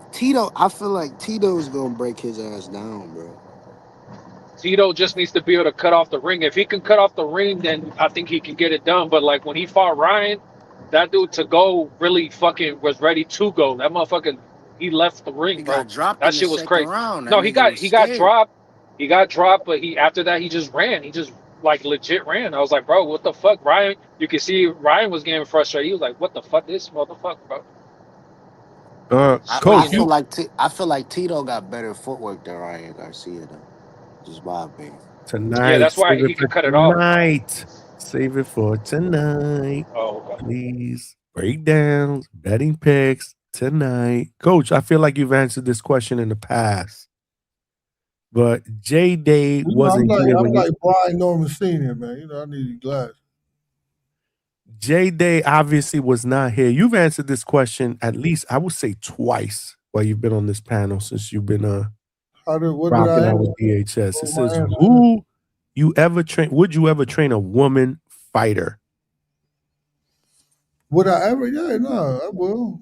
I definitely will. But he just definitely wouldn't train them at the firehouse. I mean, I did some film study for a woman that got a fight coming up. They wanted to come to the firehouse. I was like, I'll do the film study. Why wouldn't you let a woman fighter into the firehouse? One, I don't know. It's just, she's real pretty. She was a pretty woman. I don't want her to come to the firehouse. And why not? Somebody's taking her down. Somebody's gonna take her down. I'm not even gonna let you. That coach said, "I'm not even gonna let you get the chance." You got She's not sharks up in there, surviving bro. the You can't put a training chick up in there. I'm telling you, she's not surviving the training camp without somebody taking her. Yo, That's Coach, exactly what I'm talking about. Coach, does his name rhyme with Vector Hermudez? Yeah, slam. They go to the firehouse. He just beating around the bush because he said this a long time ago. He said, "Man, I ain't bringing no woman fighter here, bro. She might come out here pregnant." That's what you said a while ago. Yeah, definitely. Right? I mean, you know, but I think this girl was. I think Two Tone was talking about it one time too. He had her. But yeah, I told the trainer, I was like, nah, yeah, you don't need my help. Wouldn't be good, man. She got to be ugly. Yeah, so you send me, you know, I don't know, like who big money? Tell me somebody who could come to the firehouse and a female boxer. Get what's her name? The one that asked if she knew you from somewhere. Hey, big money, you about to get in trouble. Why am I getting in trouble? You can't answer that question. Oh, she listening. Oh, my bad. Perkins. Malcolm said Perkins. Perkins could definitely come to the firehouse. Yeah, because she look like a tiger wolf monkey. I wouldn't mind seeing. Y'all fucked up. I hope y'all know that. I know that. I know All that of shit would y'all probably. need Jesus, man. For I know real. that shit would probably never happen, but I wouldn't mind seeing Tam in that motherfucker. Hey, Tam was already getting, you know, Bro, Tam got ties. Tam got ties to the firehouse, bro. You don't know? Shit, I know. I don't know. You gotta put me in. You haven't been listening to the show that long, bro. Yeah. Nah, we gotta move on. Tam's not good. Let's just keep it at that. Tam definitely can't come. The one that looked like her brother, the heavyweight. The boy, man, we ain't right, man. What's wrong with y'all, man? Look at these they throwing out names out there. Y'all wrong. Looking up at me with them googly eyes. I'm like, nah, you don't know me. She can show up. I'm not reading any of these. I'm not reading any of these chats. No, I They're said throwing the names out there. Shit is crazy, man. You don't know who's listening here, man. somebody said chicken, but cat. Damn. Don't feed the animals, man. What's wrong with you? Go ahead. Get Dina a little pit bull ass up in there. Oh She a man, the chat's bulldozer. getting really creative right now. They getting really She creative. was That's all looking I'm gonna strong as shit I'm in gonna leave her it at fight. that. Niggas talking about she was off them roids. And I She got got tears coming out my invested. eyes. Y'all crazy, bro. This is the hangout spot. This shit's crazy. Nigga said Leaf Turhan. Yeah, they tweaking now. Don't feed the animals in the chat. She might go in that motherfucker and try to hurt somebody. Bro, she's a beast. She just signed with Most Valuable Promotions too. I Yeah, saw they something. trying to get that unification with her and Dubois That's what's up. Dubois. Yeah, no, that's what's up. I saw that. Salute Damn. to Most Valuable Promotions, man. Yo, next week, coach, you on TikTok, baby. Let's go. Coach is on TikTok. So any of y'all that ain't got TikTok, you better download that shit. We got Coach up in there with Avius, man. Real niggas don't have TikTok on their phone, bro. Well, hey, you don't support Coach Bermudez and Avius Griffin? I'm gonna download it for that one fight. Is that on the main card or the prelim? Because I just saw a breakdown. They actually have a I prelim think it's the and main then a card. main card that starts at 9 p.m. They I got saw that. I was like, they got holy shit. Avius heavily favored too. Oh yeah, what's the line on that? I'm about to check. Nah, I think when I seen it earlier, it was 1200, negative 1200. I don't know. Avi's been looking good. I don't like when motherfuckers be looking this good and then fucking. This shit happens a lot to me. But I like when things go wrong in training camp and I got to fix it. So you gotta fuck up and then perfect some shit. You don't like the I don't motherfucker know. looking I just perfect. don't like. Yeah, I don't like it because he's been looking pretty. He's been looking like son. Donnie said Golden Boy Promotion is gonna be on TikTok soon. Damn, Donnie, you ain't right. You ain't right. Avius Boxing Wiz said Boxing Wiz, what's good? Said Avius should win. Like Donnie said, like Cam said, I'm sorry, Cam Dog said he's a heavy favorite. I use Bet365, JD. How Armando been looking, coach? He's been looking like with his movement and his rhythm really good. We just got to come off of the slip. He's making everybody miss. He's like a like he in the Matrix. They can't hit him, but we just got to get him to get off of that. And because at the end of the day, you got to punch. I mean, you got to to win. You got to punch. So he's slipping and dodging, pulling, weaving, but he's not making them pay. So we'll get that down. He's looking good, man. Okay, I like to hear that. That's one of my fighters that I'm going for. So No, he's definitely he's definitely consistent though. He's living. He finally, he's been looking better at fights because he finally took heed and he's living. He's living at the firehouse now instead of going there for training camp. That's what people like. I tell people this all the time, and I've been drilling it into Avius. Like, you got to live there. You could fuck. Like, I'm like, what the fuck is you doing in Vegas? Like, what the fuck is you doing in Vegas? Making music, man. Yeah, like, get the fuck out. Can't make music at the firehouse. You know what Avius told me one time in an interview? He said, yo, man, it's cool here, but ain't nobody talk fucking English over here. Yeah. So what? He said everybody talk fucking Spanish. I don't understand what nobody's saying over here. learn, motherfucker. Word. Learn that shit. I think he probably is learning.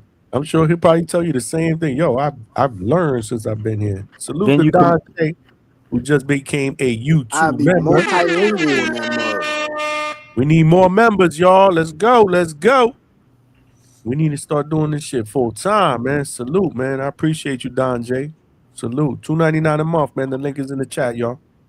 I'll be. But remember, they got to do it on the desktop. Don't do it from your YouTube app because it adds another $1. Don't do it on your iPhone. You mean? Oh, on your there you go. If you got an Explain it iPhone to or him. iPad, you gotta. Yeah, it's complicated, bro. You just gotta pin the link to your browser and do it that way. If not, do it on the desktop. That way you don't get overcharged, y'all. Salute. Yeah, Appreciate you, Or Big Money, just for do it bringing on that the up. iPhone. It's a I fucking dollar. Do it on the Or you iPhone. could do Fuck it on all the. that shit. Fuck I all got that shit, Johnny. Hey, you already know how I roll, man. If you motherfuckers ain't hit the like button, why you even in the chat commenting? Get the fuck out of here. I got Mm. I got hip to Armando when he knocked out Yo Desil, the other Cuban. It was another undefeated Cuban he had fought, and he iced him. Oh, okay. He's dark skinned. The Cuban's dark skinned. Yep. Yeah. They try to set us up for that fight. Yeah, they set us up for that fight, but we did good. But yeah, so he's living at the firehouse now, so he's seen like leaps and bounds in his craft. And I told Avius the same shit. Like, and Avius got a really good heart. He's always trying to make sure everybody else is straight. His family, his friends, everybody around him. He's always trying to make sure that they're good. He's loud. He's hood, but he has some principles about him. But I tell him at some point you gotta understand something. You can't keep trying to save everybody while your own future is still being built. So Vegas ain't going nowhere, and the parties ain't going nowhere, and the good times ain't going nowhere. But your boxing career got a clock on it, and that's like for everybody because his family's in Tennessee. He's a country boy. He trains with me in Springfield, Massachusetts. And, and so now tell me, what the fuck is you doing living in Vegas? Now what? Like, what the fuck That's is great Vegas? advice. But spending money and fucking losing, having fun and losing focus. That's great advice, Coach. And he's been through some tough times too, man. His Kid got a hell story of a story. his story is super No, inspiring, 'cause man. We interviewed him he one just time. got, yeah, he just got somebody that moved up here with him. He's like the third person I know that he took from from Chattanooga, whatever the fuck he from Tennessee. Chattanooga, Tennessee, Coach. Chattanooga. Yeah, so he took him. He's like the third person I know that he took from there. They're on parole, and he's like holding them down here, and they get they're getting their life together, they're getting a job, and it's like I mean, you don't have to stop loving people. You don't have to stop fucking helping them out, but get yourself in position first. Build your career, build your name, build your money, and become a champion. Do your best. Then he'll be able. One thing I told him that he'll be able to help people from a position of strength instead of constantly taking pieces away from himself. And he understood that, right? So I tell him you have to move to Springfield. Like there's no other, or I mean, think about it. Think about if me and you start off boxing, and I'm all year round, and you're half in and half out, right? So at the end of that year, I'm gonna have fucking 350 something days in, while you have half of that. Yeah. That's Coach, I great. think to a Great degree, advice. because of his story and the fact that Mm-hmm. he's overcome so much, I Yep. think that gives him that kind of like he believes in himself where he thinks I can do everything that he's doing right now and still win. You know what I'm saying? Like I think that kind of it blinds him a little bit because he's been so successful getting to where he is that he believes he can do anything. And I hope that he actually is hearing what you're saying because man, unfortunately a lot of times when it comes to dudes from the hood, they look at his now as the opportunity. Like they think this is the window. So that guy coming on from jail is thinking this is the window, and Avius is looking at it in the like, yo, this is the window. This is not now is when we do these things where I help you out, as opposed to how you mentioned, hey, instead of taking away from myself in order to help you up, let me get in a position where I am completely good. I never have to worry again, and then I can start to help it from a place where it makes better sense, as opposed to, I take from myself, I give to you, and then God forbid I go back down. Do you still have that peace? Because more than likely they don't have it. They can't give it back. And I agree with you. I just hope that I hope that he believes in what you're saying as well. He's also, in my opinion, not far off from the same situation of the people that he's also trying to help. You know what I mean? He's been down that road recently. So, and he's in a position where, wow, I've been able to kind of change my life around. So I need to help you as well. That's why I say I think his own success blinds him a little bit, because it makes you feel like you done got further away than what you really did. And that goes to the fact that I'm sure he's come a long way. You know what I'm saying? But it's just when you take it from a bird's eye view, you realize you ain't really that far away. But in the mind's eye, he's gone leaps and bounds. So he's thinking that he is in a position. That's what I'm saying, man. I hope he listening, coach. It tells me a lot about him too, man. He's a good dude. He wants to do right by the people. I mean, that's not necessarily a bad thing either. But I agree with Coach's advice. I totally agree with your advice. Get yourself established first. Yeah, because it's also when he helps, it's taken from Yes. him to help. Yes, I agree. Versus like get Yes. yourself right, and then you're in a position of strength to help them. So when you're helping them, it's not hurting you. Like I see that like it's hurting him to help, and it's like, man, I don't know. Sometimes you got to be selfish and think of your career, or save yourself first, and then Facts. Yo, y'all remember Ron Artest? Yeah. His first year in the league in NBA, he was helping everybody in the hood. Like he helped everybody. And that summer, because his team didn't make the playoffs, that summer he went back to Queens. He went back to Left Rack, and he was working in the Circuit City over there because the money was gone. Because he was giving it, he was helping everybody. And he said that created a wake up call for him, because he was like, he had to think about that. He had to ruminate on that situation. Can you imagine that? You playing in the NBA, and that summer, because you don't have the cash, you working at Circuit City. That's crazy. Avius, man, listen to your coach, man. He got your best intentions at heart, brother. Word. All he want to see you do is win. That's it. It's all he want to see you do, bro. yeah. I'll cut this and send it to his ass. You got to.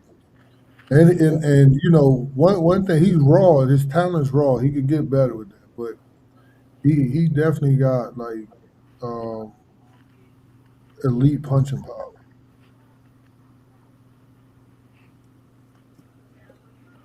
That's a gift. That's a gift. It's something you can't teach, right? Mhm. So everything else could be worked on. We fight in the chat. He co-signing. So it's real, fellas. It's real. Shout out, we fight, bro. That's the homie. He's from Ron Hood. Yeah. Who's Ron? Ron Artest. Ron Artest. Meta World Peace. He's from Queensbridge. Salute. Yeah, that's what we've been talking about, Coach. Meta World Peace. Yeah. He's not a basketball fan. You don't know. Well, but I know him. If I hit home runs in baseball, he don't know about baseball either. I got to get my man Ray, man. Ray reached out to me recently, man. I was like, Ray, you got to jump in my chat, because I got to bring you up and be like, yo, Ray, let these motherfuckers know that I was the man in baseball, because they doubting me, man, because they ain't no video. But y'all going to say he my boy anyway. He lying for me, so I know y'all ain't no good. I know y'all ain't no good anyway, but yo, trust me, man. Johnny was the best baseball player in the world. I wouldn't say that, but I was nice, man. I was good. I was really, really good, man. I was nice. You ain't get it. I'm the homie. I'm lying for you.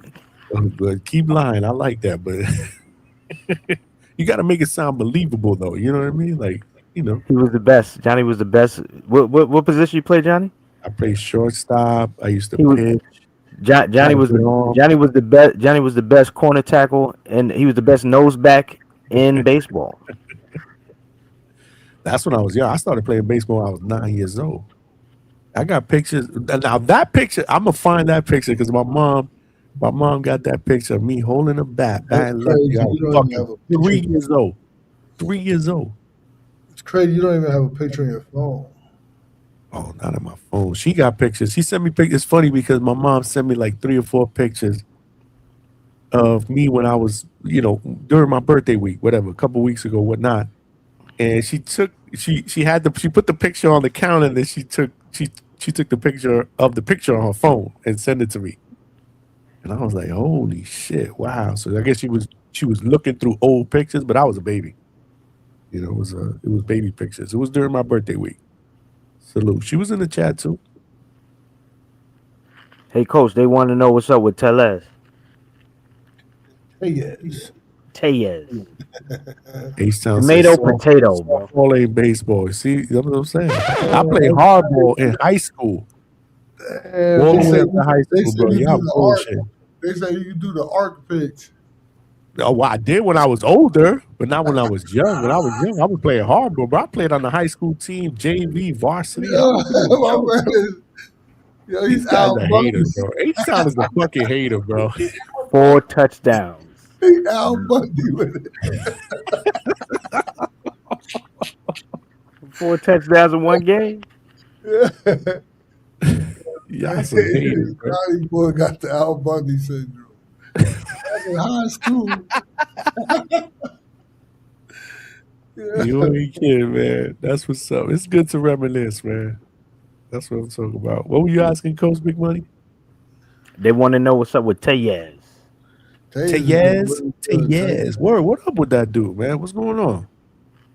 There was actually when that whole fiasco was going on with they was bringing all these fighters down there to Australia with Spence and Cool Boy. They actually mentioned Tellez to go down there to fight a 54-pounder. And I was like, I don't know about that, but I knew he would beat him. And but he's in the gym. He's really he's starting to get the system, so he's getting really, really good. Is he staying there too? No. So the way I train him, he goes in and out, and he it's more like a remote. It's like your job, like more remote. So he sends me his sparring. We do I don't like that. It works. It I don't could like be that. better, but it works. You know, he got really good sparring, so he's getting better. Especially the last couple of spars, he's doing really good. He's giving Yo-Yo, all he can handle. Okay. So when he has a fight, does he come to the house? Yeah. So you traveling Friday? You gonna be with Avius, and then you gonna be with Yo-Yo on Saturday? So yeah, I stay here to the fight all the way to I'll stay with Yo-Yo, and then I'll leave next Thursday to the fight. To the Avius fight. Yeah, because it's a Friday fight. Yeah. The TikTok fight. Yeah. I didn't even mean that to be funny, but you know what I mean. That was nasty. Johnny, it's groundbreaking, Johnny. I wasn't trolling. I didn't mean to, but it did sound like I was trolling. You got world-class coaching here, Johnny. You know what? I'll take it on the chin. World-class coach. So yeah, he family, man. He more than a world-class coach. He family up here. Yeah, think about it is I got to travel to I don't even know where, because I heard if I travel I got to figure it out. Maybe the chat can help me. What's the quickest way to get to Pachanga. Is it Pachanga? You talking about California? Yeah. What airport? I can't help you there. Talk of SD is up in there. Where's Alberto? Where's G-Vaughn? All the Californians. H-Town's not in California. He in Texas. Houston. Yeah, I gotta get to Pachanga. I don't know what airport to fly into, whether it's LA or No, San, you're is it talking San about Diego? next week. He said from where? From Vegas. Vegas. Is SD for San Diego? Yeah, he in the West Coast. Yeah. Oh, Southern yeah. Cal, man. SoCal. Okay. So you're saying San Diego International is better than LA to get to Pachanga, California? So He's not in San Diego. He's in South. Is he in San Diego or South Dakota? Well, you said South Dakota. That's disgusting. I thought he was in California, Big Money. I thought so too. That's what I thought. He told me I think he told me one time he lives in Cali. The hell you talking about? You trolling? Nah, he's from Southern California. I don't think I've ever spoken to anybody in my life that's been from South Dakota. And makes their name. You know what I'm saying? Like Have you met anybody in your life from South Dakota? I'm the talk of South Dakota. Like nobody. How about North Dakota? No.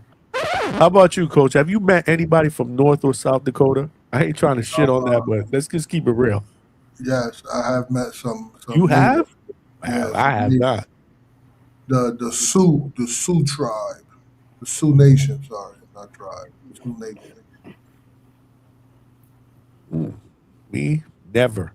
School, work, my entire life. Never anybody like, where you from? South Dakota. Never. Ontario? And Ontario is closer than, can't be Ontario, Canada, right? Is Ontario, California? I have no idea. I'm not from California. I'm not even jumping in that. Yeah, my name is Paul. That's just between y'all. Yeah. I have no clue. You want to come to Florida? I'll tell you where to fly into. Yeah, I gotta look. So the best, I'm going to Pachanga from Vegas. I'm going to Pachanga, California. The best airport is. You better use Chat GPT, bro. These dudes is wilding out. They might be trolling. I know, right? They might be trolling you, man. No say. Oh yeah, so there is an Ontario, California. SD International. He keeps saying SD International for you. It's closest to Pachanga. That's what Talk of SD kept saying. But I would look that up. Because you know the thugs and the hoodlums come out after midnight. Even in the chat. You know I love y'all. They're not trying to set up Coach, man. They trying to set you up, Coach. Nah. That's crazy. They trying to set you up. It's love at the door, man. It's love over here, man. I'm gonna look it up. I hope I don't get up more sick. Yeah, I can hear it in my voice, right? I can hear it every time you snort a line of coke on it. That's what it sounds like. You snorting the line. A minute ago. That's real nice to put that out there on live social media. But that's what's up. I said that's what it sounds like. We talking about sound. I know. That's what it sounds. Ooh, man, it's starting to get to my eyes right now. There you go. I like that though. Man. Oh, Wow. man, we're about to close it up. I don't feel good. I mean, hopefully, I want to listen. The weekend is coming, but I'm not trying to be sick for the weekend, man. So fuck that. What is it? Allergies? I thought it was. I get year-round allergies. I should be on the allergy shop, but I can't find a good allergen over here that is close to me, and I can't commit to going once a week.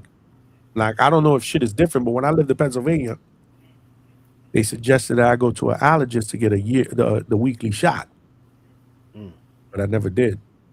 When I moved out here, my allergies got worse because of where I live at. So I just live with them shits. I deal with it. But nah, this is like a cold. I think I'm catching a cold or something. This is a little bit different. Oh, okay. Yeah, You this is a did little say bit it's different. raining a lot. Or it's every day. Every day we get a thunderstorm. Today, actually, what's crazy is today or yesterday and the day before that, we didn't get rain. But every other fucking day here in the summer in Florida, we get at least one thunderstorm every single day. It's just it's hurricane season. It's Central Florida. It's the way it is. It's so damn fucking hot and humid. Then after it fucking get a thunderstorm, it gets disgusting out there where you can't even go outside because you get killed by the bugs. It is what it is. I love Florida, but I don't like the summers. I really don't like the summers out here. It gets too crazy, man. Ness will tell you. Ness will tell you. So this is all like just in the head is mucus. You gotta lay off the sugar and the red meat, man. Cut back on that. Yeah, I got a diet. You eat that pork? You eat that swine, Johnny boy? What? Eat that what? You eat the swine? Swine? I don't know what swine is. What do you mean by swine? Pig. Pork. Pork? Yeah, I eat. But well, not every day. But yeah, I mean, That's gonna help. If you stop eating pork, it's gonna help. I don't eat pork all that much, though. I mean, help your sinuses. But that's what I was saying. The red meat and the sugar. You drop that right now. That'll help with that. Not I about do your fuck weight. with red meat. I do fuck with red meat. I'm not really a big sugar guy though, but yeah, I eat pork. If you alcohol, juice, beer on the weekends, yeah. Yeah, you just gotta lay off of that shit for a little bit. That'll help. Talk SC said, give me his number. He's gonna take me to the airport. Uh-oh. You never. Hey, I can do that if you want. Johnny, on your own discretion. Next thing you know, you're gonna be opening up a hostage video, playing it on DHS with Coach. They mean business. That's crazy. Oh shit, y'all bugging out, man. All right, man. We about to wrap up, man. I gotta get some sleep. Oh, It's either that or you guys hear me blow my nose. Sound like we had a house party in the 80s, man. Which one you want to hear? Oh man. Great we shit, gotta man. throw Close us San out, Diego Coach, in man. this, I can get some rest, man. Go take some Robitussin. Yeah, rub some tussin on your nose. Rub man. some tussin on it. You break a bone, rub some tussin on the bone. Who was that? That was Chris Rock, right? Yeah. Coach, what you got for a closeout, man? We doing our betting man, show tonight, listen, so we'll be back at it. I got to get some rest so we can come back tonight. Before we get out of here, I'll say, remember, boxing is life. Everybody got a plan until pressure starts to actual question. So, salute to the panel, Boxing Link, all them people, Johnny Boy, you're the man, Big Money. Salute to the chat. Good looking out. Talk SD, but I'm trying to get there. You might kidnap me. I ain't doing none of that. And everybody supporting the grind. Keep your discipline louder than your excuses. And keep building. This the Hangout Spot. Where, I always say, opinions get tested, knowledge gets sharpened, and the real always find its way to the surface. Stay dangerous, stay humble. We out. Peace. Salute, man. Salute to Coach Bermuda.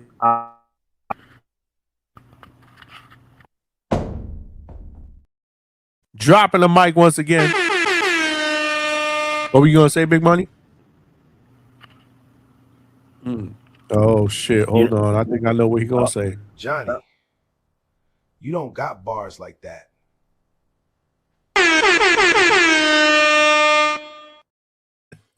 Hell yeah! Come on. Come on, man. Come It's so on, man. interesting that you come across like a nice guy, but you're really a piece of shit. Hey, with that comment. Come on. Hey, come on, man. Come on. Oh man, great stuff, man. Great stuff, man. We back Great at show, it tonight. brother. Yes, We sir. back. All right, man. Salute to my guy, Big Money. Salute to Coach Bermudez. And salute to everybody that jumped on the panel tonight to contribute to another great show. Yeah, man, you know how we do, man. You know how to fight through it, man. My nose is getting clogged up now. My nose is getting clogged up. So I did took some allergy medication early on before the show. It might be wearing off. That's what it is. We are pushing 4 hours and 20 minutes here at DHS, man. Salute to all of y'all, man. That rocked out, man. The good news is we got a show tonight, man. We're going to do a betting show. We're going to preview the Clarissa Shields versus Kate Scott fight card. Let's not forget, it's not just Clarissa Shields. We do got Ray J and Orlando Brown for The Rock. That shit is a 2-pack of ass. I don't know if we're going to be talking about that shit, but I had to bring that up, man. That shit was hilarious, man. But we also got my man Tito Mercado on the card, man. We got Troy Isley. We got Atif Overton. We got my man Hakim Lopez, who is the brother of Najee Lopez. Let's not forget Najee Lopez is fighting on a Pro Box card co-main event August 29th, man. Yeah, man, it's been slow the last couple of weeks, man, but boxing is going to start to pick up, man. This weekend, like I said, with this card, the next weekend, we got the Teofimo and Rolly card, and we got Coach Bermudez's guy, man, El Diablo, man. Yoanelli Hernandez is going to be fighting in the co-main event, man. So we got a lot of boxing that's going to be going down. September's going to be lit. October's going to be even better. We win, man. We win as the real boxing fans, man. So, yeah, tomorrow we got the Clarissa card preview. We might have welterweight prospect Christian Morales in the building. We'll see. If we do, we'll have him on early, and then we'll open up the panel.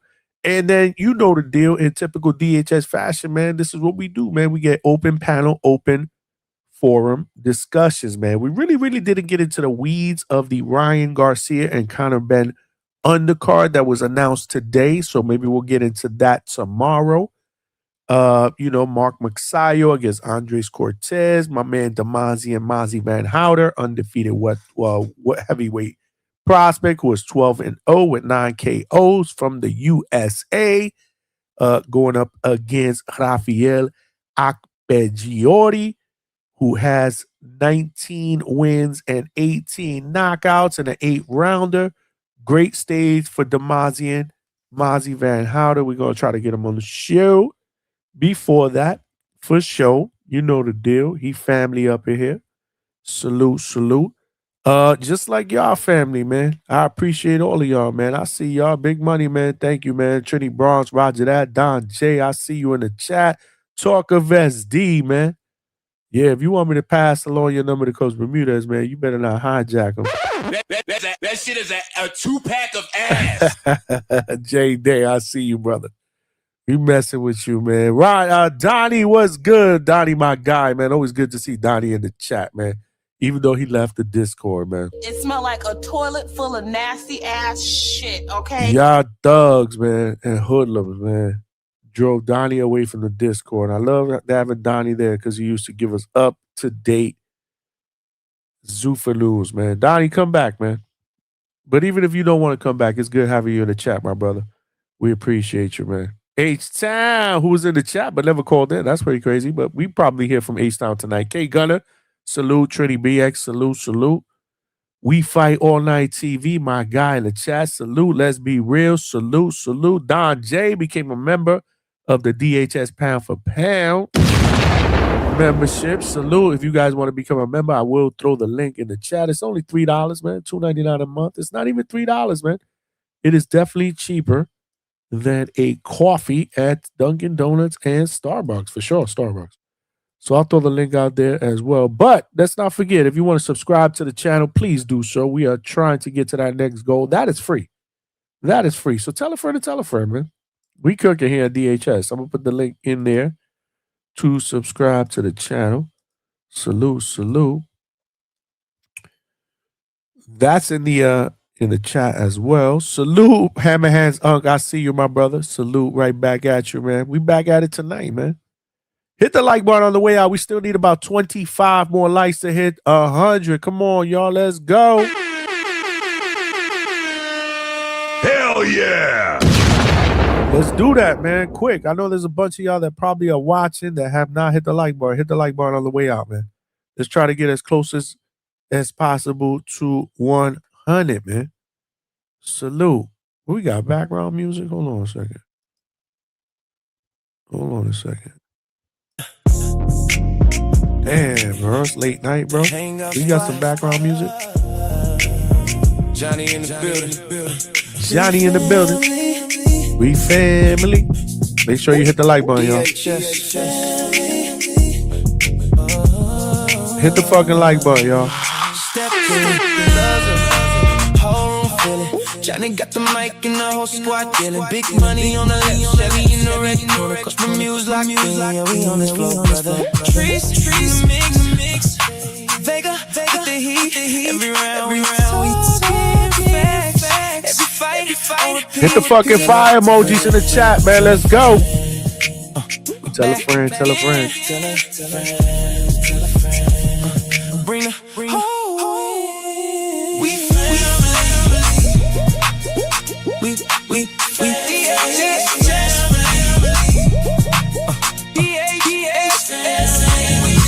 Woo, yeah. Tell a friend. The Hangout Spot. With a fight, talk, land. From the first bell to the final. We break it all down. Then we give you more. Johnny said big money, got Chevy's ready, corner, keep it real all night. Coach Bermudez. Vega too. Then the love come through. Tell a friend. We back again. Tell a friend. Bring the We family, y'all. Hit the like button and subscribe, man. Tell a friend, man.